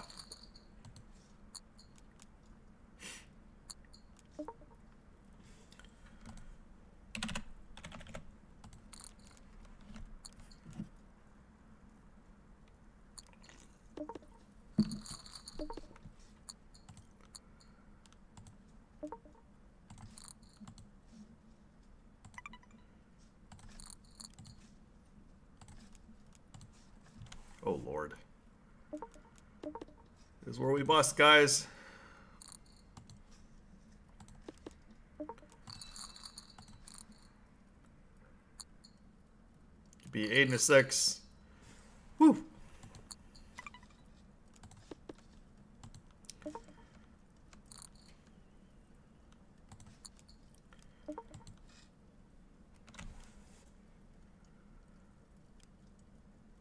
I'm guessing the king queen was short.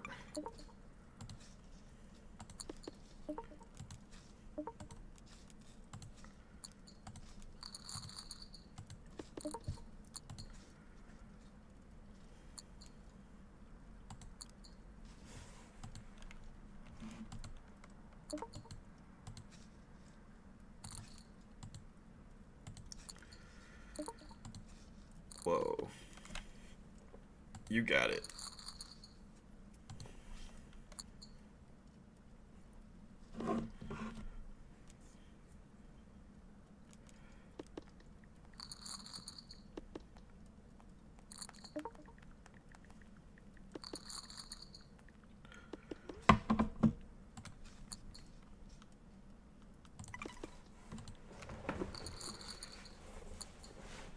Come on, guys. Bust so I can get in the money.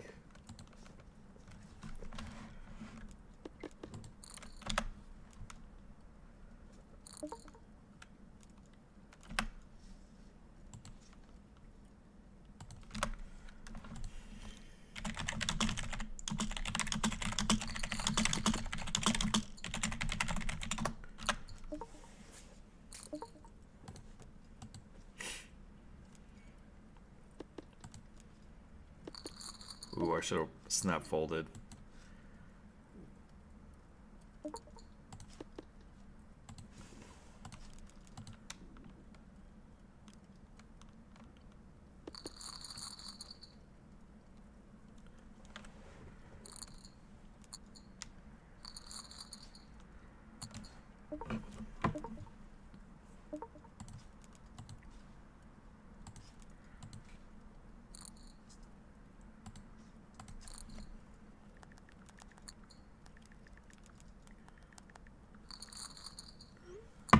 Got there.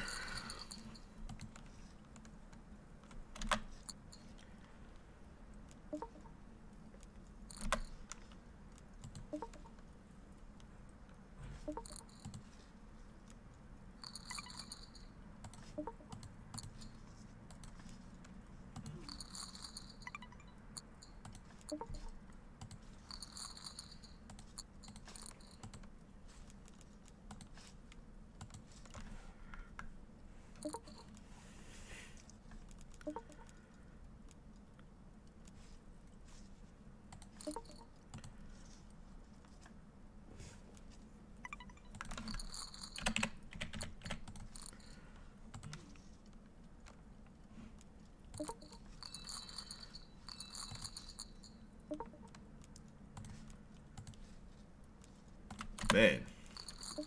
Brian Wu-Tan, aka Wu-Tan Clan. So sour. I asked him if poker's a skill game. He's like, not since the 90s.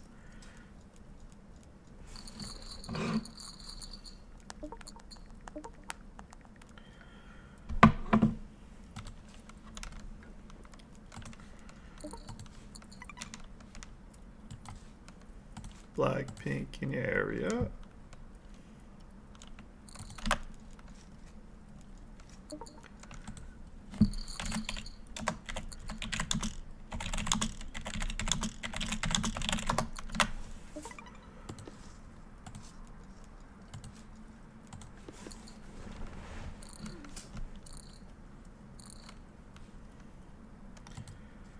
It was a repeat. Gosh, these people just need a bust. Like, I only got 10 bigs.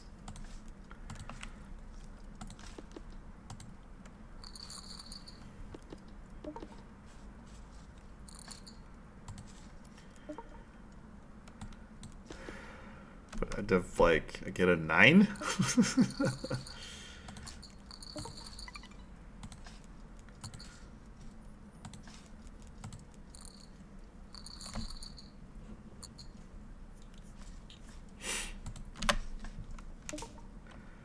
Ice cream chillin'.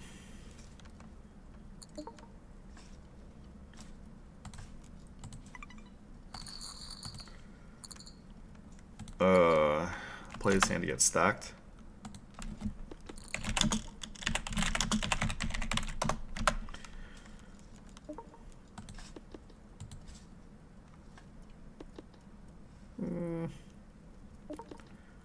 You got it.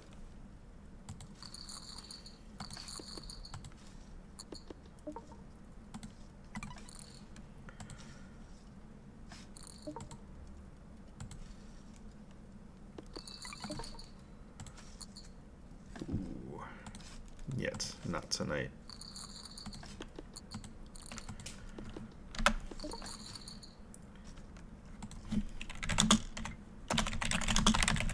Paul Hamilton, LAPC actually already finished.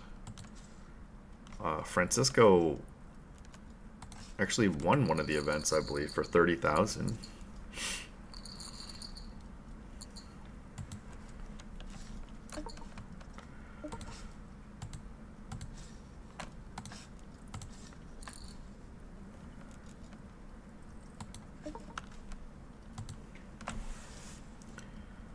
Man, should I ICM suicide here?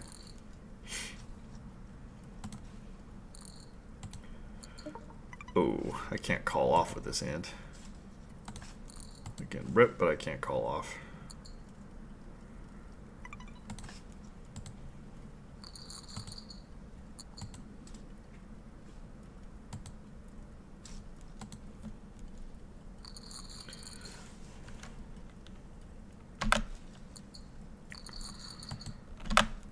Paul Hamilton, not sure about the events. You got to download the Bicycle Hotel Casino app.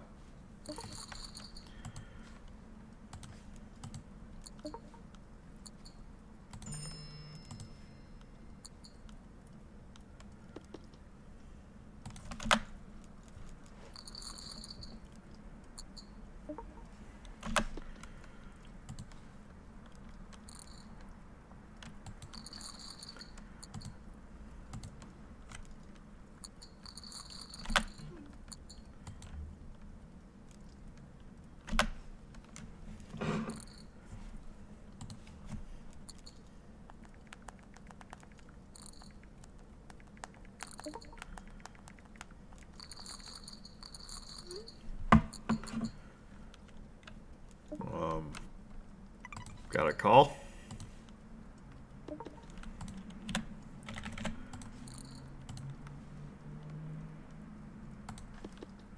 Hit a 3.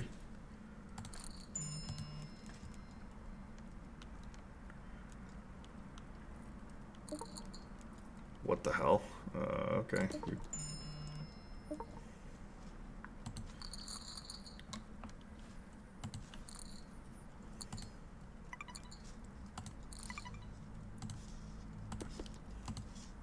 Alright, pay jump.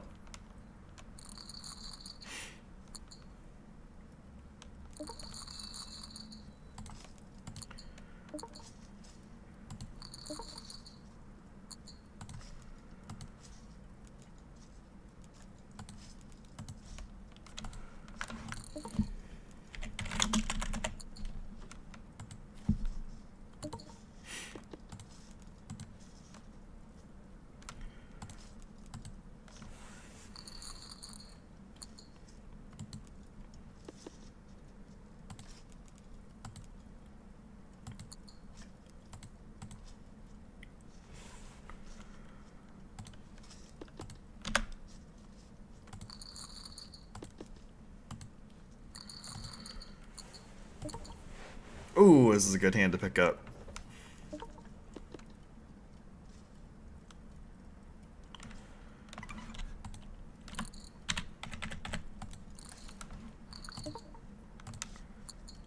Don't want to accidentally fold it though.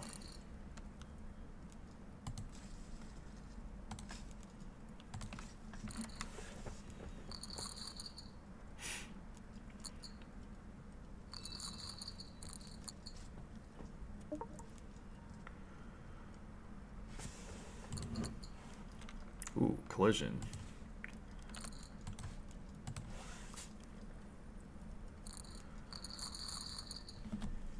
Or chip loser again.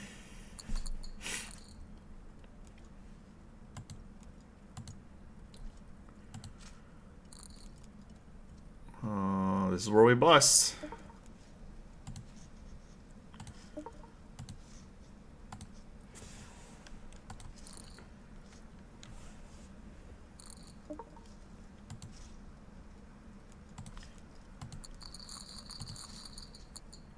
Hold. Hold. 5th place. Not the worst, but, you know, obviously we are sad. On to the next ones. Is this pay jump? Yes. That's key. We're in the money.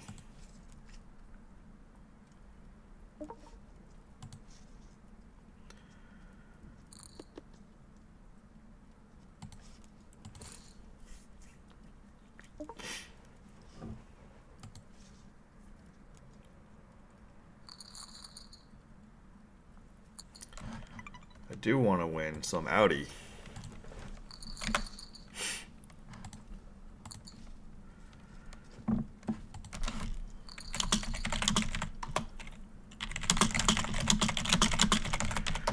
Brian Wu-Tang, aka Wu-Tang Clan, was like on the ground by Rose Opinions. I love it. But you don't hear me though.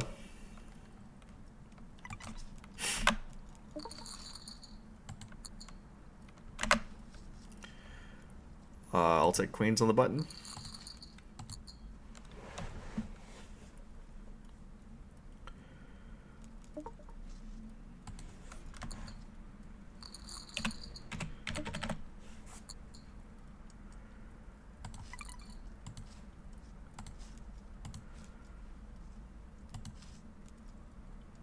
I'll take the blinds.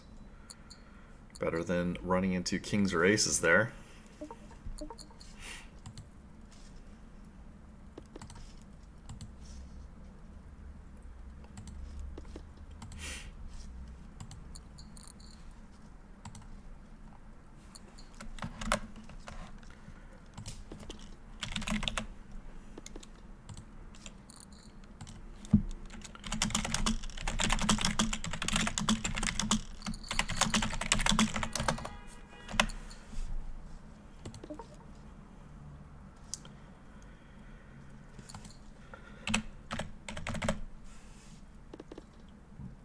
Shit.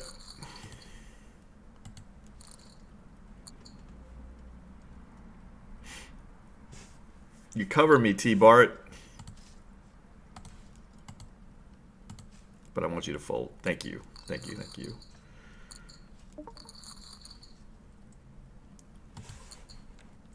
We're going to call 2 final tables early. 2 no limit hold'em final tables.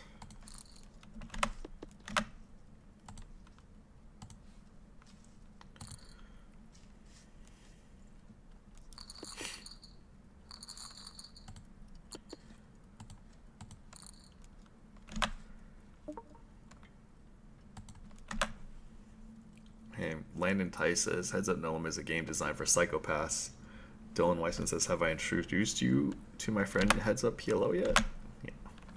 Dude, all these study kids, you're all psychopaths. Screw y'all.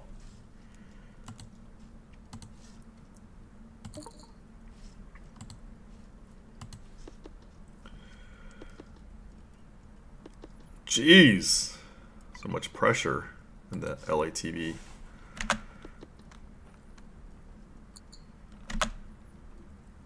Ooh.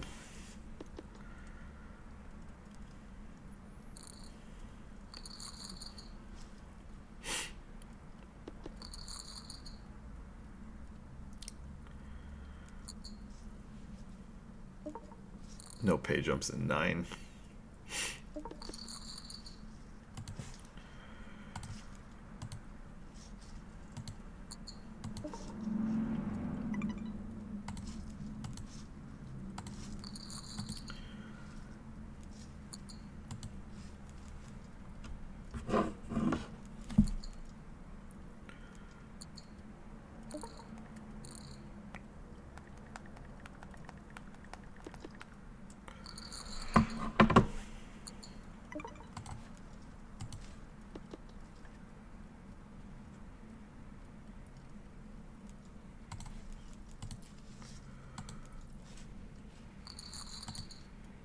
Hope you enjoyed the crypto talk earlier.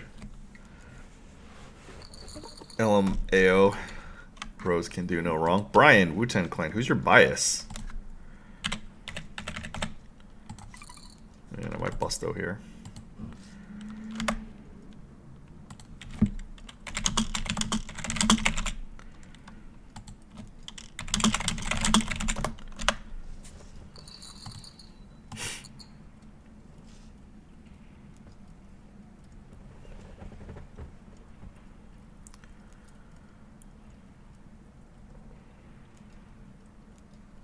More chips is better. Need 2 people to bust to move up and also make a final table. Let's see, Queen 8, we're going to ship here.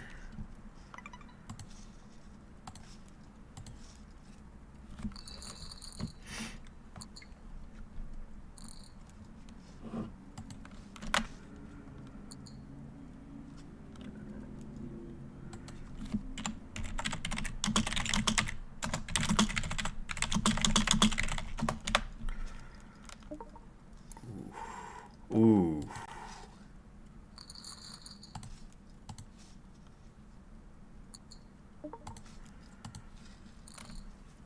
One more and we're on the final table.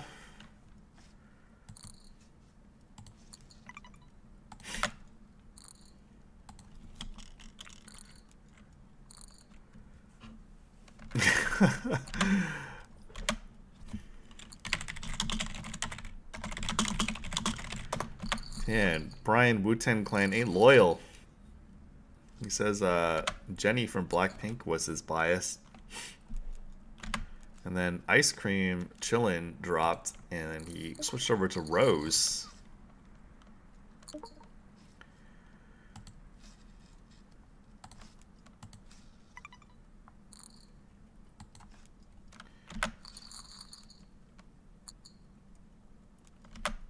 Traitor.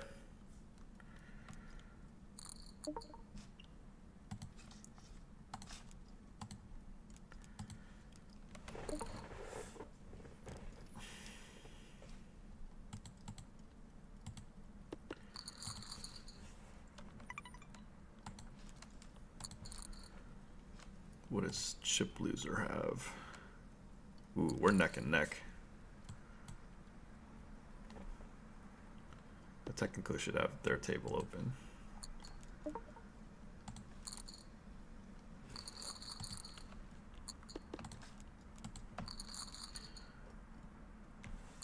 So he's big blind next hand.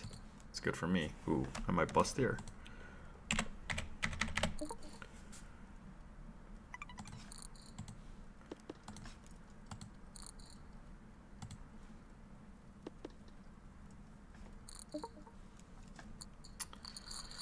All right, this is where we bust, guys. Kings.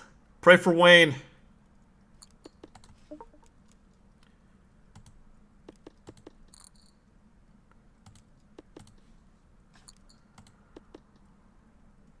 Dude, this actually matters if Little Stunner busts before I do.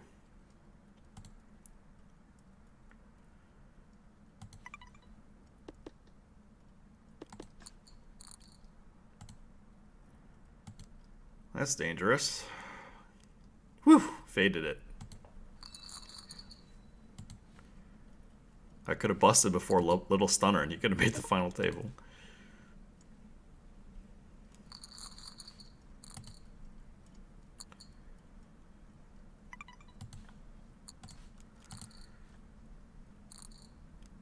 Oh my god. Little Stunner. That was key swing from me.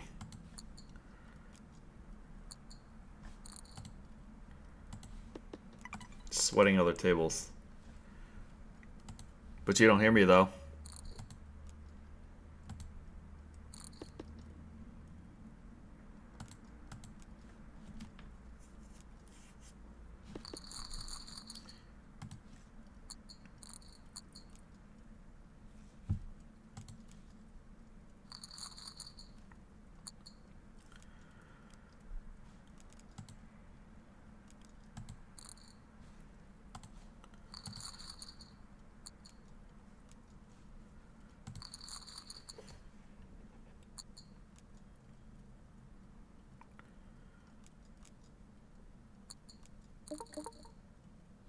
Gonna fold this. Should I rip? No, I'm gonna fold.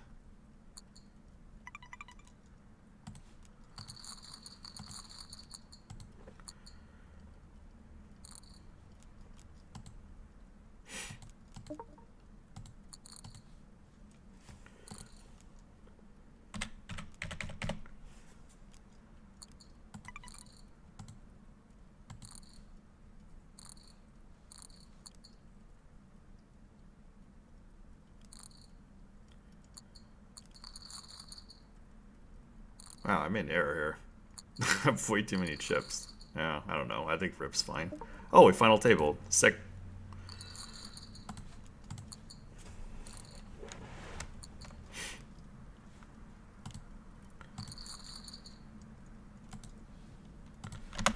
Two final tables.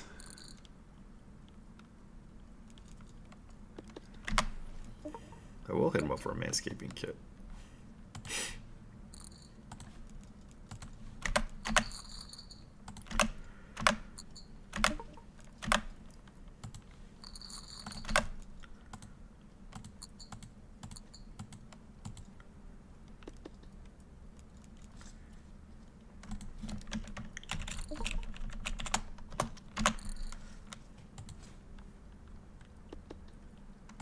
Word chip loser? Damn, that sucks.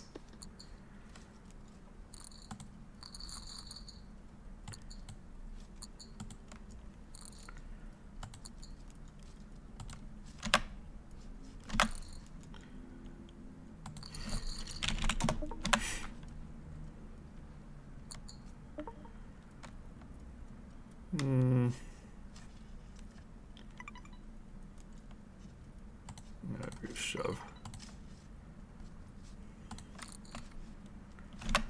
Trying to change the title. Uh-oh, I think somebody called. He just picks up kings. Did not get open-ended. We finish 9th. Ugh, we suck. Could have waited.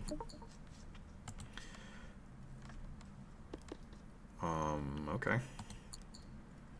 This is where we bust.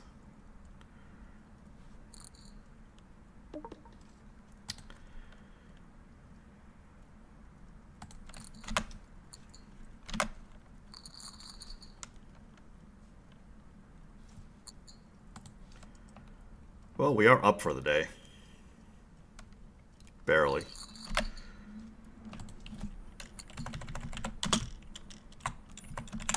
Just fold the 10-9 suited. Fold the 10-9 suited. The people who were shorter stacks are to my left, so I was going to hit the big blind first. So that weighed into my decision slightly.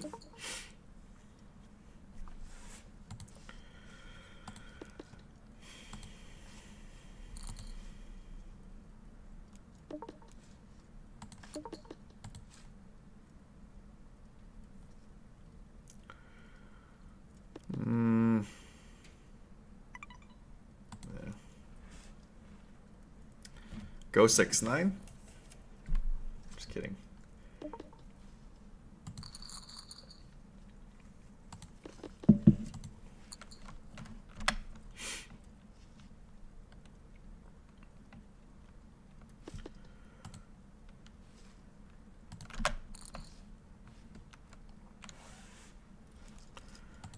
for 18th. Yeah, 18th.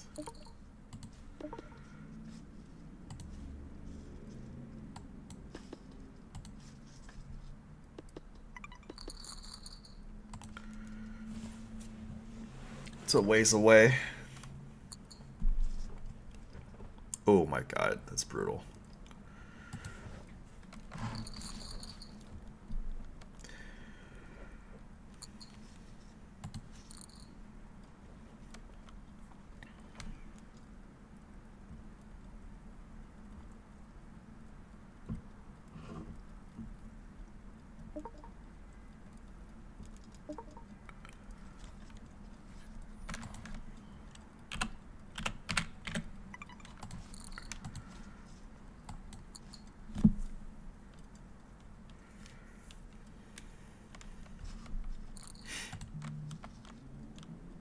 Wow.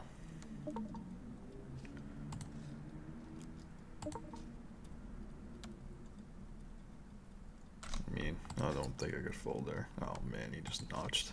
It sucks. Oh, wow, I got lucky.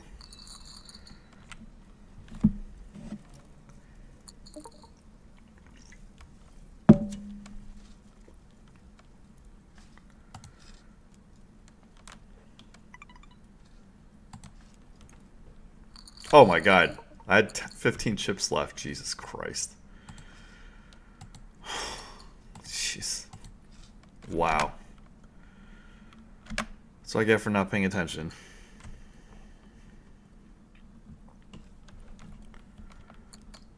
Oh my god.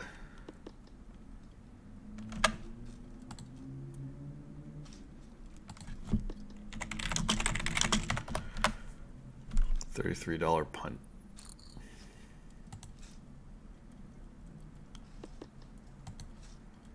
That's what I get.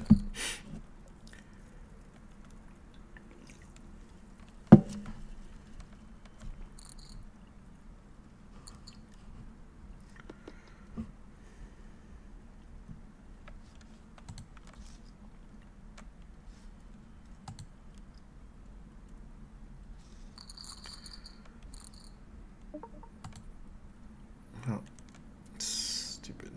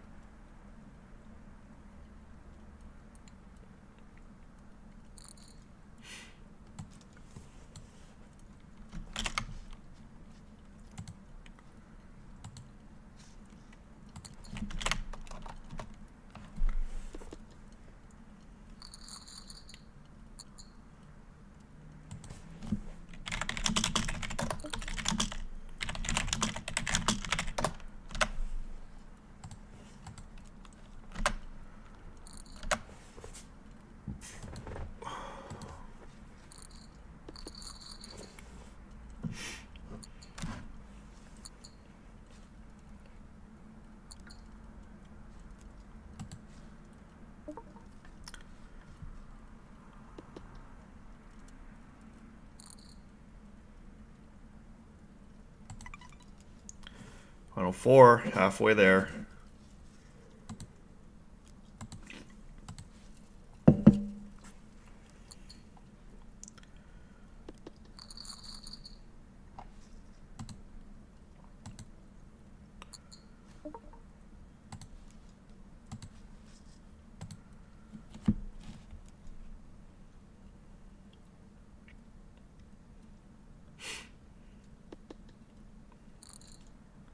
Anonymous went to a nightclub in K-Town. I got whiplash.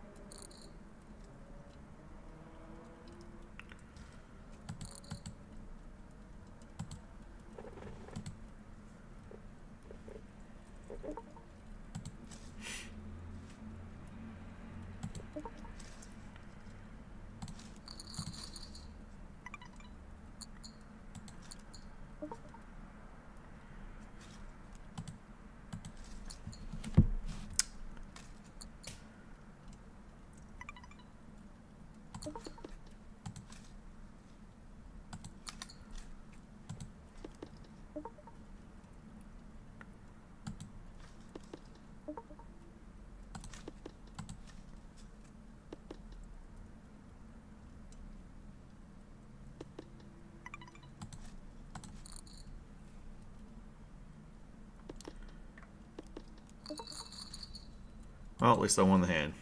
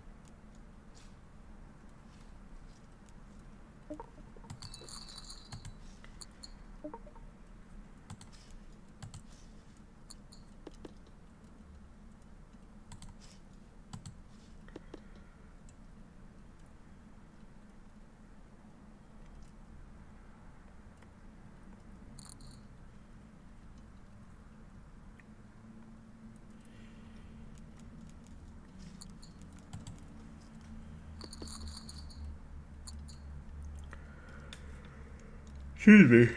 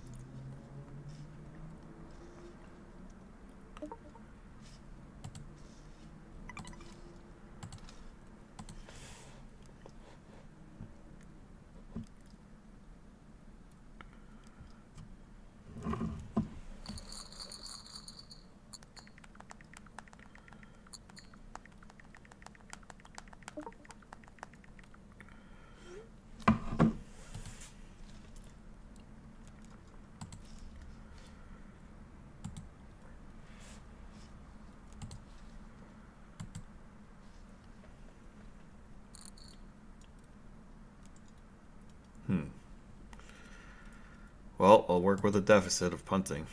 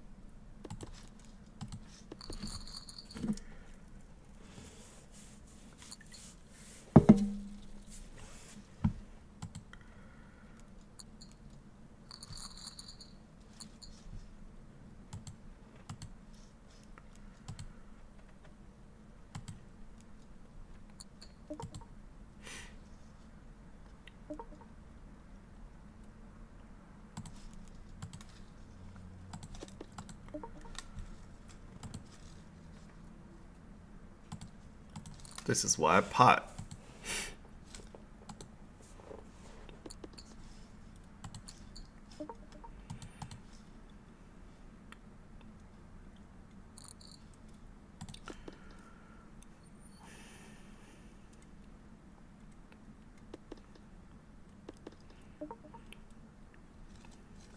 Damn, it's a bad one.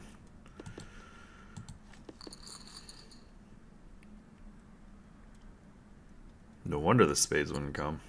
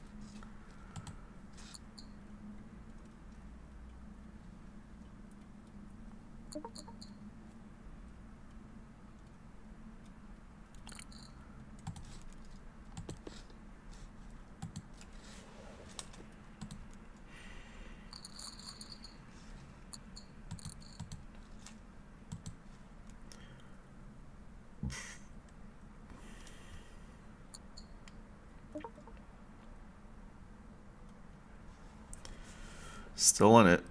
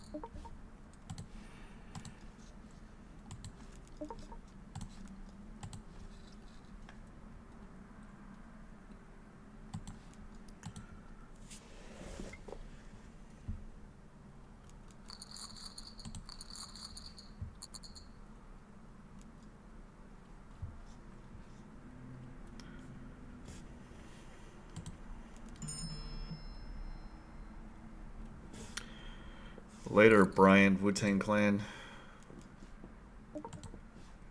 See you later, boy.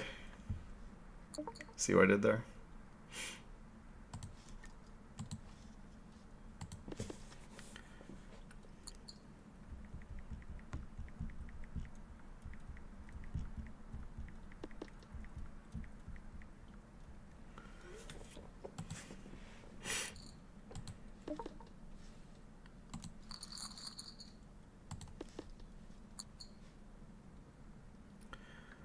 Wheel draw.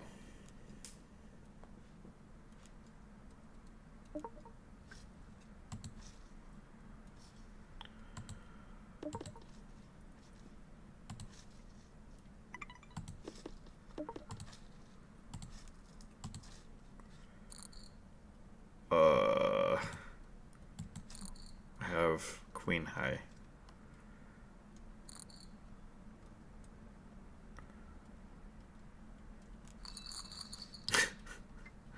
I had queen high.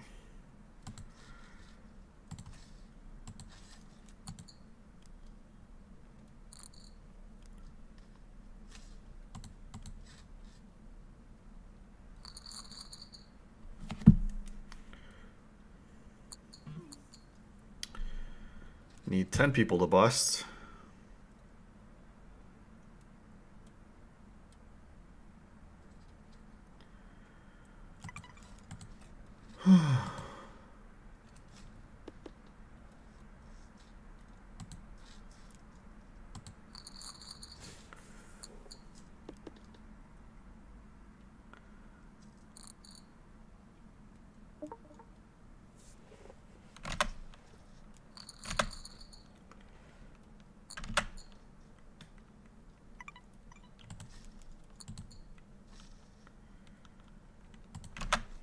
There were many hot K-pop look-alike girls dancing half naked.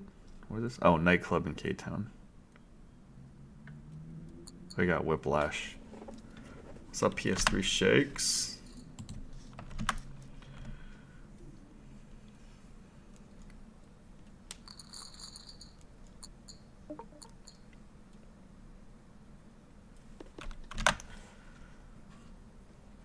Yeah, I'm just tired. I have a lot to do. Patent attorneys, like, did you finish this? I'm like, I will.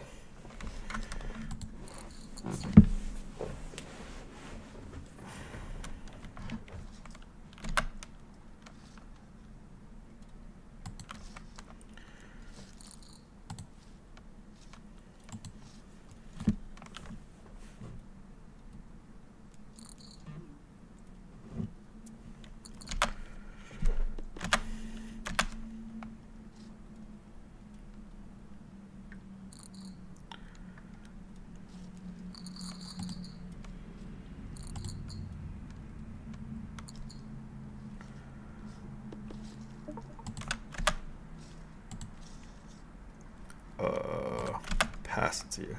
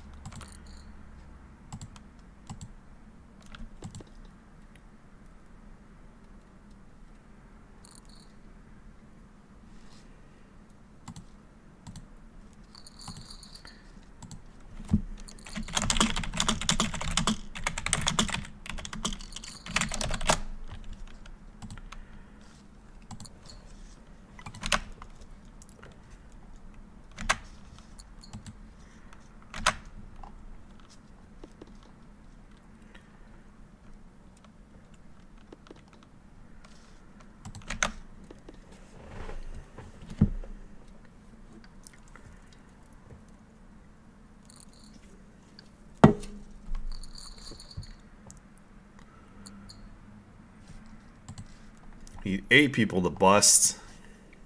You say I need like 25 people to bust, but I'll take 8 for starters.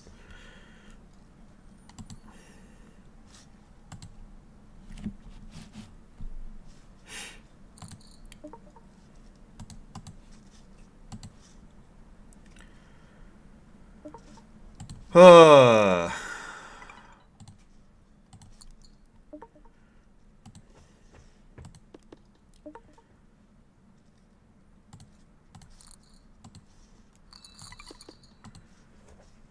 Consolation prizes. I gotta use the clock twice.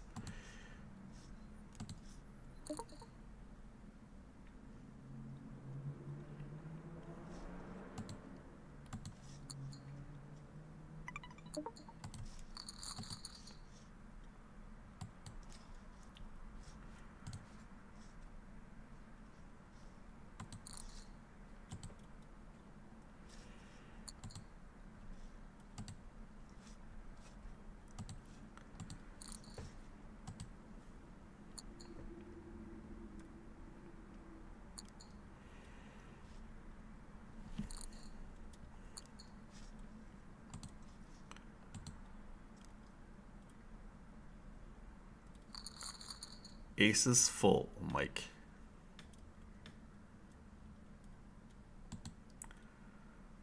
Oh, another break. BRB.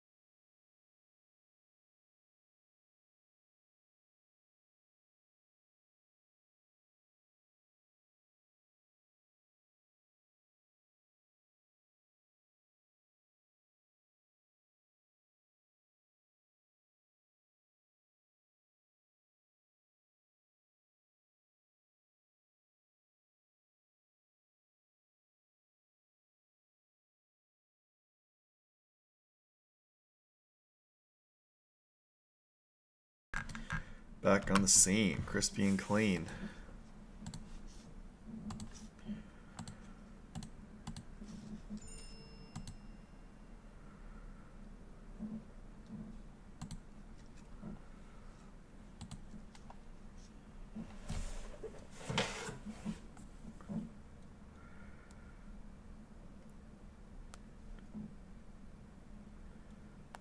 Shout out to Mike Lamoss, who is watching as well.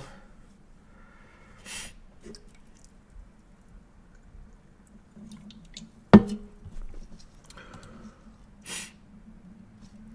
got excited that 17 was the wrong one. We need 8 people to bust here.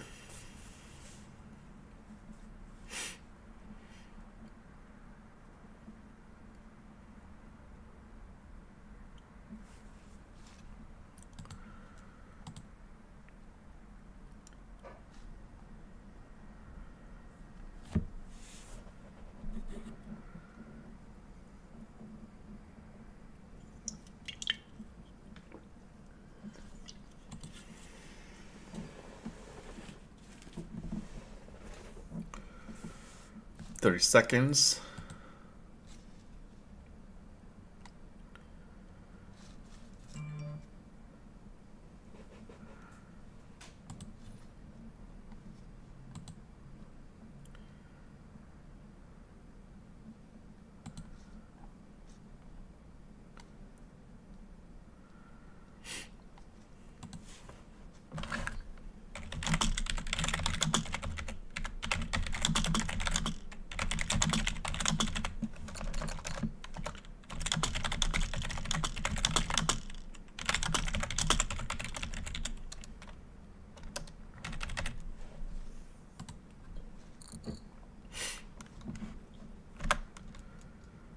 Whew.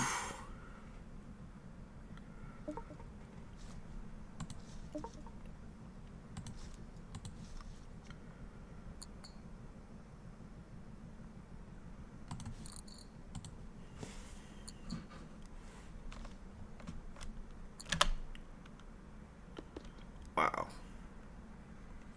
Full house. All right, we need 7 more Audi because we want to win. Tell them something they don't know about me.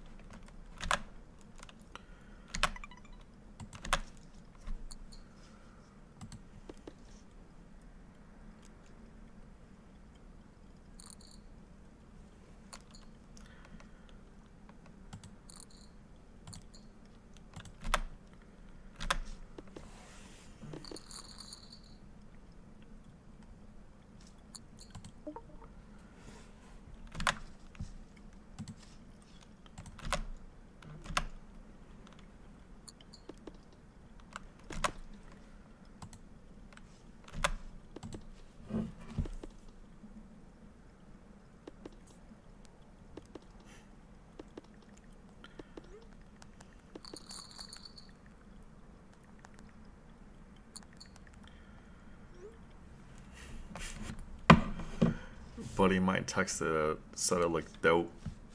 Keep low level. This looks svelte and dope. Keep low level. Facial hair and he won't come on stream.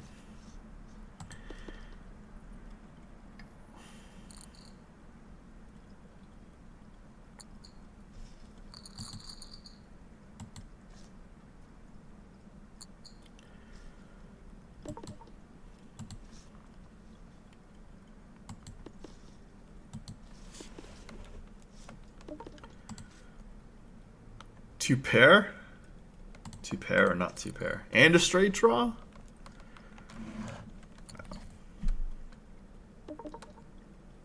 Shoot. Will you pay off one pair? Oh, just kidding. Alright, I'm out. Deserve to lose that one.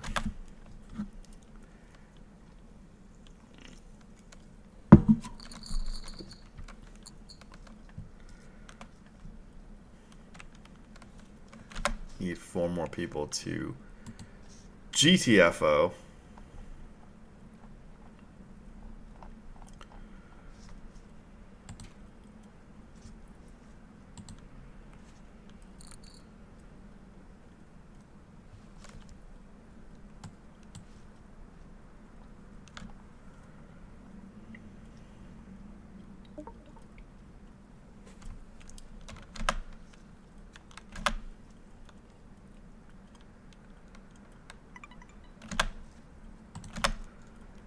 They just offered $40 for 20. I snapped it up in a heartbeat.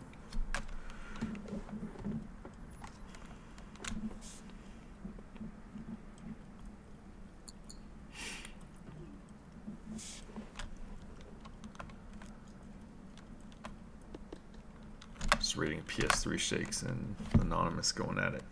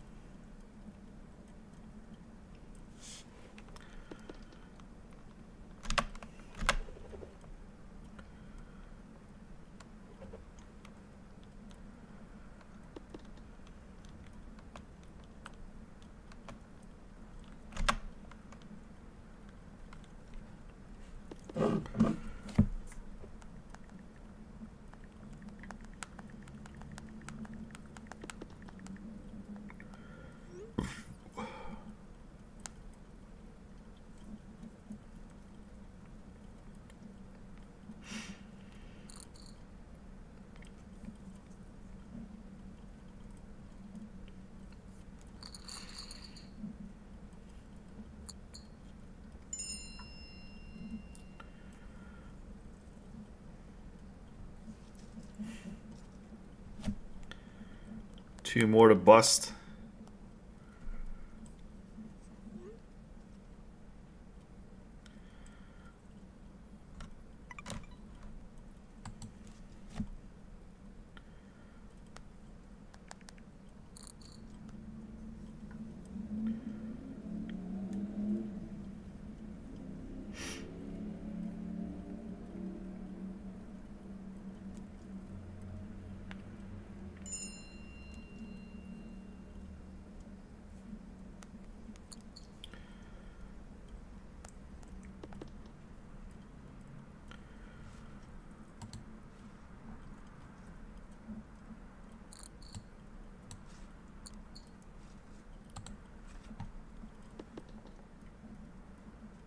Nine, 12, 16, 17, 17.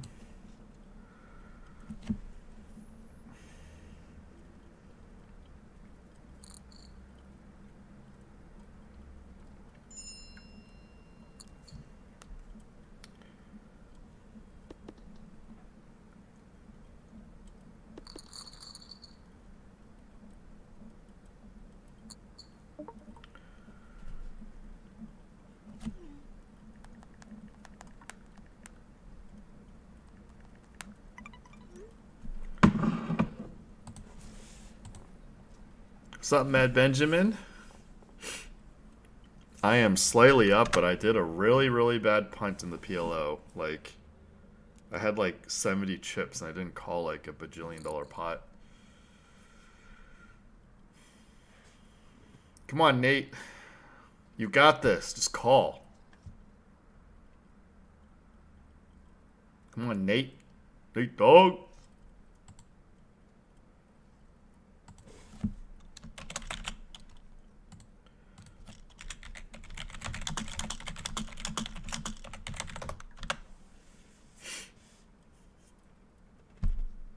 Oh, if he... Okay. If he timed 14 more seconds, I'd be pissed.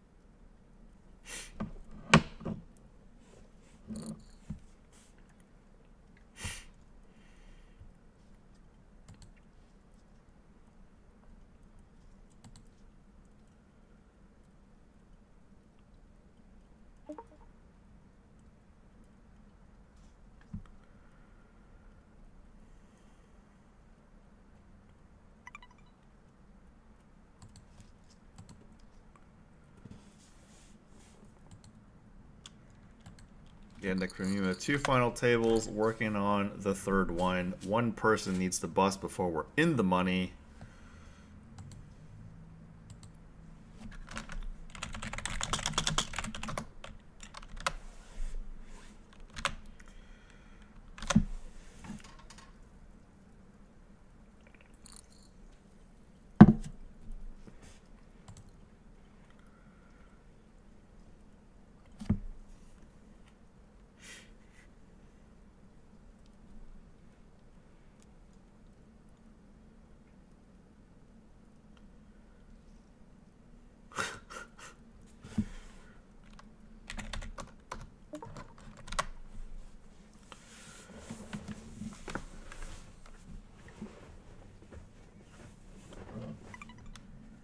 Pass it to you.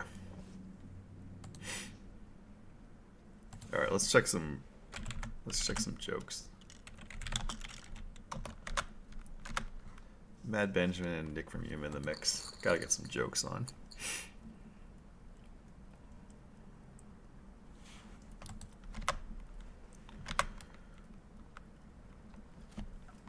I think my toilet has anger issues. Whenever I flush it, it loses its shit.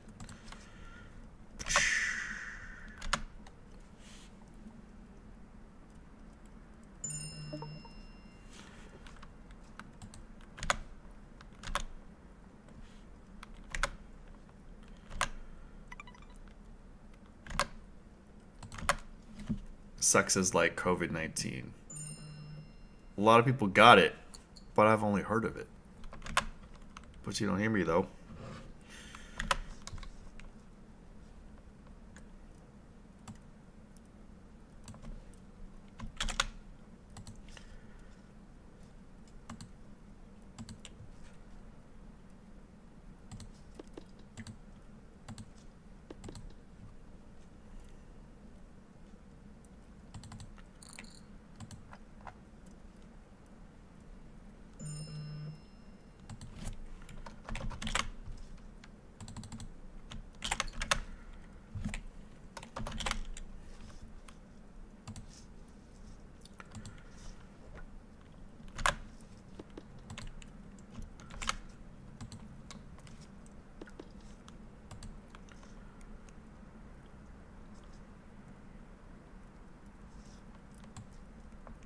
Alright, got a not safe for work joke that I'll paste in chat.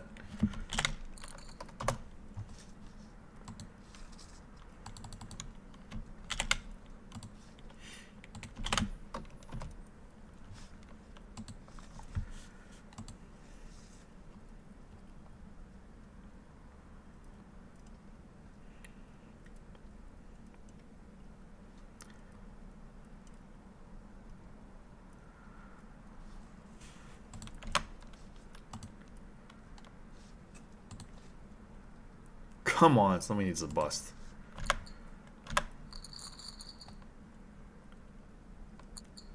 Damn, T-dubs.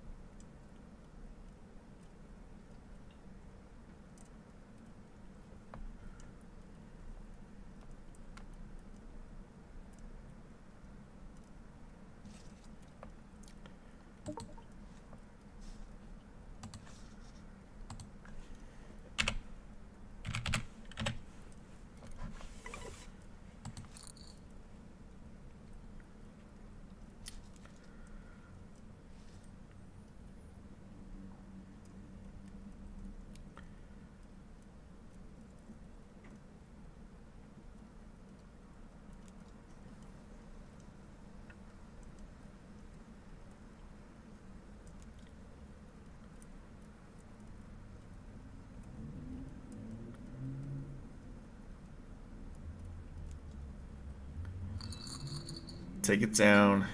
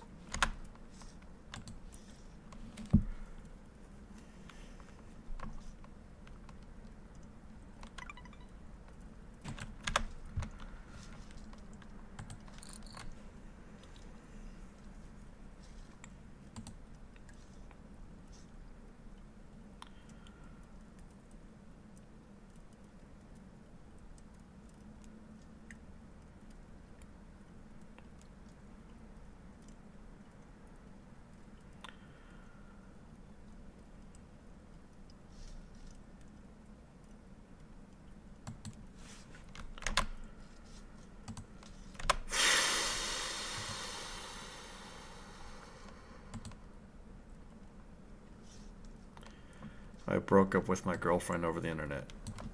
Now she's my WebEx.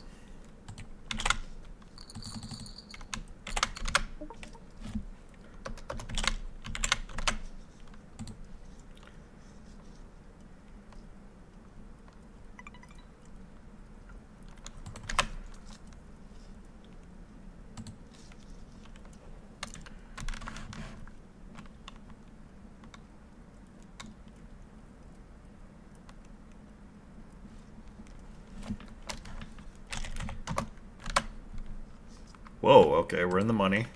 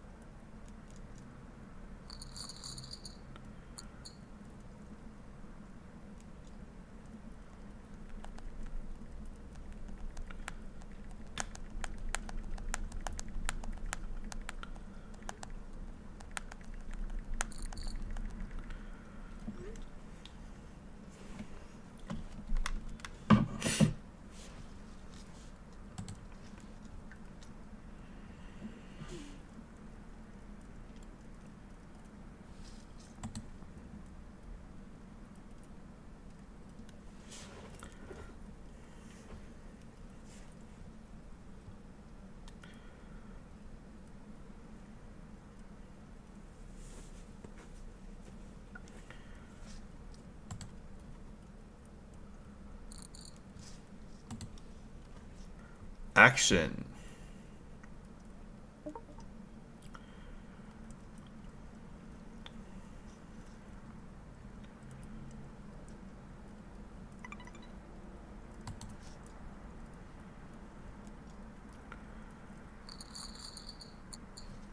Ooh.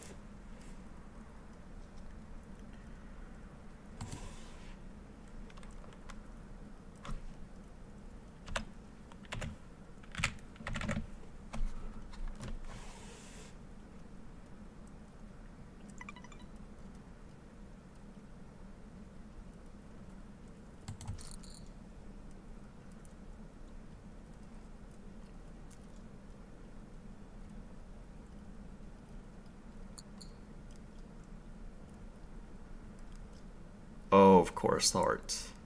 Whew.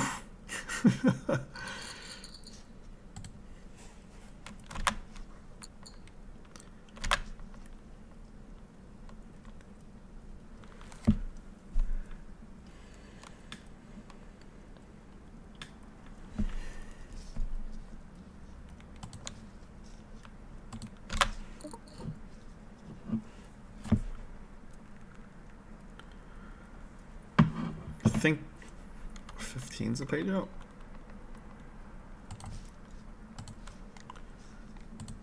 $15 is a page jump.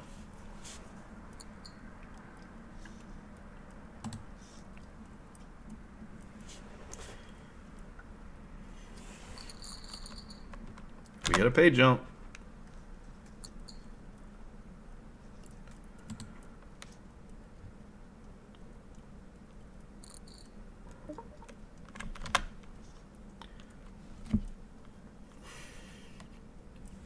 We might make 3 final tables today.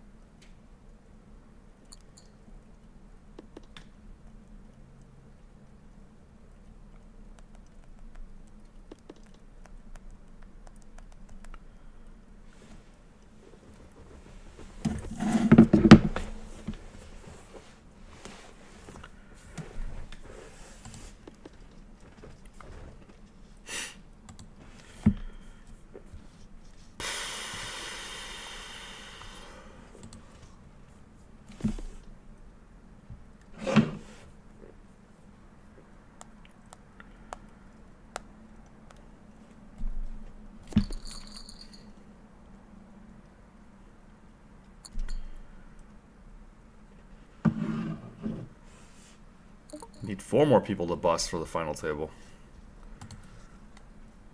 Next page jump's 12. So another page jump if somebody busts.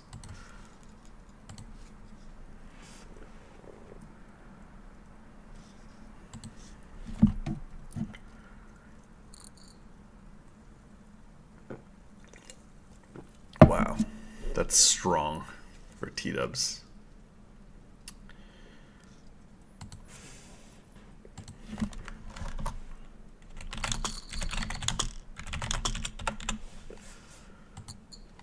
We made a page jump.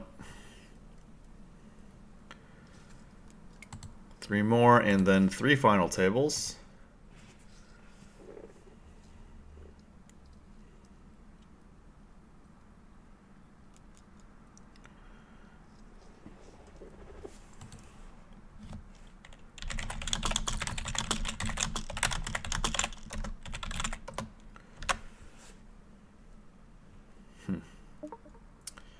Looking for that third 4.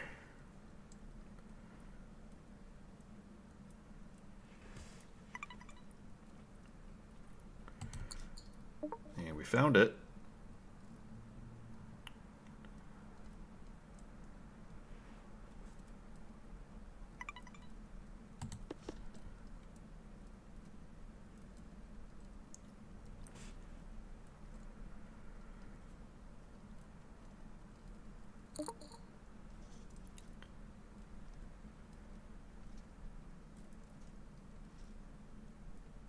Cannot check raise his hand because he will fold.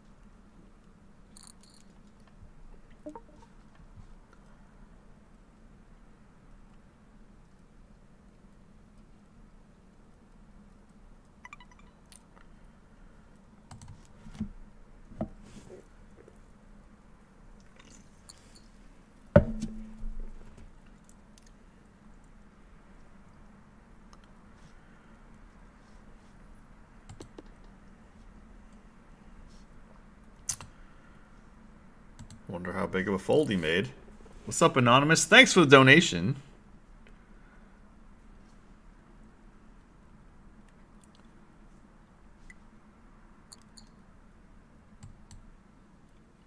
I'm trying to figure out who Wayne is in the turning list. I'm anonymous.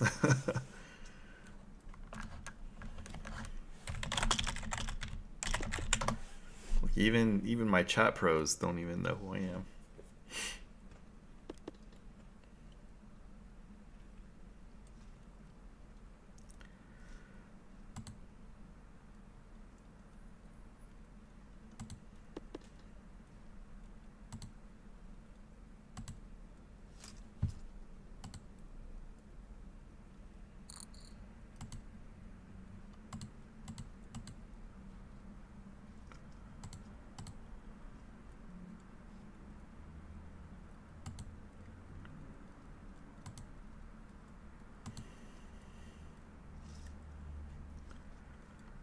Hip hop, hip hop.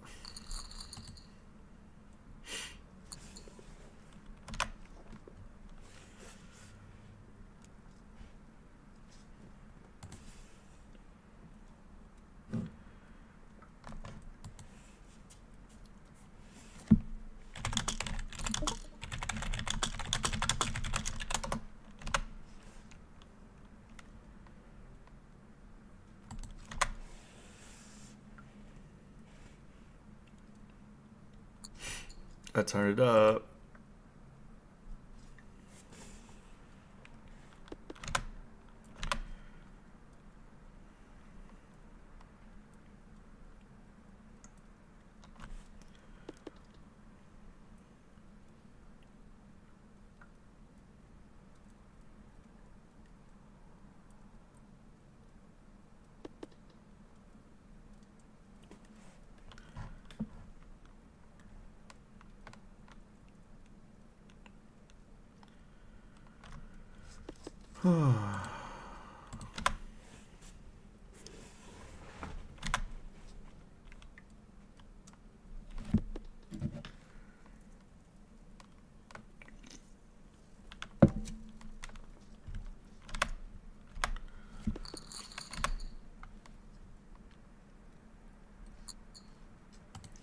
Next page on final table, right? Yeah.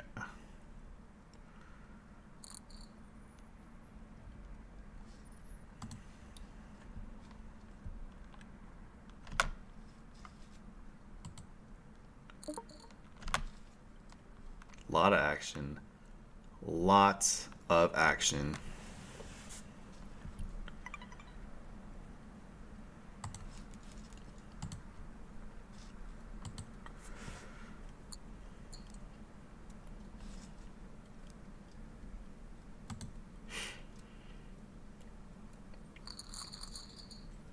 Brutal.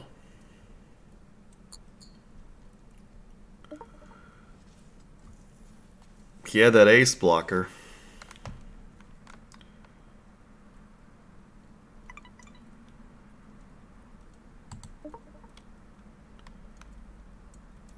No more timer.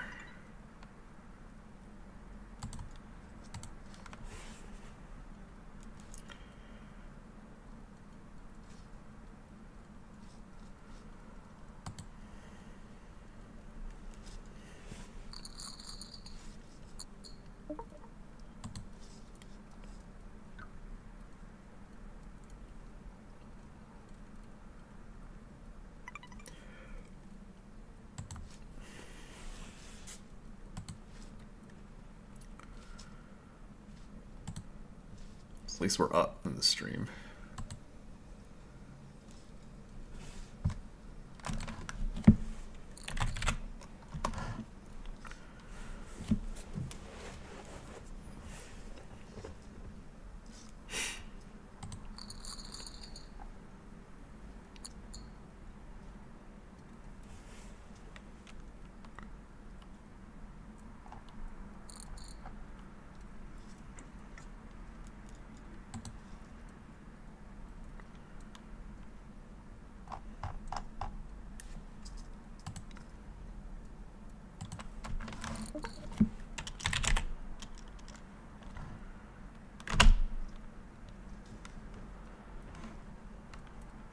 Pass it to you.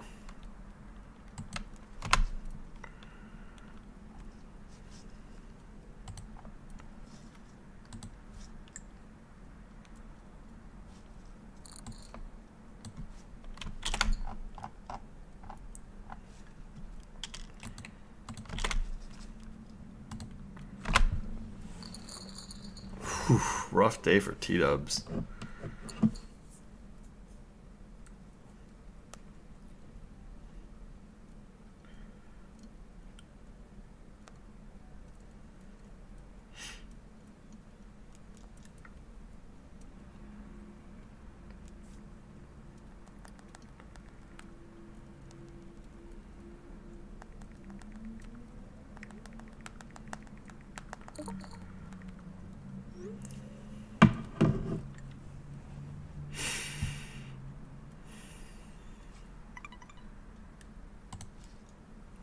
Gonna be weak.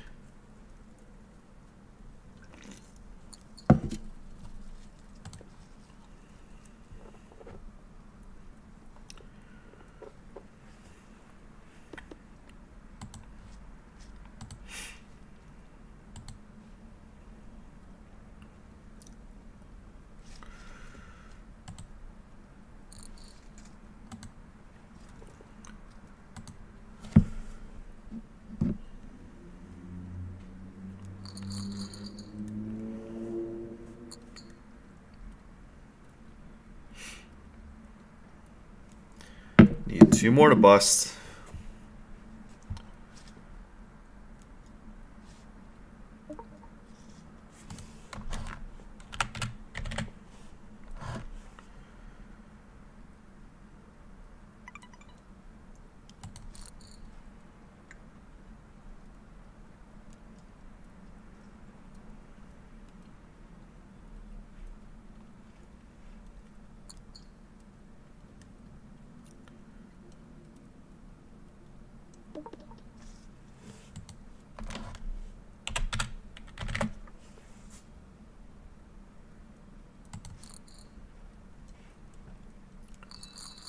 We'll take it.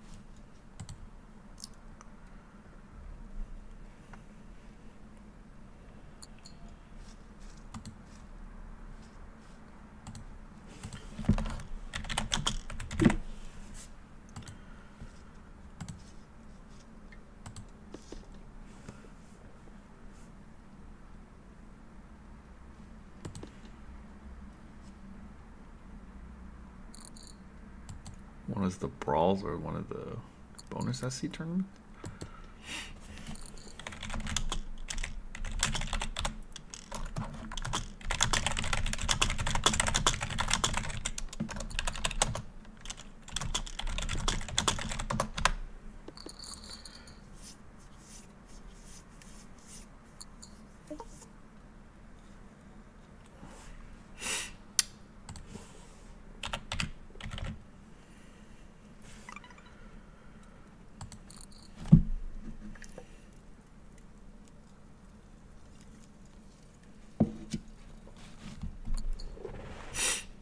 Interesting.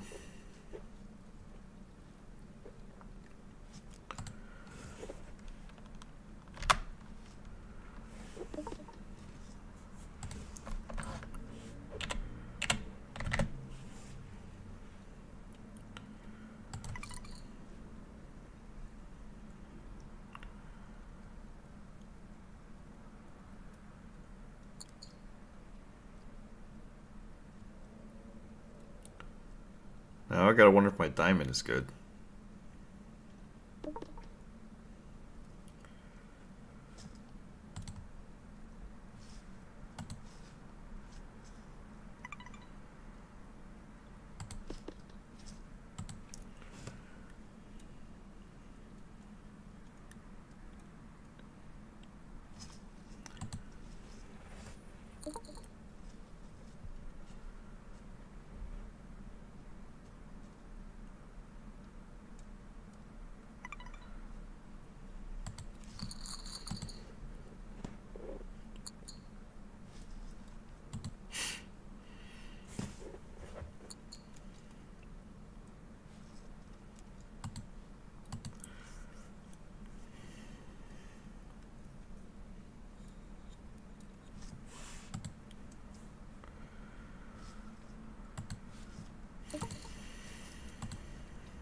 Damn.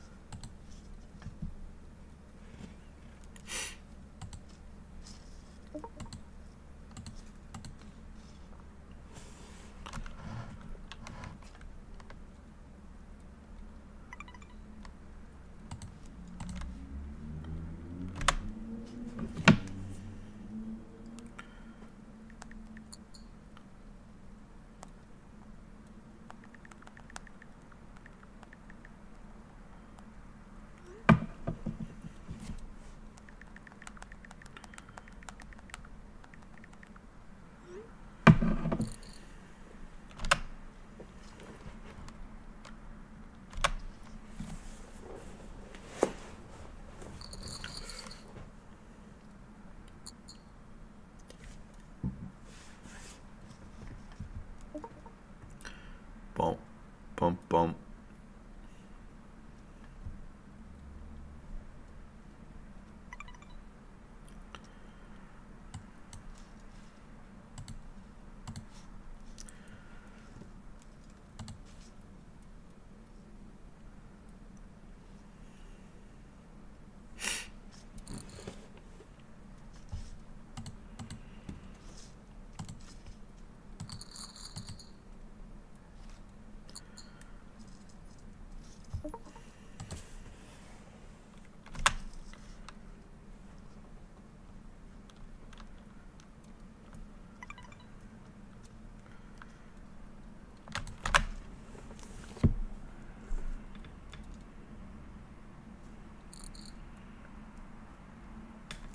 Anonymous says, "Holy cow, you're the mystery crush on Global Poker." Michael Schultz says, "Nick, don't trust any good-looking woman, looking or looking, especially one that talk to you speaking from experience." The avatar threw me off too. Michael, ever just the big button smile because that girl is poison.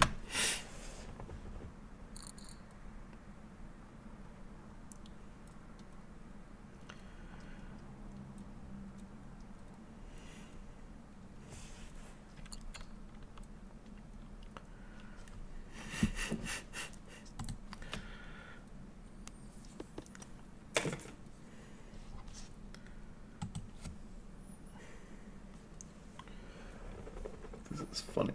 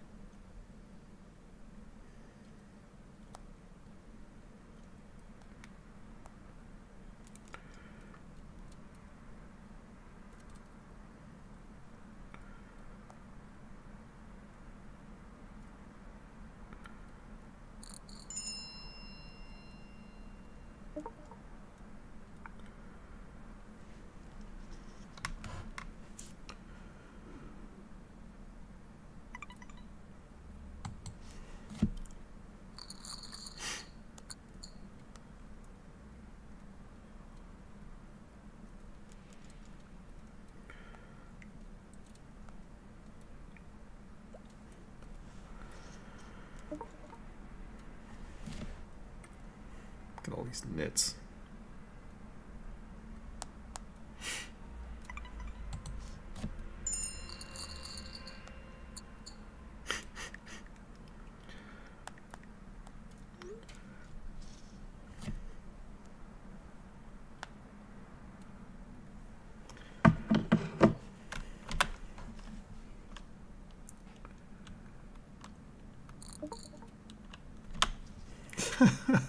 I'm everywhere. Get anonymous, hilarious.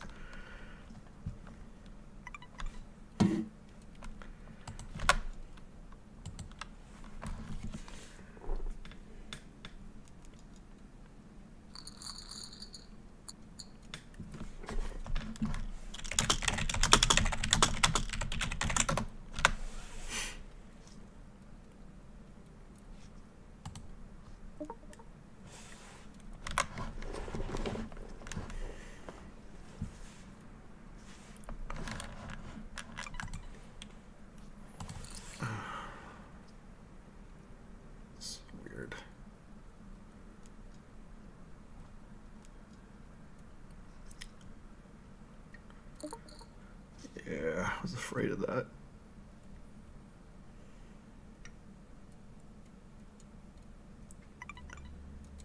Going with it.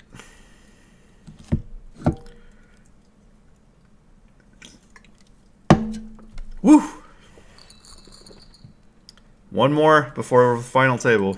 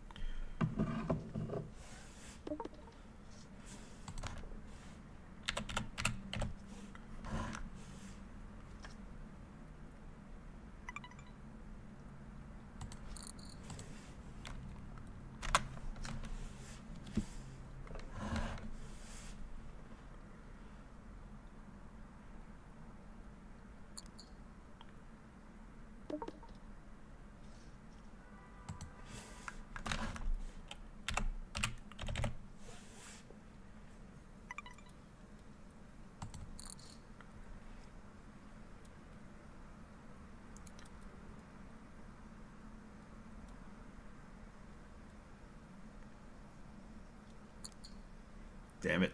Had to try.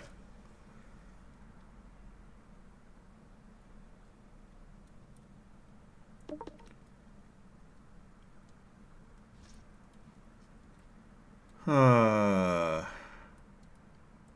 give up. I want to see what piece of trash he called me with. Well, I value bet on the flop.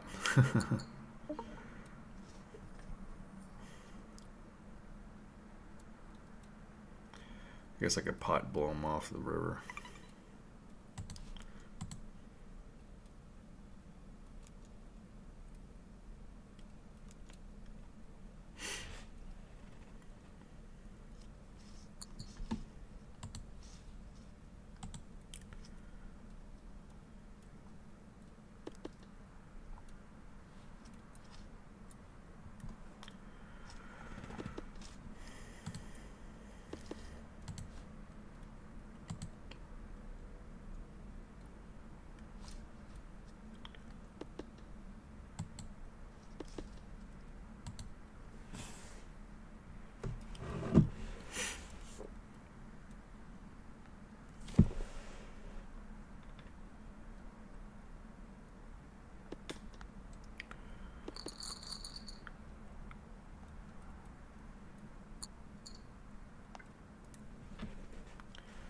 Well, this is where we bust. May not make the final table.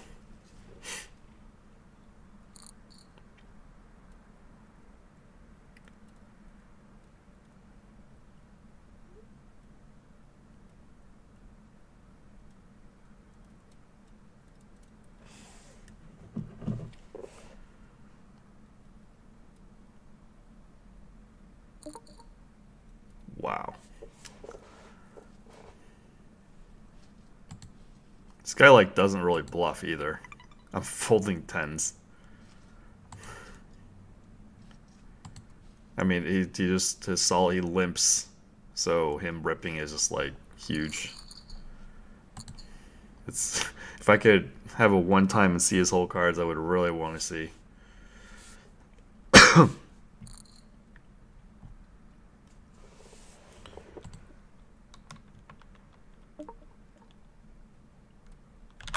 I bought in twice. I did like a misclick punt as I've been really tired recently.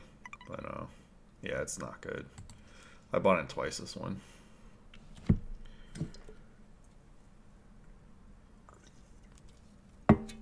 It wasn't as bad as the PLO punt, but it was not good.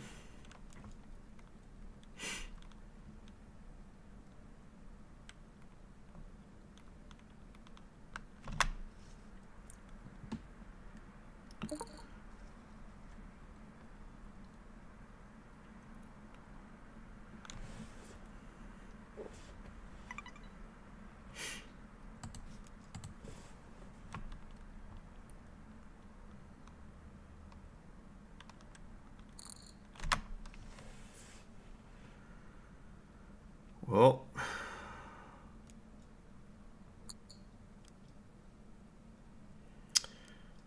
six outs for T. Schultz. Or I mean, not T. Schultz. TJ, how's your mama?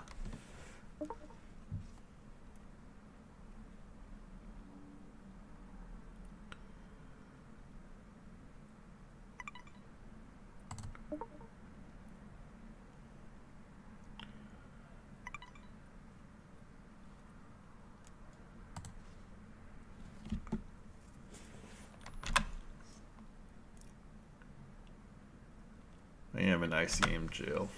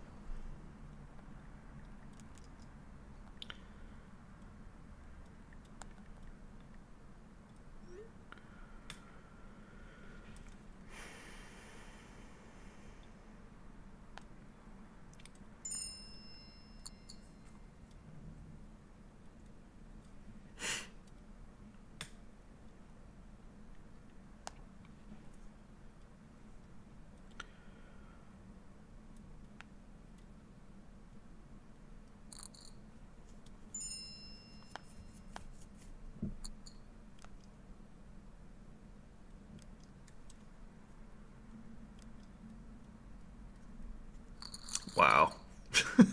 Just. Oh, man.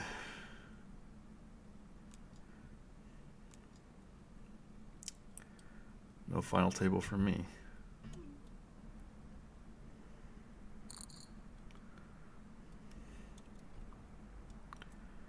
I mean, I'm going to hope tight image is good enough for this.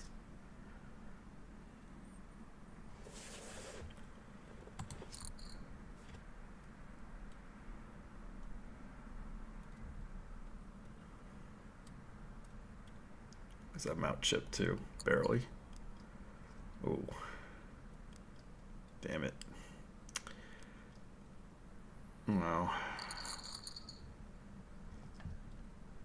May not make a final table, guys.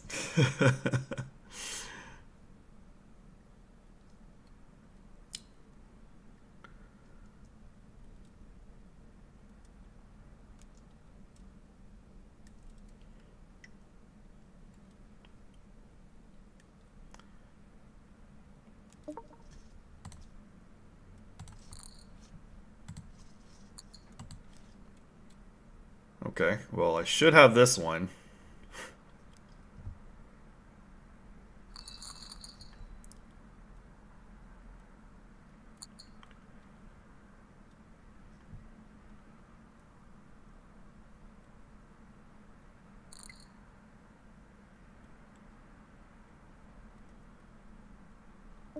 Just gonna lose the T-dubs again.